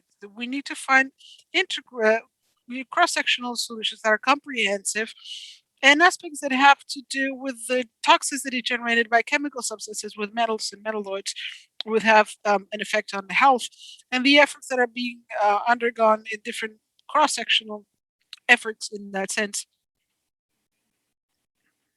And that is also translated into the obligations that the state has that are defined in our different regulations, but also in opinions of solutions that are given by the constitutional courts and the Inter-American courts of different constructive opinions of Inter-American court. Maybe the most recent one that integrates these type of issues is the consultation in 2017 based on Colombia's case, where Peru talked about the 4 different obligations of prevention, precaution, of prevention, and the procedural. The last 2 that have been to the Jesus agreement, and each of those has an obligation from the state to present preventively or to remediate. So in that sense, the tools that we've had from the National Environmental Management System to tackle the remediation or administer these from the companies or the state or whoever was responsible for it are basically 5 different measures where the companies have to play an important role. The state has to do so as well. Right, where from the approval of this plan, we can review the regulatory framework and the institutional framework to ensure a better performance in these issues. And the tools are contamination plans that go beyond what is known as the programs of adequate programs from different companies, and that's more about territory issues. The closing plans are very significant and that need to be improved, of course. In mining, I'm talking about the closing of minings and hydrocarbons and any other type of activity. Abandonment plans, rehabilitation plans and plans of adequate environmental handling. These 4 instruments are defined based on the fact that they need to work so that they can achieve the goals of reparation, remediation, and reparation of ecosystems, depending on the subject matter. And the abandonment plans, we find that directly related to remediations of passives in hydrocarbons or the ending of oil planning. The closing has to do with mining. There's progressive closing with guarantees, etc. That they need to be improved. Their rehabilitation plans need to do with the land that was affected and then needs some sort of remediation to territories that have to do with the well-being of the populations. And then we need to look at it case by case. Each company needs to look at, or any unit needs to look at their obligations. And to, when we talk about governance for rehabilitation of impacted sites is relevant, and we have had a lot of responses that are specific considering the cultural reality, the social conditions, and the goals that actually needs to be done with remediation. One of the examples of one case of governance that is important is the case that was applied for the administration of the environmental rehabilitation of the 4 different things that were rivers that have been affected by mining for decades, and the contingency fund, the management of the contingency fund needs to go through diagnostics and review and identification and administration of the resources, etc., and integration with the concerns, etc. And an issue that in Peru, in other regions of America,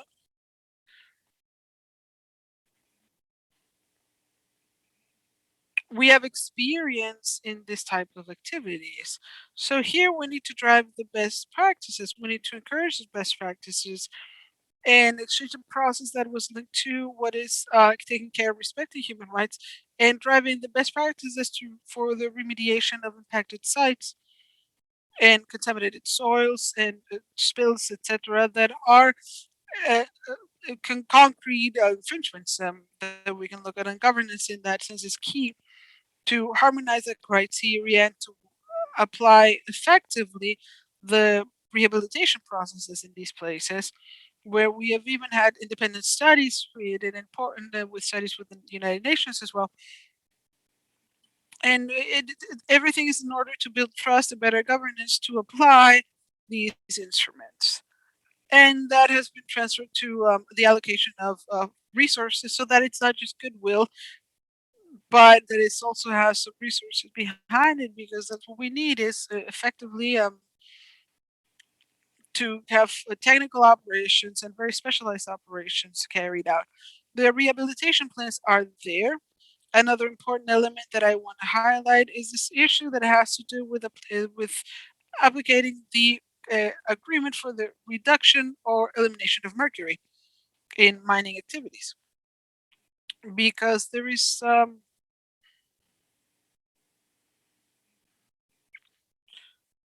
we have reduced the import of mercury.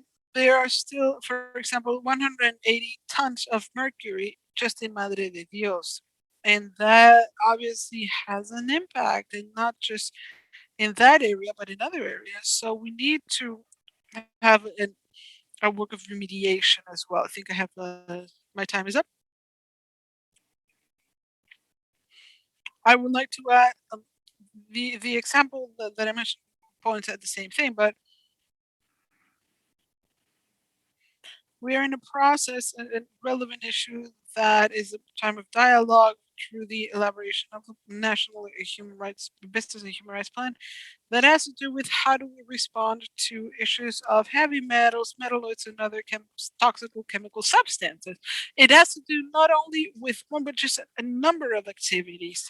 And here, when we do the assessment of environmental and the OECD did in Peru, this is one of the issues that requires our attention from a country, the state, from the businesses, from everyone, because there are issues that have to do with metals, with chemical substances in agricultural activities, in industry activities, in mining activities, etc. Things that need adequate management, but also not taking aside what is naturally there.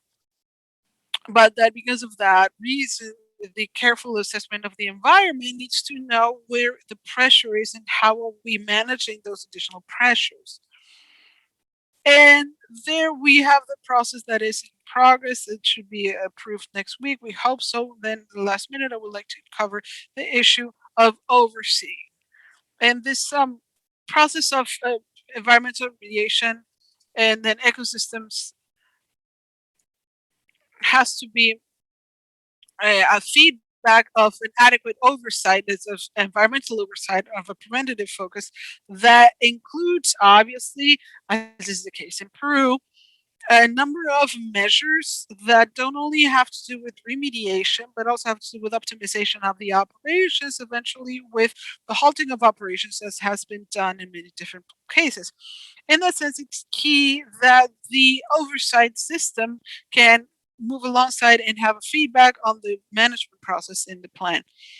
And obviously, in this point, we talk about environmental remediation wouldn't have to be relevant content if we don't talk about the defenders of environmental rights. They are people that have been impacted by this type of environmental aggressions and that respond to them. And in that sense, the protection mechanism of cross multi-sector mechanism that includes the environmental defenders, and that is going to help us improve in our performance. Thank you. You said, I'm sorry that I stretched out a little bit. Thank you.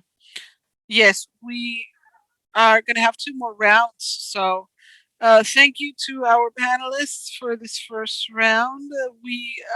There are important agreements here, coincidences. One of them is the need to do these modifications to the regulations that stem from a review of all of the different gaps that may occur in the different regulations.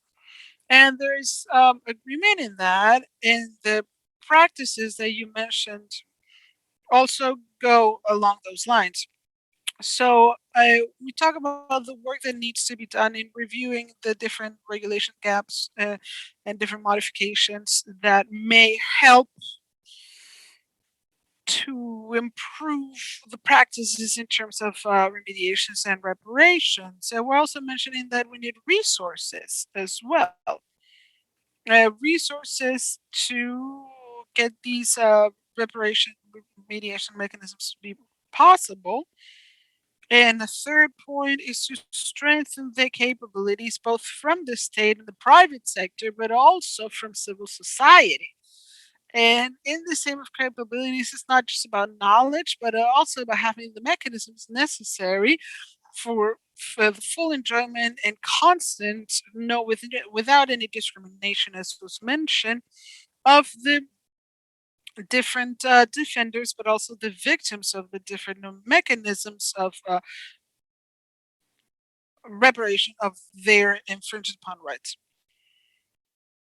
And last but not least, the plans. I think that this phrase of remediation and reparation has to have a comprehensive approach and see how the different systems can complement each other, how the different institutions and the different sectors of society can complement in the different efforts in lieu of, so that these reparation processes can be actually effective.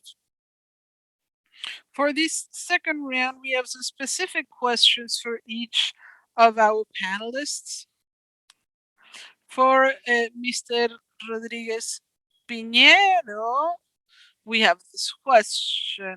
From an international standard, what indicators are the most useful to assess the efficacy of a public policy in matters of reparation, and which ones have been the best practices to apply them? And the time that we have allotted from the organization is 3 minutes, please. It's not a lot, I know, but it is what it is. Please. Thank you, Giselle. I would like to talk about what I was mentioning before, And that was the reports that our office has undergone under the ARB axis of accountability and access to reparations, because it's a report that are thought especially to help the states when designing and assessing the functioning of their access policies to reparation mechanisms in the case of business and human rights. In fact, we have a couple of reports with reference terms for legal commissions or intersectory commissions that are going to be responsible to analyze the state of the matter and the policies that is on. So that's what is established in one of the actions of the National Plan of Business and Human Rights in Peru. So I would like to refer to those reports that are actually quoted in the National Plan, where we mentioned. But I would also like us not to forget how to talk about the three pillars of the guiding principles. Maybe it would be a disservice for the third pillar of access to remediation if we look at it as an isolated issue or matter that doesn't have anything to do with the mandate of the state to protect human rights. And then we have to, and then a lot of collections of about the three pillars. And specifically, I would like to touch upon the idea that, in a way, the reclamation mechanisms are also very binded to the due diligence mechanisms of businesses that, as we know, are part of the second pillar of the guiding principles. One of the ideas that could be very interesting to explore is how to integrate in the mechanism of follow-up mechanism for the due diligence that the new plan establishes. How do the business mechanisms work for accountability and claims, because they are mechanisms that can bring a lot of information for the when we do the due diligence to see what are the different negative impacts that are being presented. There are the guidelines, and also in a way to see, as they were mentioning before, the preventive character that this plan needs to have, and to look at the access of reparations as a last resource. Thank you. Thank you very much. For Ducci, the question for this second round is this one. What are main operational challenges that companies need to assume for due diligence in matters of reparations? And what are the good practices that the Chilean case can bring about in this topic? First of all, when we talk about businesses, we need to think about state businesses and also in small businesses, because basically we've been thinking, I think, in big businesses that have great impact in their operations. But we need to think about the state businesses or enterprises that needed to be completely coherent with the policies of the state itself. Who is better than the state to give an example with their company? So we do think that the companies, the farm state, need to be the first one to bring about these due diligence IDs. And in Chile, we have presented the risk matrix through the state and the secretary, and we need to know how to realize this process, how to get through this process of due diligence. And also small businesses, obviously, because they are the great number in relation to the big ones. And they constitute an important part that may also contribute to this pillar of remediation one way or another. And then, of course, based on the size, is less, obviously.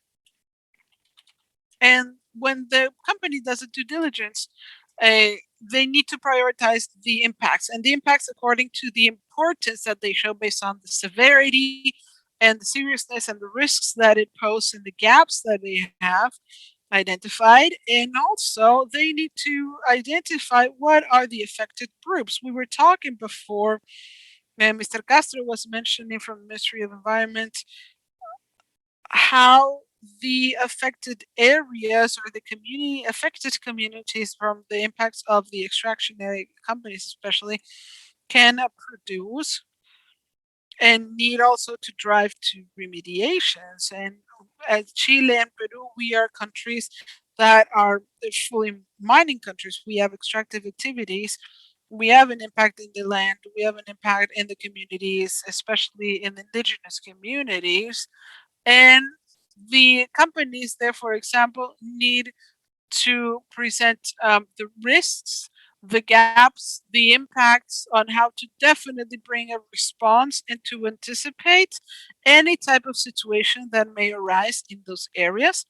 We have what we call the sacrifice areas, areas where for many years there have been industries that have the old technologies and that produce high amounts of toxic elements that are difficult to relocate. They were located there because they were very far away territories, but now they are closer to more urban areas. So now these types of situations can be prevented with good planning. I think that one of the biggest challenges in that sense for the environmental impacts is to precisely have good regulation, good oversight, but also all of the organisms that authorize new projects. In Chile, we have had new projects, development projects, especially in the energy sector, that have been scrapped immediately, late. The projects were realized, they passed through all of the controls and regulations, and once they got to a moment that was practically of a authorization for execution, for a council of ministries that we have for that end, that's as far as the project got. And I mentioned that not just as good practices, I mentioned it as an example of something that needs to be avoided, because in Chile we are working hard so that the authorization processes, previous authorization processes, are comprehensive enough so that the regulation can be very specific, and to avoid getting to projects that are in very advanced states where there are big investments that have already been done in previous studies, where ultimately the project is going to be scrapped because it doesn't comply with the regulations or because the impact can be too serious. So that is one of the recommendations, I would say, more than good practices. And I would just like to leave it as how to think a step ahead with good regulations, that is consensus, that is analyzed, that has a dialogue between all of the sectors in order to avoid that impact, and also to avoid that a company that has incurred in a project can ultimately develop it. Thank you very much. Now I would like to give the floor to Mr. Mojica Petit. The question is, what can the state do to enhance a strategic alliance between civil society and businesses that can help strengthen the public policy on redress? And you have 3 minutes, please. Sorry, he is muted. The state needs to deepen what it has been doing. Peru is in its 3rd action plan on human rights, and now it has adopted its 1st national action plan on business and human rights. This reflects the political will that has taken place within a context of a democratic state, which is something that we were able to recover at the beginning of this millennium, and we need to preserve from now on. We need to see which have been the shortages that have weakened the implementation of these three first national action plans. So with this plan, we will not have the same situation. We need to ensure resources. We need to guarantee the continuity of these policies as a state policy and its legitimacy based on the participation of all the stakeholders, not only the authorities, but also the businesses and the different areas of the civil society, which are the holders of the rights we wish to protect.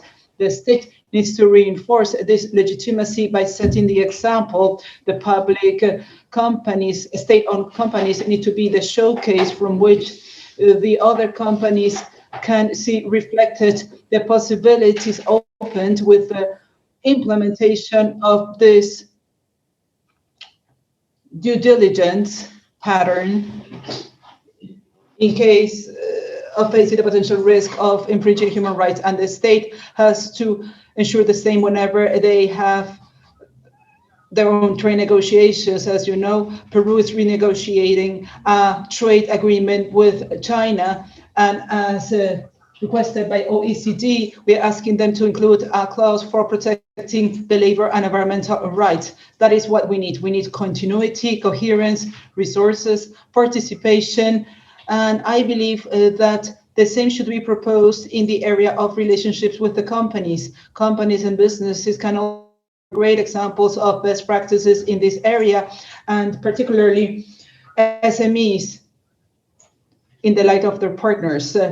All of this needs to be encouraged by the state, effective participation of the different levels of civil society, which would give them viability and legitimacy. Thank you. Thank you very much, Javier. Excellent remarks. Finally, we have a question for Vice Minister Mariano Castro. The question is, which changes are urgent in the state to ensure that public policy on business and human rights can have an actual impact on improving the quality of living of people, the quality of investment, and the competitiveness and sustainable development? 3 minutes, please. Thank you very much, Giselle. Well, first of all, I believe we need to underscore that in order to achieve the expected results in the plan, it is not enough have the actions of some of the parties, but we need the actions of all. State, business, society, etc. The state evidently has concrete responsibilities on this matter, but for that same reason, this plan is very important, so it can help us to act in a joint manner with the businesses, but also with the society. And the key issue here is that if the legal obligations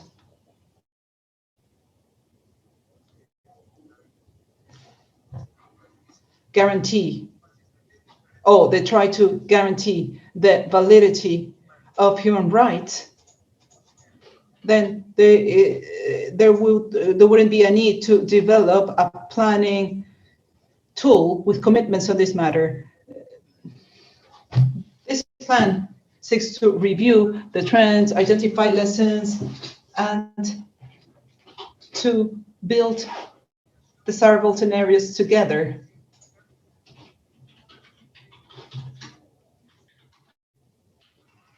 So he's breaking up a little bit. So it's important to have information, technical information, objective information on the situation and on the issues that we need to address, for which we need more clarity in terms of improvement. We shouldn't lack information, but there are a number of topics in the environmental area. For instance, the issue of metals, heavy metals, information on how to solve the problems of remediation and recovery, which have impacts on the Amazon region, etc. It has to do with information and research. Information that is well disseminated, that is accessible, so they can meet all the conditions to have access, but also innovation and capacity building. The second issue is relevant. We need to tear down prejudices. We need to tear down misunderstanding with respect to what performance improvement, business performance improvement means with respect to the issue of human rights, how to ensure the validity of these rights on environmental matters so they can foster development. We need to tear this down. This means that we should have a better knowledge on the contents of the plan. For instance, just to mention a case, the recent mechanisms for protecting the human rights advocates. So all the parties that intervene, business, society, leaders, population at large, etc., and officials, public servants, who know what the problem is, what is the dimension of the problem, and how to go about it. Granting these has been regulated for a while now, but evidently in that particular scenario, having a paper that tells me I am granting you guarantees, which is not easy to obtain, this is not going to solve the problem on how to effectively build that context of greater presence. So through training, capacity building, generation of resources, the Peruvian territory is not an easy territory. Madre de Dios is larger than Costa Rica. Moving from one side to the other in Madre de Dios takes days. Consequently, we need resources to bring about this change, this effective presence can become a reality. And the multi-sectorial effort is of the essence. The preventive recourse is key. In terms of control, a preventive approach, a corrective approach, as needed, is equally essential. And this change is taking place.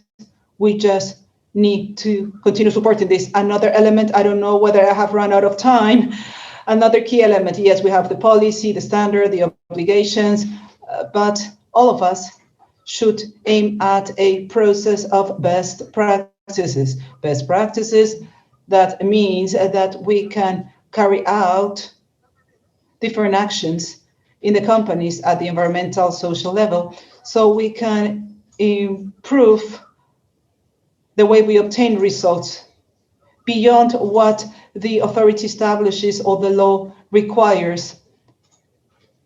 Nowadays, that we have more capabilities and technological improvements, those improvements are more possible to achieve, but we need to generate capacities among the organizations, state, businesses, etc., so we can support and foster the implementation of best practices, business, environmental, social best practices, and we can go beyond what the law says or what the authority says, even beyond what we have achieved within this national action plan. Thank you very much. Thank you, Vice Minister Mariano. Let me tell you that we have run out of time, and the organizers are telling me that perhaps we can finish with some closing remarks, 1 minute tops for each panelist, so you can round up any final idea so we can close this panel. I will give the floor to Mr. Rodriguez Piñero first. 1 minute for your closing remarks, please. Yes, thank you very much, Giselle. I don't have much to say to what I have already added and what my fellow panelists have added. So once again, thank you very much for giving me the opportunity to address you. I would like to restate the commitment of our office with the development of the plan and to insist on the need that the third pillar of the guiding principles on access to reclamation should not be the neglected part of the national plan. Thank you very much, everybody, for your attention. Thank you very much. For Ms. Margarita Ducci, I just want to insist on the importance of preventing to redress or remediate. Hopefully, we won't be able to reach judicialization. It is evident that states should guarantee those processes and those affected receive the necessary compensation, but we need to work increasingly more in preventing, raising awareness, so the companies have this prior awareness of its impacts. Hopefully, they will carry out due diligence so we can prevent this type of situations. Thank you very much for inviting me. Thank you very much. Mr. Javier Mujica, please. You have the floor. I've actually run out of time to raise the observations regarding the gap between the large-sized purposes we have in a plan and the specific goals, which are very limited and can end up frustrating expectations. However, I want to take an optimistic view to this exercise, and I need to understand that what the plan is helping us to do is to dream about something different, and that this can be achieved in an articulated and coordinated and joint manner, provided that we have a genuine willingness to carry it out. Considering this perspective, I wish to vote for that, for the best success for this plan. I believe that the challenges that have been mentioned need to be reworked. This is not written or carved on stone, and hopefully in the next administration they'll be able to carry out the improvement expected by the civil society and the right holders. So thank you very much. Thank you very much, Javier. And it's important to underscore this perspective and optimistic view to keep on working on this process that has become evident today. Mariano, Vice Minister of the Environment, Mariano Castro, so you can finish. I just want to say that it's very important to make this type of efforts, like the one we are taking part of today, efforts of dialogue, of listening to each other, and to talk about what has been achieved, what we need to do. So what has been achieved can be something tangible that contributes to improving the performance of the businesses and of the country at large. And this dialogue, this discussion of ideas based on each other's roles will allow us to keep on sowing and grow and working on our respect human rights and contribution to improving the performance of businesses, as I mentioned before. So from there on, the roles played by the state has to do with improving that process of improvement and support it so we can have the best governance and social peace conditions possible. Thank you. So once again, we wish to thank the panelists for their participation, for the remarks raised, the concerns, but also the roadmap that we need to continue developing, and also for sharing your best practices, both at the international level, with this instrument that you have developed, the inventory of risks in Chile, and also the best practices that have been developed in Peru concerning environmental remediation. However, we still have a long road ahead of us, and this is a good moment, a good moment to reinforce and boost this energy and commitment with this national action plan. Thank you very much, everybody. And now I would like to give the floor to our organizer, Federico Chunga. Thank you very much, Giselle. Thank you very much to our fellow panelists for joining us. Next, we will initiate the closing ceremony. We are a little bit lagging behind, but I think these discussions have been totally worth it. Joining us in the closing ceremony, we have the Minister of Justice and Human Rights, Eduardo Vega Luna, and the President of the United Nations Working Group on Business and Human Rights, DD.HH. Also joining us today is Mr. Vice Minister of Human Rights and Access to Justice, Daniel Sanchez, and the General Director of Human Rights, Edgardo Rodriguez. First of all, we will give the floor to Mr. DD.HH. Very well then. Good afternoon. Let me salute you from Geneva. I have met many of you. I usually live in Chile, but this week and next week I am visiting Geneva as a result of the celebration of the first 10 years of the guiding principles on business and human rights of the United Nations. As you know, these were ratified unanimously by the Human Rights Council on June 16 of 2011. And since then, we have all been immersed in a process of implementation.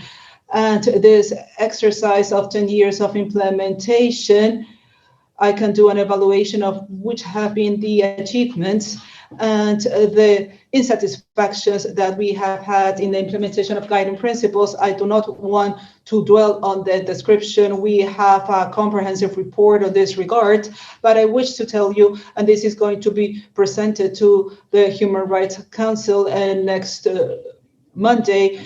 Peru is part of this council. What I wish to say is that after 10 years of implementation of the guiding principles, we have a scenario of a glass half full and at the same time a scenario of a glass half empty. Overall, governments see the glass half of full and the others half empty. There has been some progress. There have been some developments, there are experiences, there has been certain level of growth in that regard. Overall, the unions, the civil society organizations, and the indigenous organizations tend to see the glass half empty, while the others tend to see the glass half full. What is important about this reflection is that all the stakeholders coincide on recognizing that we are talking about the same glass here. That is, that we have the same structure, we have the same principles, we are talking about the same here. This is a legitimate and desirable conversation. It is a possible conversation. And once we understand the fundamentals, the principles shared, we have the possibility of building an agenda towards the future based on what brings us together, which can make our ambition grow. And that is the first message I want to convey. The conclusion of the first 10 years of implementation of the guiding principles is certainly insufficient. It has been a gradual process that we want to turn into an exponential process. And for that, we need to build a shared vision that we already have. But from that shared vision, we need to have a shared ambition that will allow us to speed up and accelerate the pace. So within that context, I wish to congratulate the publication of the National Action Plan on Business and Human Rights. I have visited Peru several times over the last few years, and I have observed this process. Something that I have told you before, and I can reiterate it again by comparison, is that this is the most participatory process I have ever seen. It has been the most inclusive process that I have ever witnessed, and it positions Peru in a very good position at the international level, but it is extraordinary by comparison. This is a process that it is never going to be perfect. It is never going to be fully satisfactory. There are always going to be some insatisfactions. Any building construction has those characteristics of imperfection that is part of human nature. However, the process by itself is a process that I wish to underscore. I have mentioned it before and mention it again in all the fora that I have participated in. Congratulate you, and I envy you in a positive way for such a great process. The second comment is that the action plan of Peru, which incorporates and considers an important amount of recommendations that come from the OECD report on responsible business conduct and recommendations on public policy. And also the report prepared by my working group in the visit we conducted to Peru with our observations and recommendations. It incorporates all the elements? No, it doesn't. It incorporates it with all the level of depth that I wish for? No. However, it is a step forward, a substantial step forward, considering a continuous improvement rationale. There is going to be a second action plan, and there will be a third action plan. And we can have intermediate corrections because it is a living policy. It is not carved on stone, and it is not that nobody is going to touch it, but the practical learning will lead us to opportunities for improvement. And as long as you have a follow-up mechanism to the action plan and of learning, management of knowledge and dialogue with the different stakeholders, will be able to improve it over time. At regular intervals, they will make a more substantial correction, and you'll be able to have plan 1, 2, and 3. I would say not to despair. What is not ready in day one is not the end of the world, and to be happy that there is a plan. There are only 3 in Latin America, and we are 33 countries. So you are in the 10% that have managed to take this step forward. And obviously that we are available to help, to contribute, to strengthen it, etc. The other thing that I would like to mention is that this event of the last 2 days is impressive. It's an event with a many number of panelists that are very high level, with Elisa Bárcenas and generally very impressive. Obviously, the presenters of the previous panel, the Vice Minister, and Margarita, and we're very good friends. So say hi, and Javier, they were really good friends too. I had never seen him with a tie, so I think that was really impressive. It's just a joke, but it's very impressive, the stage that you are setting and the capability of finding different wills and different actors to this conversation. The other thing that I wanted to mention is the conclusion of the first 10 years of the guiding principles, and that it's a conclusion that it may be helpful to you. When we look at the next decade, the focus is the implementation and the effectiveness of this. It's implementation and effectiveness. That means to not be stuck in abstractions, but to focus our efforts in the effective implementation. And I would like to say one thing on that. The effective implementation is 80% will.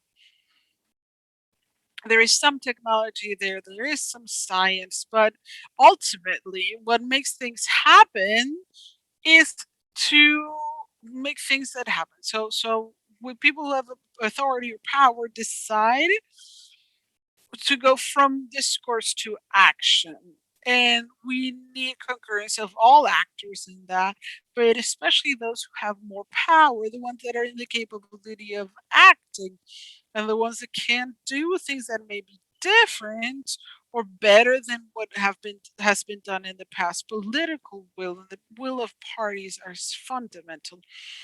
And well-intentioned discourse, I assure you, so the well-intentioned discourse needs to be come together with implementation means. That is the test of the truth. For the discourse is not just words, but it's will to act, the willingness to act. So the implementation means are indispensable.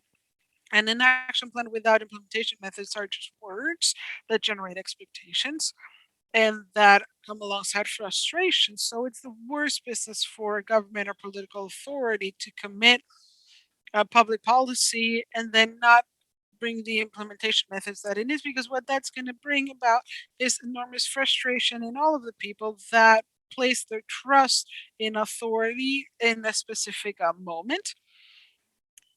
The other observation that I wanted to make has to do with avoiding being maximalist. What does that mean?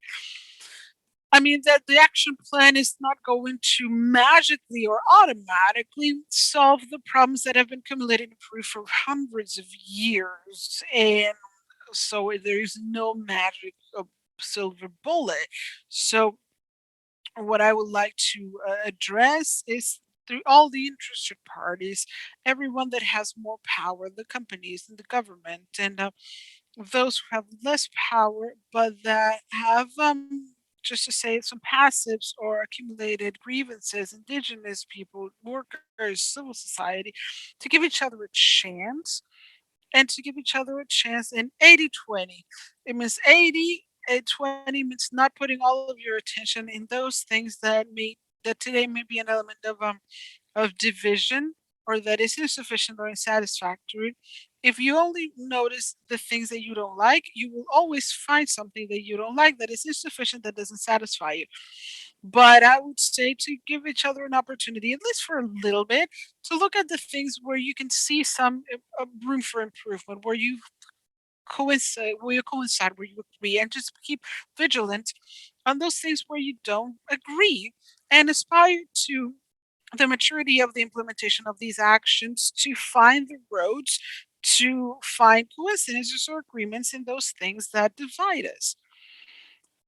Obviously, there are things that divide us, many things that divide us, and from that viewpoint, it's just an observation from someone who isn't Peruvian, who isn't in your shoes, but to try to find the call to give each other, to give us an opportunity.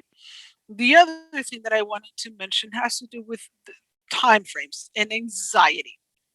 Obviously, people who are having a rough time or that have had a rough time feel this great urgency for remediation, for correction, so that things can be done differently as fast as possible.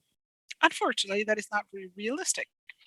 And here's the message is to manage expectations, to give some substantial steps at the fastest pace possible, but not overpromise, and to understand that from the roundtables, the scenarios that we have presented for the implementation of all the guiding principles, it's a scenario, and we're going to say it in the next few days, to year 2030, which we consider in the short term, in order to make the substantial corrections that we need to do that would allow us to change the direction of history and the entire world. But it's for 2030. And the second great milestone where we need to make the substantial corrections is 2050, and clearly connect with the agenda of climate change and to correct the trajectory of climate change for 2050. What does that mean? Everything that can be corrected that has urgent is urgent, obviously, but to understand that there are time horizons in the entire world that we are getting that are a little bit longer. Why? Because we understand that we are not going to be miracle workers, and deep cultural changes for practices that have been rooted in our society. And it's very difficult to pretend that we can modify it. And then we also do corrections. And then we have a little bit more time. The last thing that I would mention is the change in government. The change in government is very concerning to me. It's a very loving concern for me. It's very concerning because of the experience that we've had in Latin America with changes in government has been bad. In Brazil, in Argentina, in Colombia, in Chile, in Mexico, we have had changes in government that have been substantial steps back, or suspensions, or erasing what has been happening, start from scratch. That is the experience that we have had, even when we have had re-elections of the same government, but the ministers have changed, or the team that they have. So here's a calling for the authorities, the political authorities, but also from the actors in society and business and civil and unions and indigenous people, to take care of the process and to help for this transition to happen to a new government in the best way possible. Obviously, and I have talked to the resident coordinator of the United Nations in Peru. We have had internal conversations, say immediately that the new authorities are announced or ratified, etc., we need to be available to them. And the action plan of business and human rights is first on the list of things that we would like to talk with the new political authorities, in order to highlight it as a good opportunity for Peru, with start with the government coming in, and that we can have a transition as best as possible, that we don't lose the efforts that is extremely valuable, but that it doesn't stall because of this change in office. Experience, as I insist, is bad. We have bad experiences in this issue in the region. We have big problems with continuity. And so I cross my fingers on one hand, and on the other one, I declare completely available. I make myself completely available to start the conversations in the way that you indicate and suggest with the new authorities, to let them see that the big value that they have done, how we observe it from a great recognition internationally and to pose it as a big positive opportunity for Peru and the new authorities. I hope I didn't go too far of them. I think I had about 25 of time. I think I spoke less than that. I'm very good. Sorry. But I think that I've been under my time, and I would like to thank everyone for the invitation. And I'm glad to do anything in any circumstances that you would like. Federico and Edgardo, you have my WhatsApp number. We are always in constant communication. So I'm very glad to maintain this collaboration, and we hope it moves in the new government, as I mentioned. And with that, as interpreters, we would like to mention that time has been done, and we will now be closing interpretation.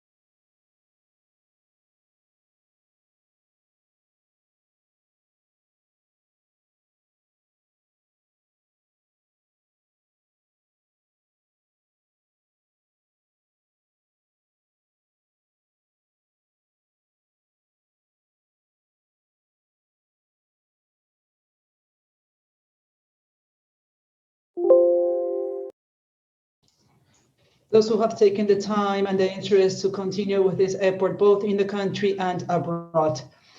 Thank you very much to all of you. There are some good news in Peru. We do have good news. We also have them, and we ourselves can generate them. We can ourselves make these shadows, these uncertainties that the country is going through at present, can also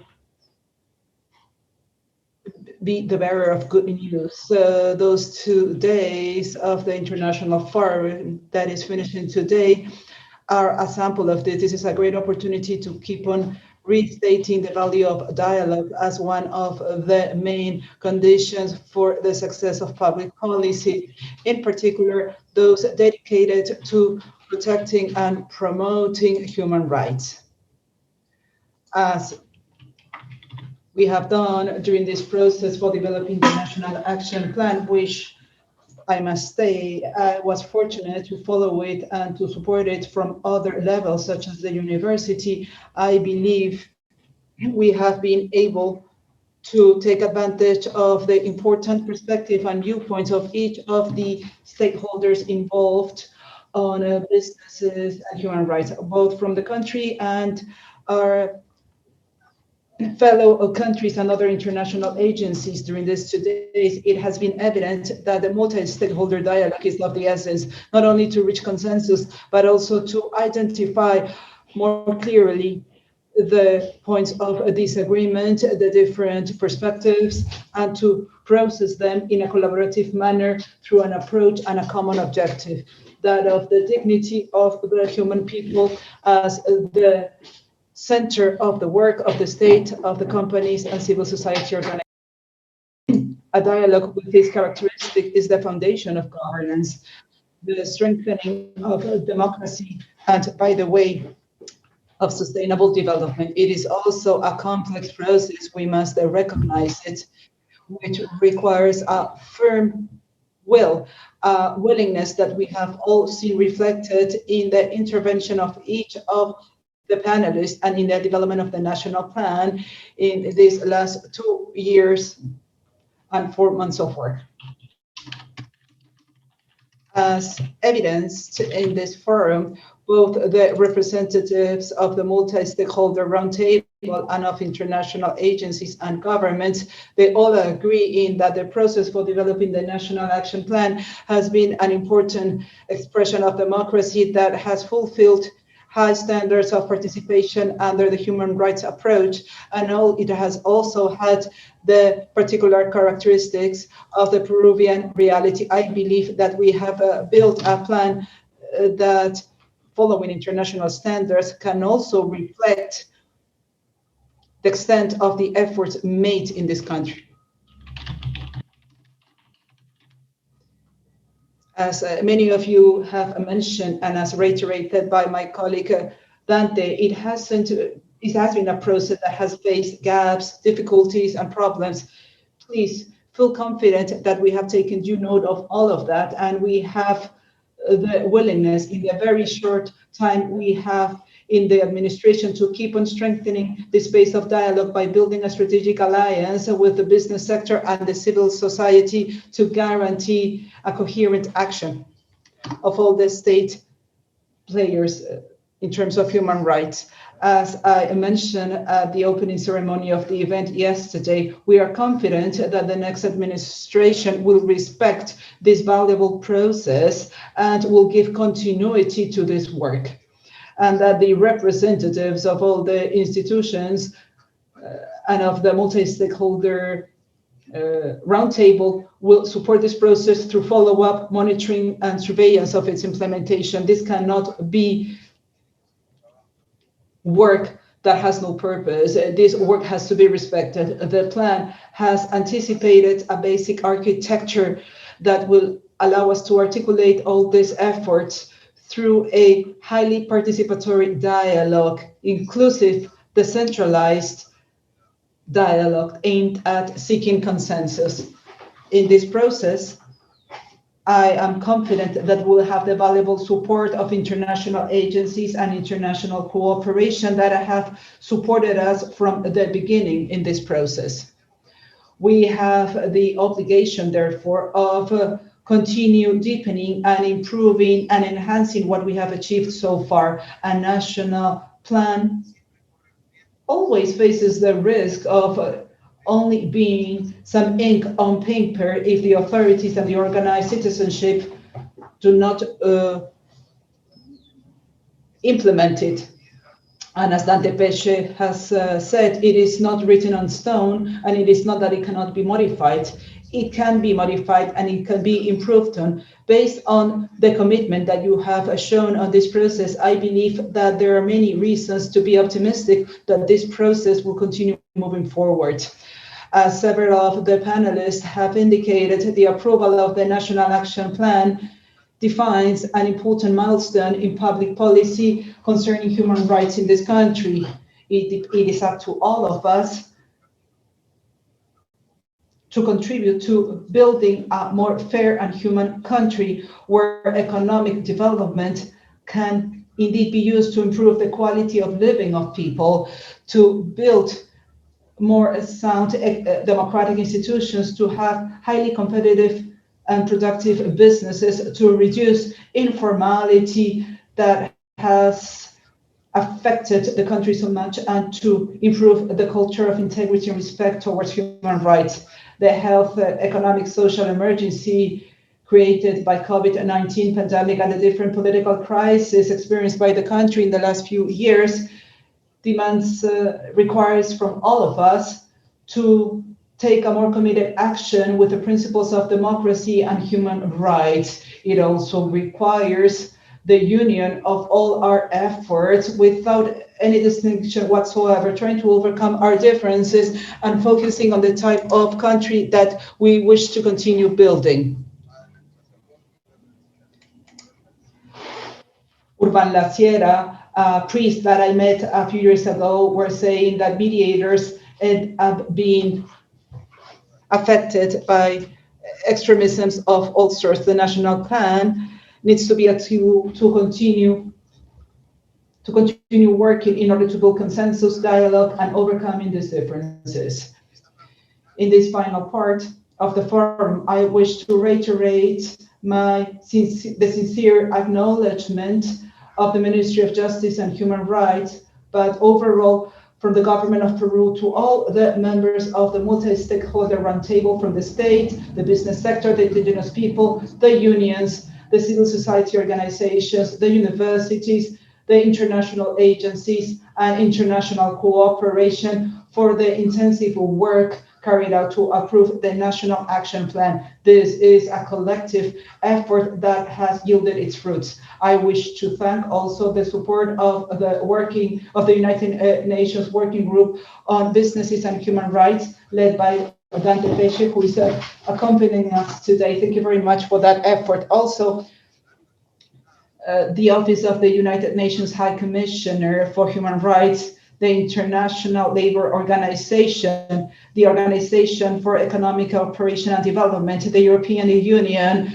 through the Responsible Business Conduct Project in Latin America and the Caribbean, CERAL. Also, the support provided by the embassies of Germany, the Netherlands, the United Kingdom, Switzerland and Sweden, and cooperation institutions such as the Friedrich Ebert Institution, the Spanish Chamber, the NGO Derecho Ambiente Recursos Naturales, the Peruvian Society of Environmental Rights, also the Center of Studies on Mining and Sustainability of the University of the Pacific, the Democracy and Human Rights Institute of the Catholic University, and the Institute of Ethics of University Ruiz de Montaña, which is where I studied before joining the ministry. Finally, I wish to thank the team of the General Directorate on Human Rights, which has coordinated this effort, such as Edgardo, Federico, Ximena, Carlos, and all of those who are part of this team. Great work,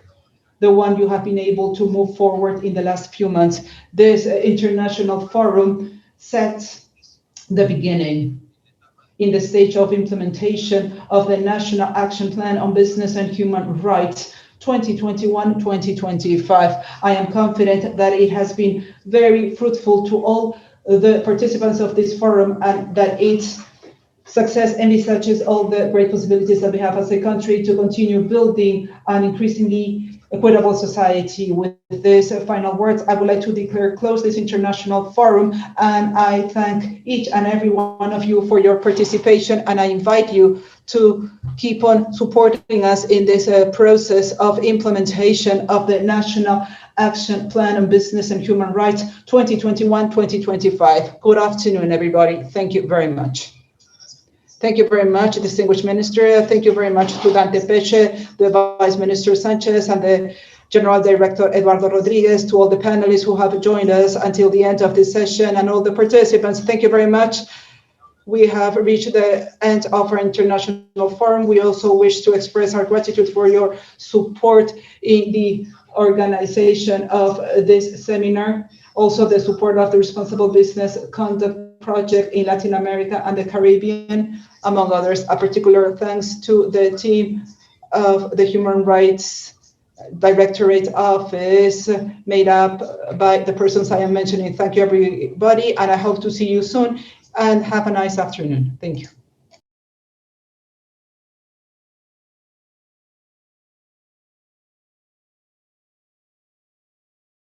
Recording stopped.